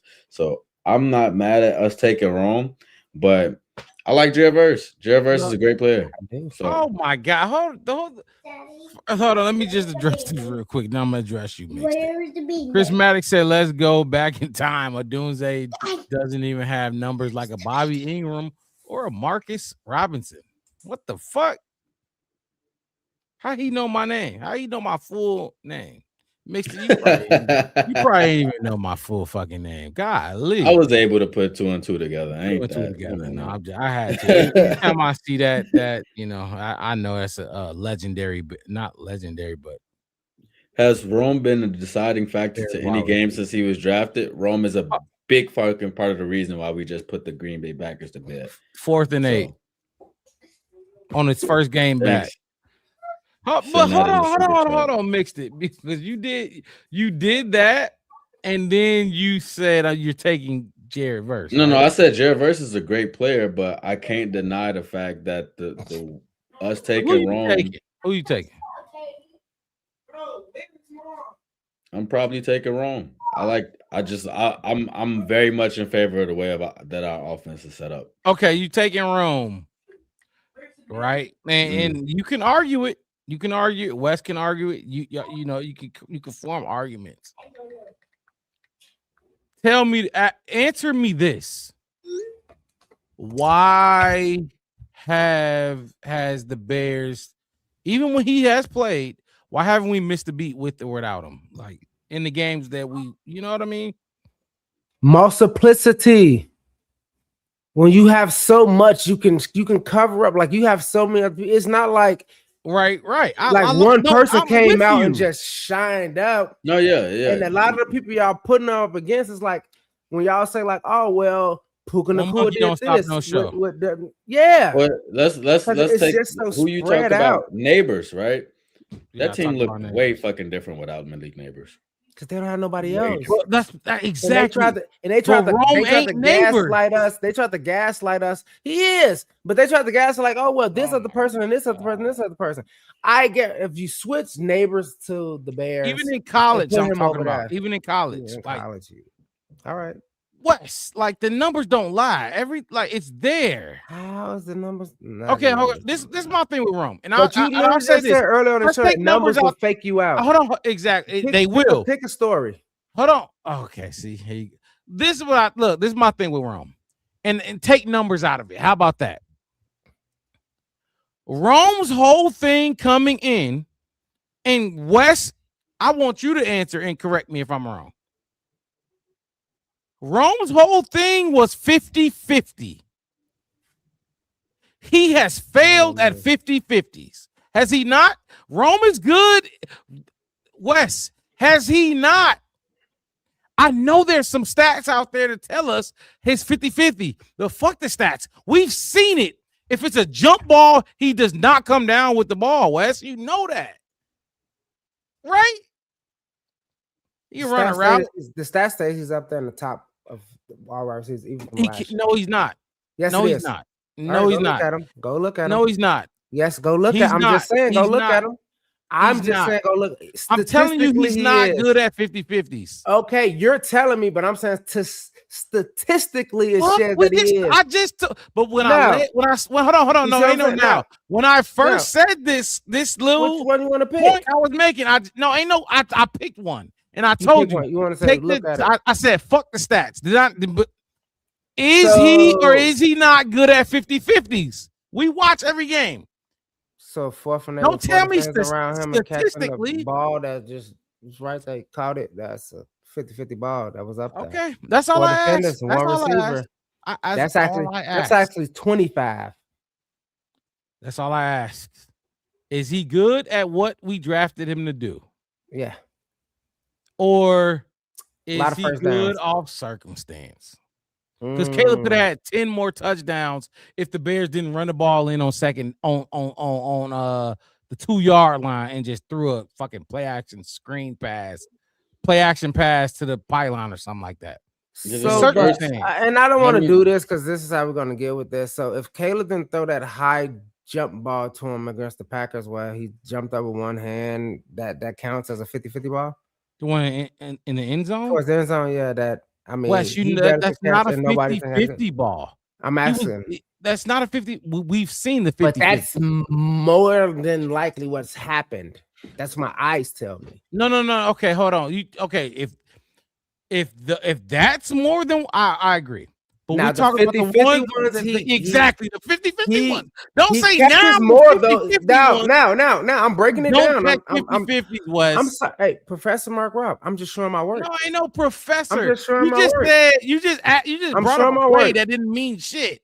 I'm just showing my work. I'm just giving. No, you brought up a play that clearly wasn't a 50-50 ball. Because some people might think that was a 50-50 ball. I'm trying to teach the masses. People, Wes, man, this is the antics. This is what I'm talking about. This one. Does your boy, Wes? You told me in the draft. You sent me a graphic of all of the routes that he's run, the route tree, and it was all above 90%, 80, something 90%. Crazy. Yep. Is he there? Is he doing that? Yeah. Okay. Well. Okay. You got it. You got it. I'm just saying. Yeah, he there. He there. How is he there?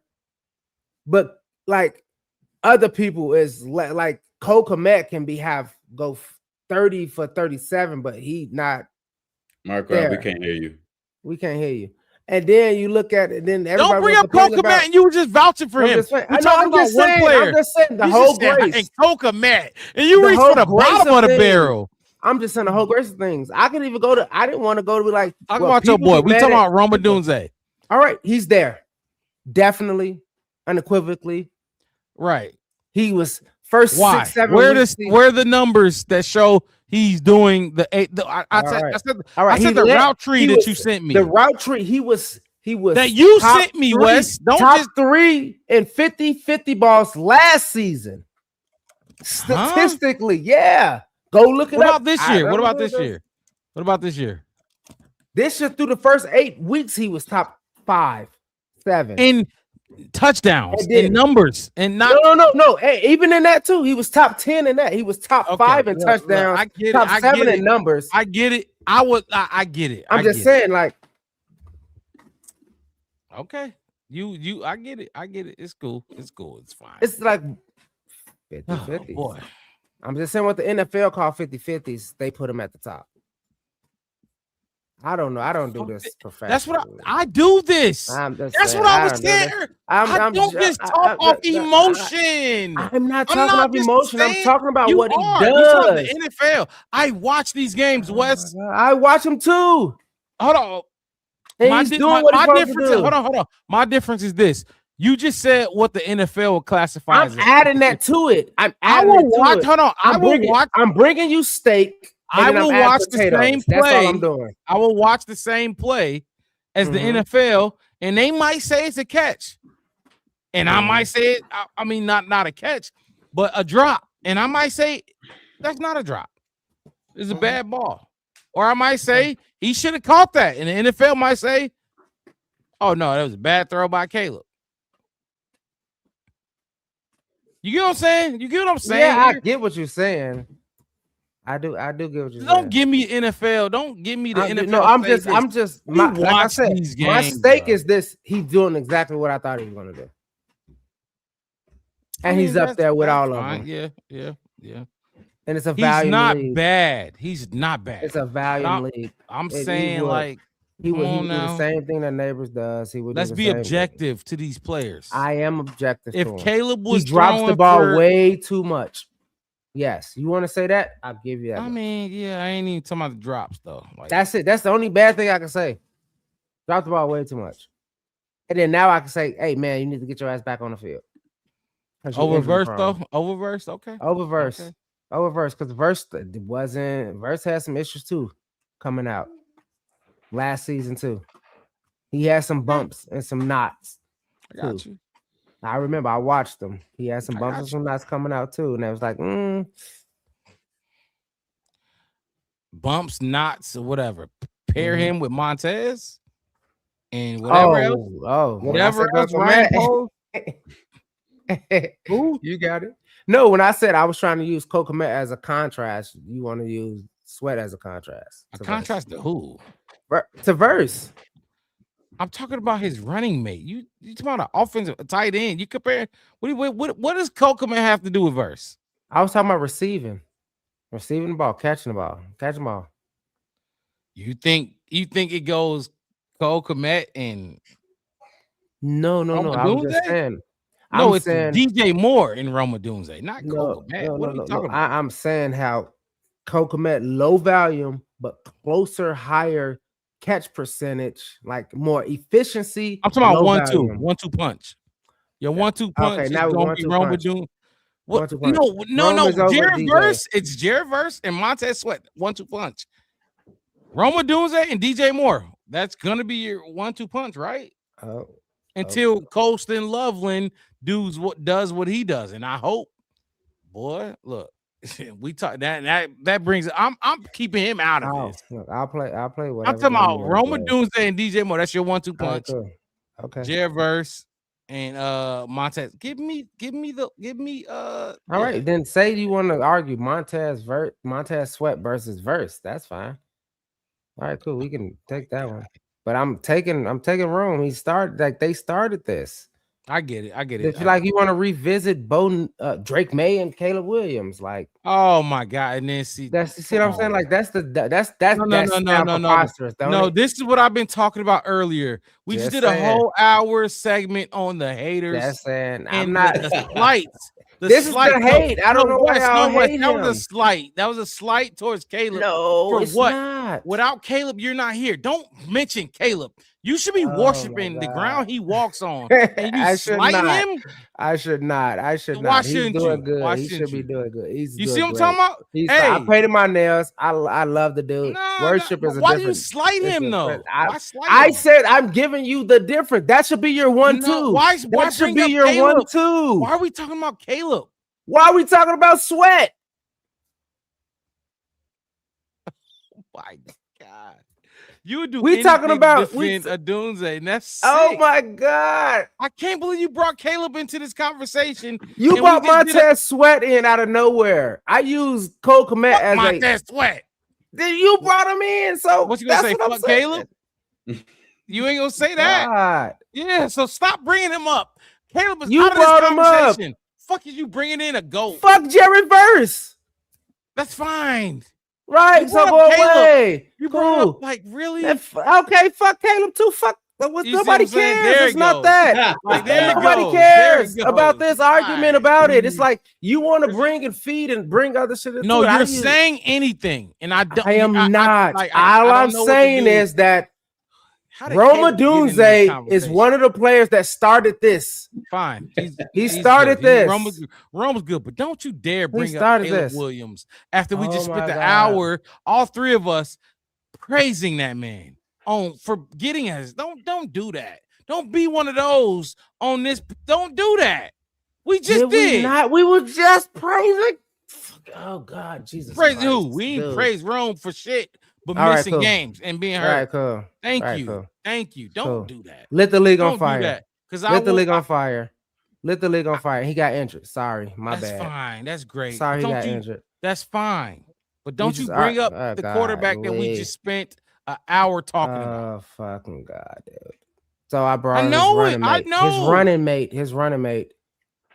Whatever the fuck you want to call it. Don't you bring brought up up- the quarterback that got us here. Like, stop with that. Oh, Like, that's pettiness. And you just trying to, like, It's not make a petty. point I'm and just defend that Doomsday. is the And point. And I'm Caleb- not defending them. So don't I'm bring just up saying Caleb. it's just We could've like talked about- if you could you bring up said Caleb. What I'm Montez. supposed to say. You- I didn't say Montez. Montez. You No, I no, said no, if you I'm just bringing up saying. Burst versus Montez. That's like me saying Caleb and Drake May. You just bringing up Now Drake people. May coming. You didn't say Drake May. Hold on. I'm talking about the names you mentioned. Who did I mention? You Who did I said mention? you brought up Tez. You No, I brought up. didn't. I'm just No, I talking about didn't. in the conversation. Okay, I maybe I, didn't brought bring it up. them up. Whatever. the Yes, fuck. you brought that up. The Okay. names in the conversation were Kokomet. Tez, Kokomet. That's all I brought was Kokomet. Fucking your Roma Dunze, DJ DJ Moore versus I didn't bring up Jared DJ Moore. Verse. I didn't bring Jared I'm just Verse. in the conversation. In the I'm saying what conversation. I brought into the conversation. Tell me what I brought into the conversation. Caleb Williams. That's the only Right, person so that matters. I brought Why up- was he in it? Why is the quarterback? I brought up in the it? main question was Verse versus a Dunze. Bro, why I is used Caleb Kokomet Williams? as a contrast, and I threw Caleb in because you brought up Sweat. and I'm Why? like, why we bringing Sweat Sweat into it? and Caleb? That's like me bringing up Caleb and Drake May. That's all Sweat? I said. Hold on, Sweat and 'Cause Caleb. Sweat has nothing to do with. All right, fine, whatever. What are we doing? God, What is dude, like? for the but love of this Christ, is what I said man. earlier on. Dude, People like, yeah, Caleb's doing this, but there's underlying, like, regardless of what people say, Caleb, bro, nobody's knocking what Caleb did. So I'm why just you bring saying- him up? Because I said it's like me comparing Caleb to Drake May. Who? I wouldn't even do that when you bring Okay, up hold on. Verse What to is Sweat. like? What is Verse and It's Sweat? like- Is like Caleb it's and like- Drake May. It's like you're just bringing. So I can So bring Verse Bo and Nix. Sweat. Caleb is and Bo Nix. Caleb and Jane You didn't say, Caleb so now and- you just brought and another Stafford. name into it. Caleb and all and, right, and, Wes. and, all right, Wes. and All right, just come on, keep it fucking- a buck, bro. Like, man, like why are we bringing it up? I picked the yeah, exactly. Why are you talking about quarterbacks? We're talking about skill positions. Because regardless of what position you talk about, the quarterback position is the most toughest position to play on the I should field. have never And said you talking about Kokomet. quarterbacks. I apologize for bringing up Kokomet. You should have never said. You should have never said who. Verse. Hold on, you should have never said who. Kokomet. Motherfucker, you should have never said Caleb Williams. What? Like, oh my god. No. Okay, look, I No, this is what I'm talking about. I don't know what you're talking Because about. regardless of what Wes says, there's Mhm. some hatred still there for Not at Caleb all. Williams. It's Not at there. Not at all. Absolutely. There's Not no at way all. you can sit here and bring up that Not at man's all. name. Not at all. Yes, What? I can. This is the Black Bear Podcast. I can say Caleb Williams in every segment if I And wanted to. it shows me So the what? hatred that's still there. It's not a hatred. About the Justin Fields, about Don't care about being that. Jaden Yet. So why is he like he's your savior? God, he's not. God, Who he's is? my quarterback. He's my QB1. So how did he get dragged into this conversation with That's a God, 'cause I knew he skill was gonna do positions? this. I just want to do this. That is a skill position. Quarterback is a skill position. Oh my God! Say, well. There we go, right there. So there's You gotta have skill to be that. You think No? you I'm think the sorry. quarterback is a skill? All right, position?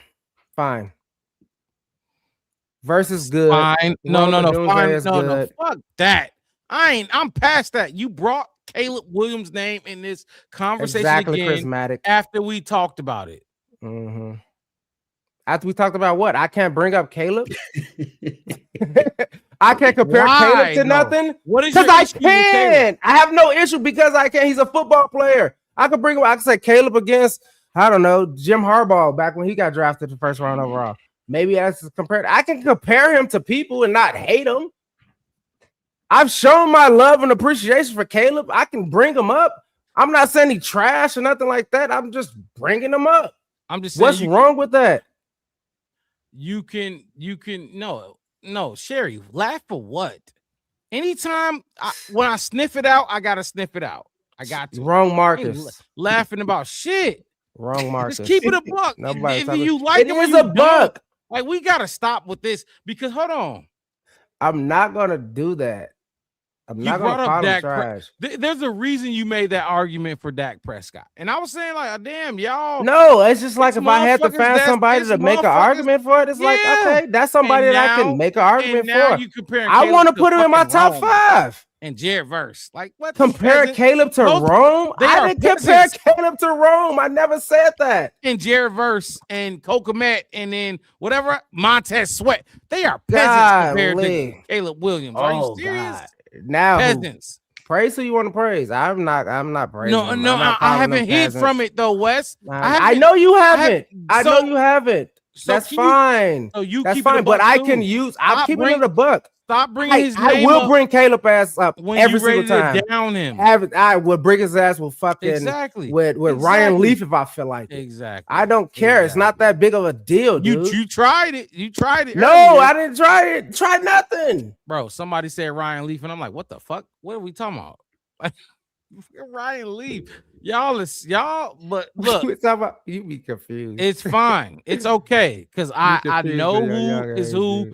And I know who, like, come on, man. I do. It's fine, dude. I can say Caleb in a sentence and it not be a bad thing, dude. It's fine. What is y'all score predictions? Thank you, fucking Mixtape. For the love of fucking Christ. Shit. Like, this shit is fucking. I am just beyond. I was just trying to let y'all, No, I appreciate it, but I'm just beyond it. It's like we didn't even talk about the injury report, but it's all God good. damn. Rome on that. No, he's not. Nobody's on it but Nick McLeod. Nick McLeod's the one that's out. Rome is on it that's questionable. As far as I can remember last time I checked. On the injury report? I thought everybody had dashes next to their name except they just questionable though. They more than likely gonna play. Oh, they had them put. They're not out of the game. They just put them down as questionable, which means they gonna play. But whatever. Yeah, I mean, did y'all really feel like it was anything significant on the injury report that needed to be talked about? Rob isn't cocky. He's a truthful guy. Advantages and our weaknesses. Wes just has one thing in mind. BTA. Continue. Okay. Continue. All right. Apologize for interrupting. Continue. I'm trying to figure out. I'm looking at the injury report right now. Yeah, it says for the Bears, you is right. Rome is questionable. Jalen Reeves-Maybin is questionable. Nick McLeod is out. Everybody else is good, including CJ GJ, Aben Agbagbamiga, and Joe Troyinka, who all were a part of the concussion gang this week, all fully cleared to play. Before we get to the score predictions, I will just say I'm pretty happy about these dudes kind of getting out of concussion protocol.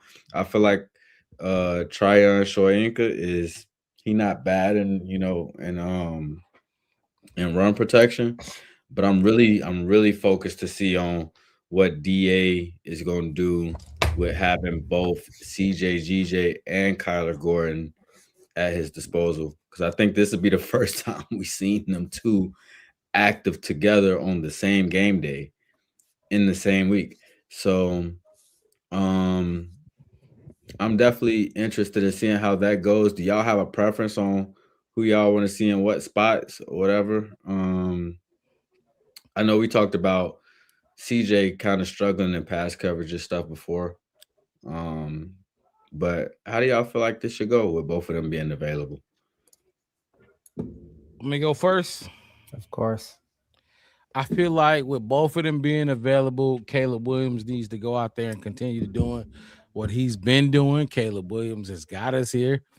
Caleb Williams is gonna get us to the Super Bowl if we get there. I don't care about CJ DJ. I don't care about Kyler Gordon. Caleb Williams will get us there if he has to. Like, it's that simple. Hopefully one of them plays. Like, hopefully they like Dennis out and do what you got to do. Caleb Williams, get us there. Like, keep Caleb, superstar. Keep doing it. Simple. What we talking about? CJ, GJ, and Rome. I bet you Josh Allen wish he had that kind of difference on defense, but it's all right. One person wins it all. I like the rotation kind of thing that was going on. I like how Dennis Allen mixed it up in the second half against the Packers, when he kind of rotated Jalen Johnson and Nashawn and put some more of that Stevenson in there, kind of gave those exotic looks and all that kind of stuff. Like we said earlier on in the season, this team has too much depth, and then they added so much new good talent on top of that with CJ, with DeMarco Jackson, with Trayon, with a lot of these other players that's coming in that knows some of these assistant coaches and how they do things, and people that's familiar with Dennis Allen, especially on defense and all that kind of stuff, coming in to kind of like get it in. And it's like, on defense, the best legs is fresh legs, man. If you could rotate somebody in and you kind of getting the same thing, and I mean, yeah, it might be they might go in and they might switch the play up, and then guess what? CJ gotta, get into coverage, and that's not probably his strong suit, but we've seen him play some good downs, the way he did play some good coverage, get a pick, get a batted down ball, chase down some balls, all that kind of stuff. And we just hope when that time comes that he does. You know what I'm saying? They stole one from him that last time too. So like when that comes in with this defense, it's like it's the village mindset when it comes to this defense. On the offense, it's everybody doing their job when it's their turn to do their job. So whether they subbing in and out, you put in everybody, you just put them in. It's like, hey, look, my name is Jade Walker. Today I'm playing a DJ Moore role. My name is, Durham Smythe. Today I'm playing a Cole Kmet role in this play.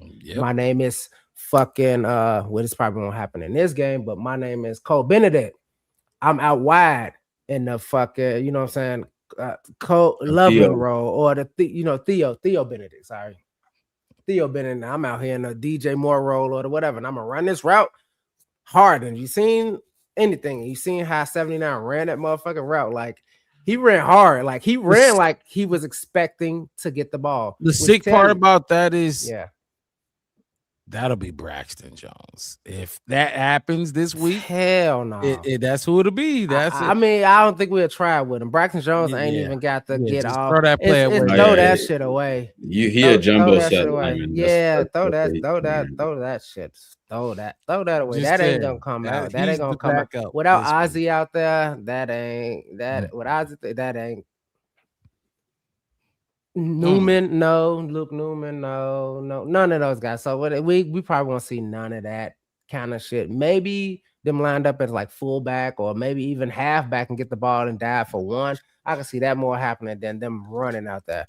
And Benedict was running that route, and it was funny, and I loved it. And I seen a lot of people question us, like, why Ben Johnson got tackles out there running. Did you see how he was running that? He was running that like he was trying to run a 4-4.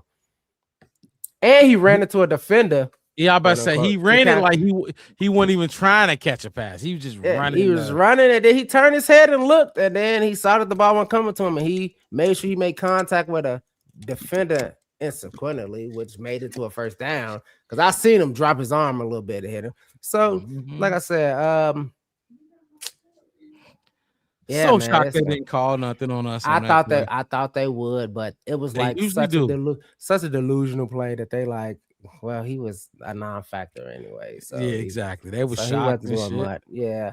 So yeah, I just feel like that's how it's gonna be.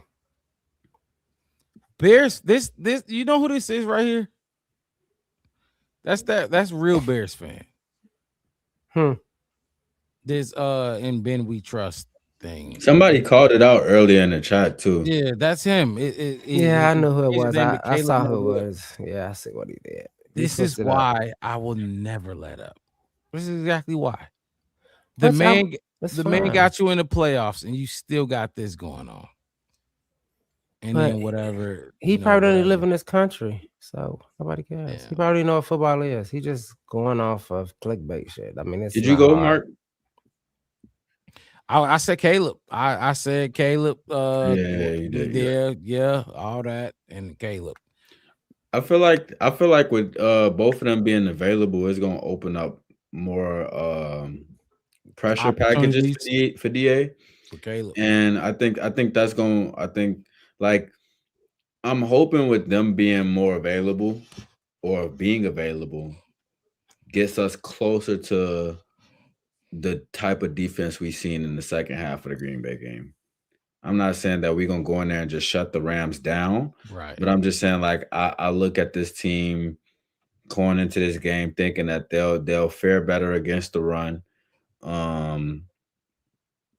And like I said, when we talked about they pass catchers, like it's one guy that's really like shifty as hell. The rest of these guys is gonna try to beat you out with physicality. Who's the shifty one? Puka. Is it Xavier? Oh, okay, Puka. But everybody else is like they're gonna try to beat you with physicality. And I feel like when it comes to playing that physical game, shit, y'all ain't played that type of physical football when it's fucking 2 degrees outside. Yep. You can try to run up that tree if you want to. It's gonna be a long day for y'all. So I really do feel like I'm pretty confident in that matchup for us. And I really do feel like it's gonna be a shootout. Honestly.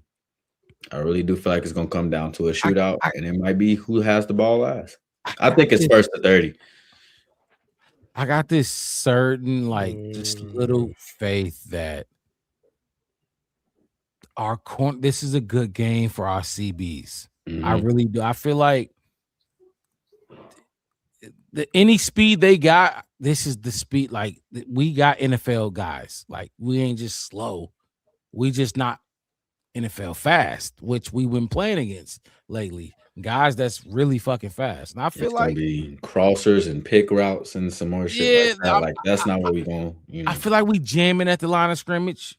We putting pressure on him. Now Devontae, he's like, if you let him, he gonna try to shake you out his break. So there's gonna be a test in his own. But I feel like we got Jalen Johnson for that. Like Jalen Johnson, he's played Devontae Adams. He played against him a couple years before he left Green Bay. So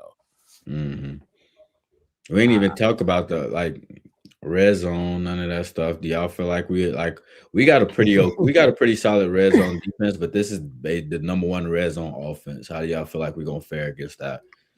Don't put them in the red zone. Get them off the field. I agree. As much as we can, like we did against Green Bay. Like I said, that how we came out in the third quarter of Green Bay is how we got to do. We got to do it to where we get 3 straight, 3 and outs or turnovers or something. Even if we was down before then, come up and kind of scare them a little bit. Because when we started coming back, it's kind of I don't care if you ever played sports at any other level. When a team started kind of coming back, you get that. Okay, I don't want this embarrassment. I don't want this thing. I have to be on top. And you start thinking and thinking and thinking instead of playing and playing and playing. So we can get them in that kind of thing.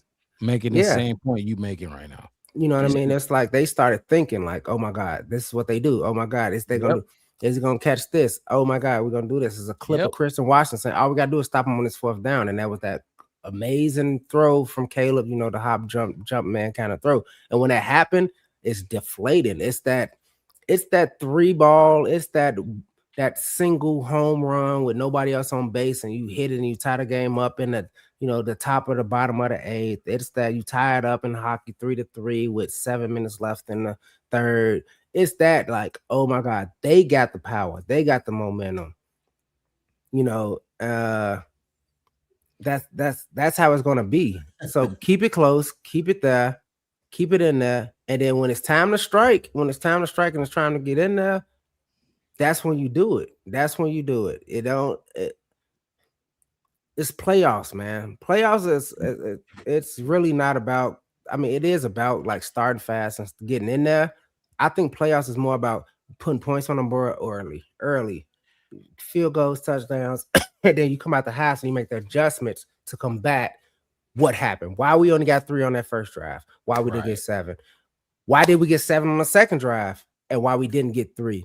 Why did we go 3 and out 2 times in the first half? And why are we losing the point of possession?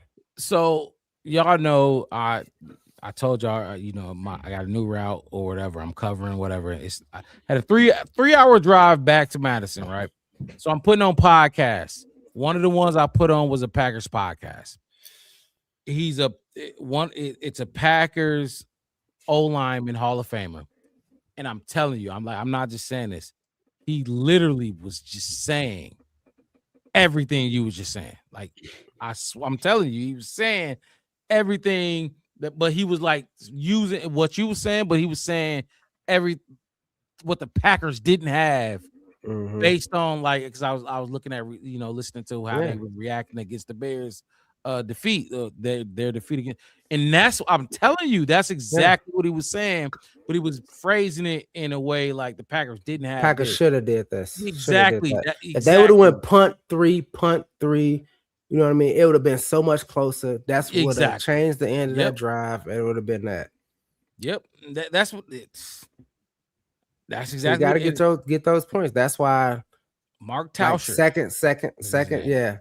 Yeah. That's why second quarter, I'm just like, okay, stop going for it on 4th. Take the 3. Because 3 is better than 0. And get something at this point. Because at the end of the game, it's like, oh man, I don't want to go home. That's when people make mistakes. That's how the game kind of ended, though. They was like, oh my God, they're so close. They're finna throw it to Luther Burton. He's shifty. They just did it with DJ on the screen. Like, we have to stop them and put them down. And there's that. And like I said, everybody on that DJ Moore touchdown against Green Bay did their job so crisp and so importantly. Ben called the right call. Caleb did the right move. I think it was Loveland was over there. The fake like he was gonna block to then run a route. The Luther turning around and showing hands. DJ just doing his little rub and running, and then turning back and looking and making sure he got the ball, like not putting his hands out so it can just hit his fingers and fall down. Like, I'm going to put my whole entire life on this ball because it's like all of that meant something to win that game. And that put Jordan Love and the rest of them, Romeo Dobbs and them, like, I got to catch the ball. It's a little bit far. Instead of keep running into the ball to catch it in their chest, it's like, I got to get it right here and get it right now. You start thinking way too much, and then that's when you start fucking up. It's crazy how the Bears reputation puts pressure on teams. Even when you down 21-3, like what you just said, it was still 21-3. And Romeo Dobbs was like, I have to catch this. It's like he could have kept running. Like you said, they had the speed. All of them, all those receivers, Christian Watson, what was he at? He was running. If you look at the route, like if I was watching the game again, I'm like, he kept, instead of just running his route, he kept looking back like, is he gonna hit me now? Is he gonna hit me now? Because we need it now. I mean, you turn around to get it 21-3. Like, you have a little room for error. I'm talking about when it was like, what was it, 27-24, whatever it was, when we were down by 3. My point, you're up you're still up. You know what I mean? You should have a little room for error, but the Bears made them feel like, because what we've done in the past, you made them feel like, the boogeyman coming. Like, the boogeyman coming. At one point, the boogeyman gonna come and. 4th and 8 completion. 4th and 8 completion from Caleb Jerome. It's like, we got them. 4th and 8. They got to make this. And then when it landed, it's like, all right. All right, let me start. They reaching out of their jerseys. Let's just unstrap this shit, because we know it's gonna happen. Like, it had that kind of feel. And even Jordan Love, he was just looking like, I don't know what to do. And then if you look at it, what happened after that, the drop passes, too many men on the field. Ed Reed had a massive one. You know what I mean? Like, and they still had 2 good catches, but it's like, it's not good enough. It's not good enough until we get the touchdown. And then they sending too many people on the field, burning timeouts. What they got was it like a false start or something that pushed them back like 5 yards or something? A penalty. Like all of the They things got to that delay a game. delay a game. Timeout. That was what it was. Delay.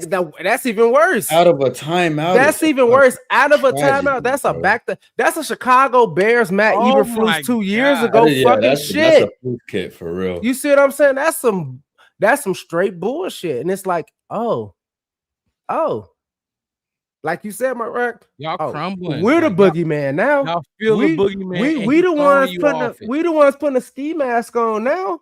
Okay. Bunch And of that's poop how ices out there. yeah. Now it's like, all right, cool. And like I said, that's how we're gonna win this game. They can do what they're gonna do. They're gonna do it. The Puka, you showed the stats, Mystic. Some of these guys are gonna do what they're gonna do because that's what they do. They're NFL players too. But when you get them in that, oh man, I gotta catch that thinking. Y'all are killing me in the fucking And chat the today. chat was man. on fire today. Look, the chat, look, y'all snapped tonight. Y'all Appreciate, was so especially chat. who was it? JR. I wrote their names down. No, JR for Luis. sure. But who the one that gave us that who the two best Bears of players Was of that our Christopher time? Brown? No, that wasn't him. It was like I think that was JR. straight from the go. That's who. Oh it no, was. you Straight right. from the You're go. right. Straight Yep. from the go. It was straight from the go. Everybody that's watching right now, if you have not already, hit the like button, subscribe to the channel, the Blackbird Podcast. One word, no spaces. We gonna be here live for y'all after the game. We not done tonight. We still about to give our predictions, but we appreciate everybody that just come in here and chop it up with us. We like to be interactive with the chat, whether you send a super chat or not. We encourage the super chats though. You know, we might, be even. It's guaranteed to get on the screen and have us talk about it. But look. So let's give some predictions on this game, and let's do it this way. Score predictions, then bold predictions. Okay, we can do that too, but okay, so I'll add one on. I want to get one thing: offense, defense, or whatever. One thing you feel the Bears need to do to win this game. One thing that you feel the Bears need to do to win this game. Give a score prediction and then give a bold prediction. So there's 3 layers to it. You could mix it up however you want to mix it up. I'll go first. Unless anybody want to go first. Otherwise, I'll go first. The Chicago Bears absolutely, not absolutely, I ain't gonna use that word. I'm gonna just say they need to just start fast. And when I say start fast, I don't need you to end the first half with 21 points. In that first half with 10. You know how long, how much that will, how far that will go for this offense and this team if you just have 10, just have 13, 8 in the first half. We've had 3 or 0. That's like 38 points, 44 points. We scoring 25 in the fourth. No, for real though. I'm just saying, if we scoring 25 in the fourth, that's putting you at 35, 41, 42, 39, So 38. when I say just start fast, I'll let y'all put the number in. So Just start start fast fast. is what you okay. That's your game key. That's what I think they need to do. Oh, y'all want to go? I was gonna go through all 3 my game key, but we could do Your all game game key? keys first. Well, yeah, let's go one by one. So Okay. I'll be forgetting y'all stuff sometimes. Okay, start fast. Whether that's a touchdown, it got to be a touchdown up. It can't be just 3. Start fast is a touch, pay dirt and up. I'll be cool with 7. And that's a low bar when I say start fast. But if you hit pay dirt, you got paid at some point. Don't give me 3. So that's my what the Bears need to do in this game. One thing. I got we need to be effective against a run game. Stop the run. Stop the run. If we stop the run and get them on these long down situations or whatever, that's when these DBs can have the matchup that they really want. That's when they can put their hard hats on and go to work for real. So you got to get them And I'm not even really saying that we're gonna be able to do a whole lot to make Matt Stafford uncomfortable. I think that he's been here before. He's not gonna be that uncomfortable. But you got to get yourself in these positions to where these matchups, the favorite in these matchups, they start showing up big time when they can't move the ball on the ground. What you got, Wes? My game key, I'm gonna say a sentence and then I'm gonna give you the summary of the sentence. I need Ben Johnson to coach a good / complete game. And what I mean by that is simply score in the red zone. If it's 3, take the fucking 3, bro. Take what they give you. Take the fucking 3. If it's 4th and 11, don't go for it, man. Kick the field goal. Take the 3. Take the 3. Take the points. Take the points, especially in the red zone. Especially in the red zone. Now, if you want to kind of have like both of Caleb interceptions from the last game, like if you 35 yards away, 40 yards away, it's kind of a long kick. It's gonna be cold. It's gonna be kind of windy. You know, Santos is he did great last game. I'm not knocking that on him, but Caleb throwing those interceptions. Luckily, they didn't get ran back further than what they were. They turned into punts. They turned to basically right. Exactly. I was gonna say that they basically turned to punt, but coach a complete game, bro. Score in the red zone. If you got to punt. Put that defense out there. Start them off early like they did in the third quarter. Let's start that in the second quarter. Those 3 and out. And like you said, my guy, let's put some points on. Let's keep it close to where they get shaky because they close now. What are they gonna do in the next 2.5 quarters? Kind of idea. I'm gonna say this, real Bears fan. That ain't happening. And we talked about betting on whether Stafford was gonna be first ballot. We can find this bet out. At a couple weeks after the end of the season. Ben is not winning Coach of the Year. That ain't gonna happen. I guarantee you that ain't gonna happen. So, all right. So let's give our game prediction and then bowl predictions if y'all would like to give one. Y'all want me to go first again, or it don't matter. All right, I'll take it away. My game prediction will be Chicago Bears win, of course. Can't pick against them. I don't care how you just the fact that anybody is even like Bears fans really picking against them. I've seen some picking against them. Bears. I'll go 20.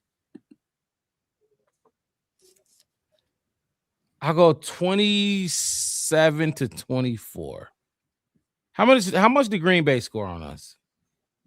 20. Was it 27? 4.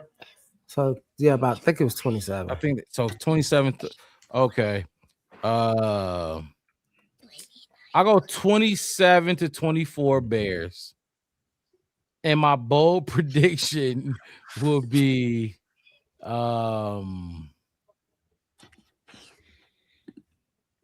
is this bold anymore? I can't go Caleb. Oh, okay. This will be might as well. I don't think that's bold anymore. I'm gonna go 3, but I'll go 3 rushing touchdowns. Is that bold? No, how about this? Two interceptions. 2 interceptions from the defense on Matthew Stafford.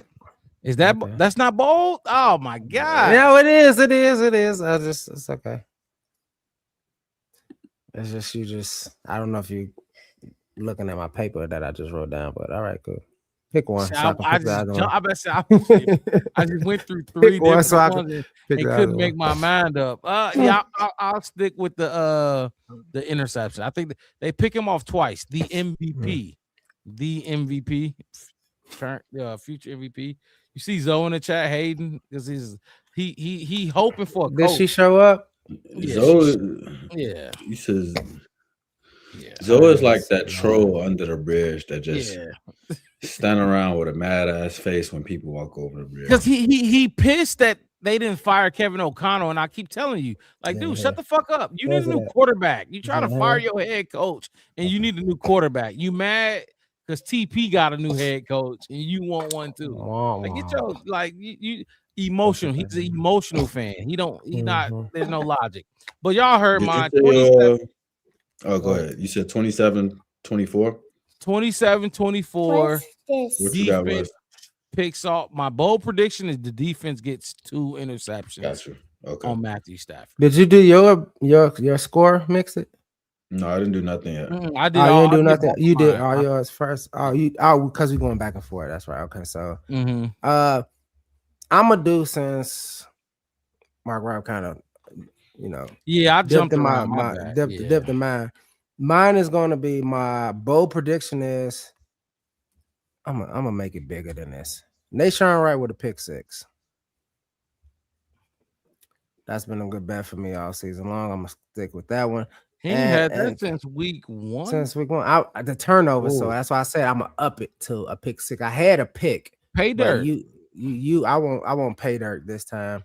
Absolutely. And then to make a parlay out of it, as the gamblers say. Okay. Swift with 2 rushing touchdowns.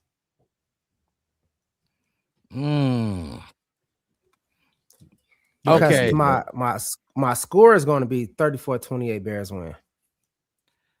I think you'll cash in on that. You'll hit on Swift, but I don't know about that. The pick 6 is the one that's gonna make you a thousand there. Yeah, that's it. I got some bets at the casino. I'm gonna tell you after the season over.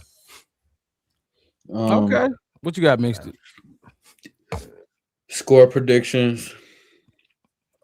Like I told y'all, I think this game is 1st to 30. And I think it's going to be a real shootout. I don't think this cold is going to stop Matt Stafford from being able to perform. Mm-hmm. But I got 38-31 Bears. They don't put up some points, huh? I think that with the way that this Rams secondary has been playing, if they're gonna give you 28 out the door, I think we can go get Timo. Okay, we got a field goal and a field goal and a touchdown. You know what I'm saying? I like kicking in these elements. Cairo is no stranger to, so I don't think he's gonna have a problem with that at all. I got 2 bold predictions. Man, there's so much we could have talked about because we didn't even talk about this either. The Rams have had one of the worst special team performances all year. And Devin Duvernay been cooking. I don't think he's gonna get a house call, but I think Devin Duvernay can put up at least 100 return yards in this game.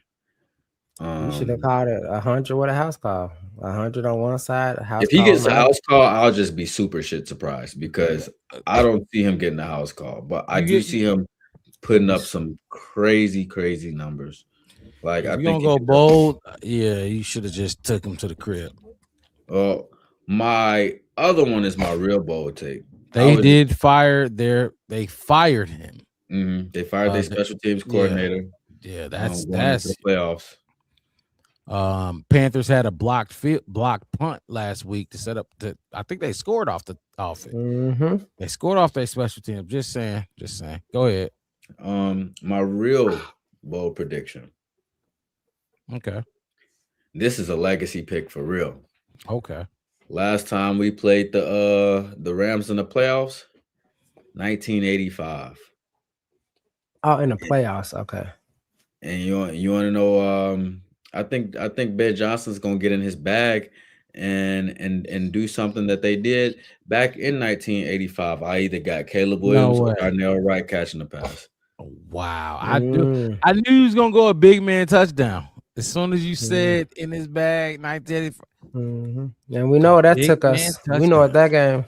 I guess it feels like he does that though. Like when it comes to Ben Johnson and these trick plays and stuff, it feels like he be pulling them from these moments and stuff, like where it's like the Caleb pump fake. Remember how we was talking about that and how he pulled that from another team's tape? It was just like, oh yeah, we like how this looking. Like I feel like he definitely looks at a lot of these old tapes and stuff like that, gets inspiration from it.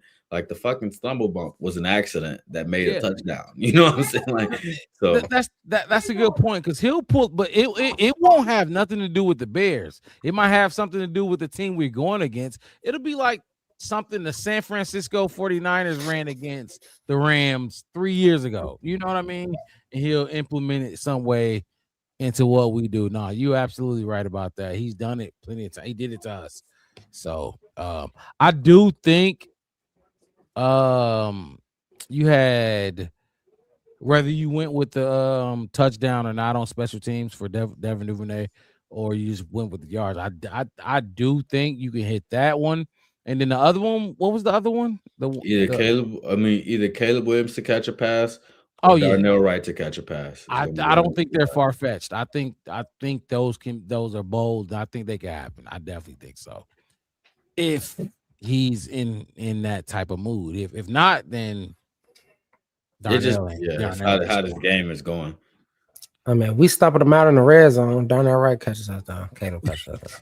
I'm talking about he gave Theo a chance to catch a touchdown a couple weeks ago, but the Packers just they clipped his ass. They clipped the fuck out of him, yeah, because that's what Caleb was supposed to, and he threw it to Coach Loveland. But Ben and everybody, they was like, yeah, it was supposed to go to Theo Benedict, but they didn't call a flag, so or whatever. Man. One more time, my score was 27-24. Wes, what was your score again? Just one more time. I got it. I wrote down. Mossy, let me tell everybody score. I got everybody's score right. Mark Robb, 27-24. Bears win. Marcus mixed it, 38-31. The real score, Chef West says 34-28. 34-28. I can get behind that too. I mean, I feel closer points to being scored. First to 30 is where I think this game is headed. If nobody scored 30 points this game, I feel like the weather just turned for the worse. Yeah. Yeah, right now it says it's gonna be clear skies. It's gonna be cold as hell. Cold as hell. What is the temperature and in the real feel? It's supposed to be somewhere under the 20s and feel like almost zero. That's what I last heard, I think. Yeah, it says actual high 19, low 10, feels like 11 and -2. The wind is gonna be important. Otherwise, the cold ain't gonna matter. If the wind ain't a factor, which that's what the real feel is about, the wind, how cold the wind is making it feel. That's really the most important thing. I mean, I just want to end the show. We're always gonna get it because we next to the lake. So it depends on how the Pope feel. Whatever Leo say, it's gonna go. I almost did too much on that. I agree. The Pope show up for us. We got actually 2 more games to reach the Super Bowl. We got this one and one more. Hopefully they both at Soldier Field. That's gonna be crazy. That's gonna be a magical season, fellas. A magical season. And we've been here to cover it from the fucking preseason, even before that. The grind of fucking off season. We've been here every week, multiple times a week, talking about this team. JR, everybody else I think Christopher sent one. Everybody who sent super chats on our first day of being eligible for super chats, much loved it. Bear Truth. Bear motherfucking Truth. JR, Christopher Brown, Ruiz, Tokyo Shaw. JR again. Yeah, Tokyo Shaw sent one, didn't say nothing. Chris Brown died 76 sent one. JR ain't going sent one. Bear Truth sent one. 2. I mean, sent 2. Sent 2. Yeah, he sent 2. I mean, I'm just saying he sent them. Much love. Exactly. Now, win, lose, or draw. I need to hear all y'all smart Bears fans because y'all we know a lot. This Bears community know a lot. Win, lose, or draw. Let's come in here on Sunday, and we're gonna talk about what the fuck we saw on that field from Caleb, Ben Johnson, the run game, Dennis Allen, everybody. Appreciate everybody tuning in to the Black Bear Pod. My daughter said we got glitter. We got orange glitter. So we win. It's gonna be. yeah. Hey, hold on, Mark Rob. Let me close this out real quick. Go ahead. Close this out. Go ahead, do your thing. I just want to say this real quick. We've been on this show for 5 hours tonight, and at no point during the show, not one single point during the show, did this watch count drop below 50. So we know y'all watching, and we appreciate every single one of y'all that tunes in. If you haven't already, make sure y'all subscribe. Make sure y'all like the channel. If you're watching on anything other than YouTube, go ahead and click the link, hop over, give us a sub. If you missed any parts of the show, we will be dropping the different segments on the YouTube so y'all can catch up. And if y'all ain't get y'all comments in tonight, make sure y'all drop them in those comments so we can talk about it. As Mark Rob would always say, go ahead. The Black Bear Podcast, one word, no spaces.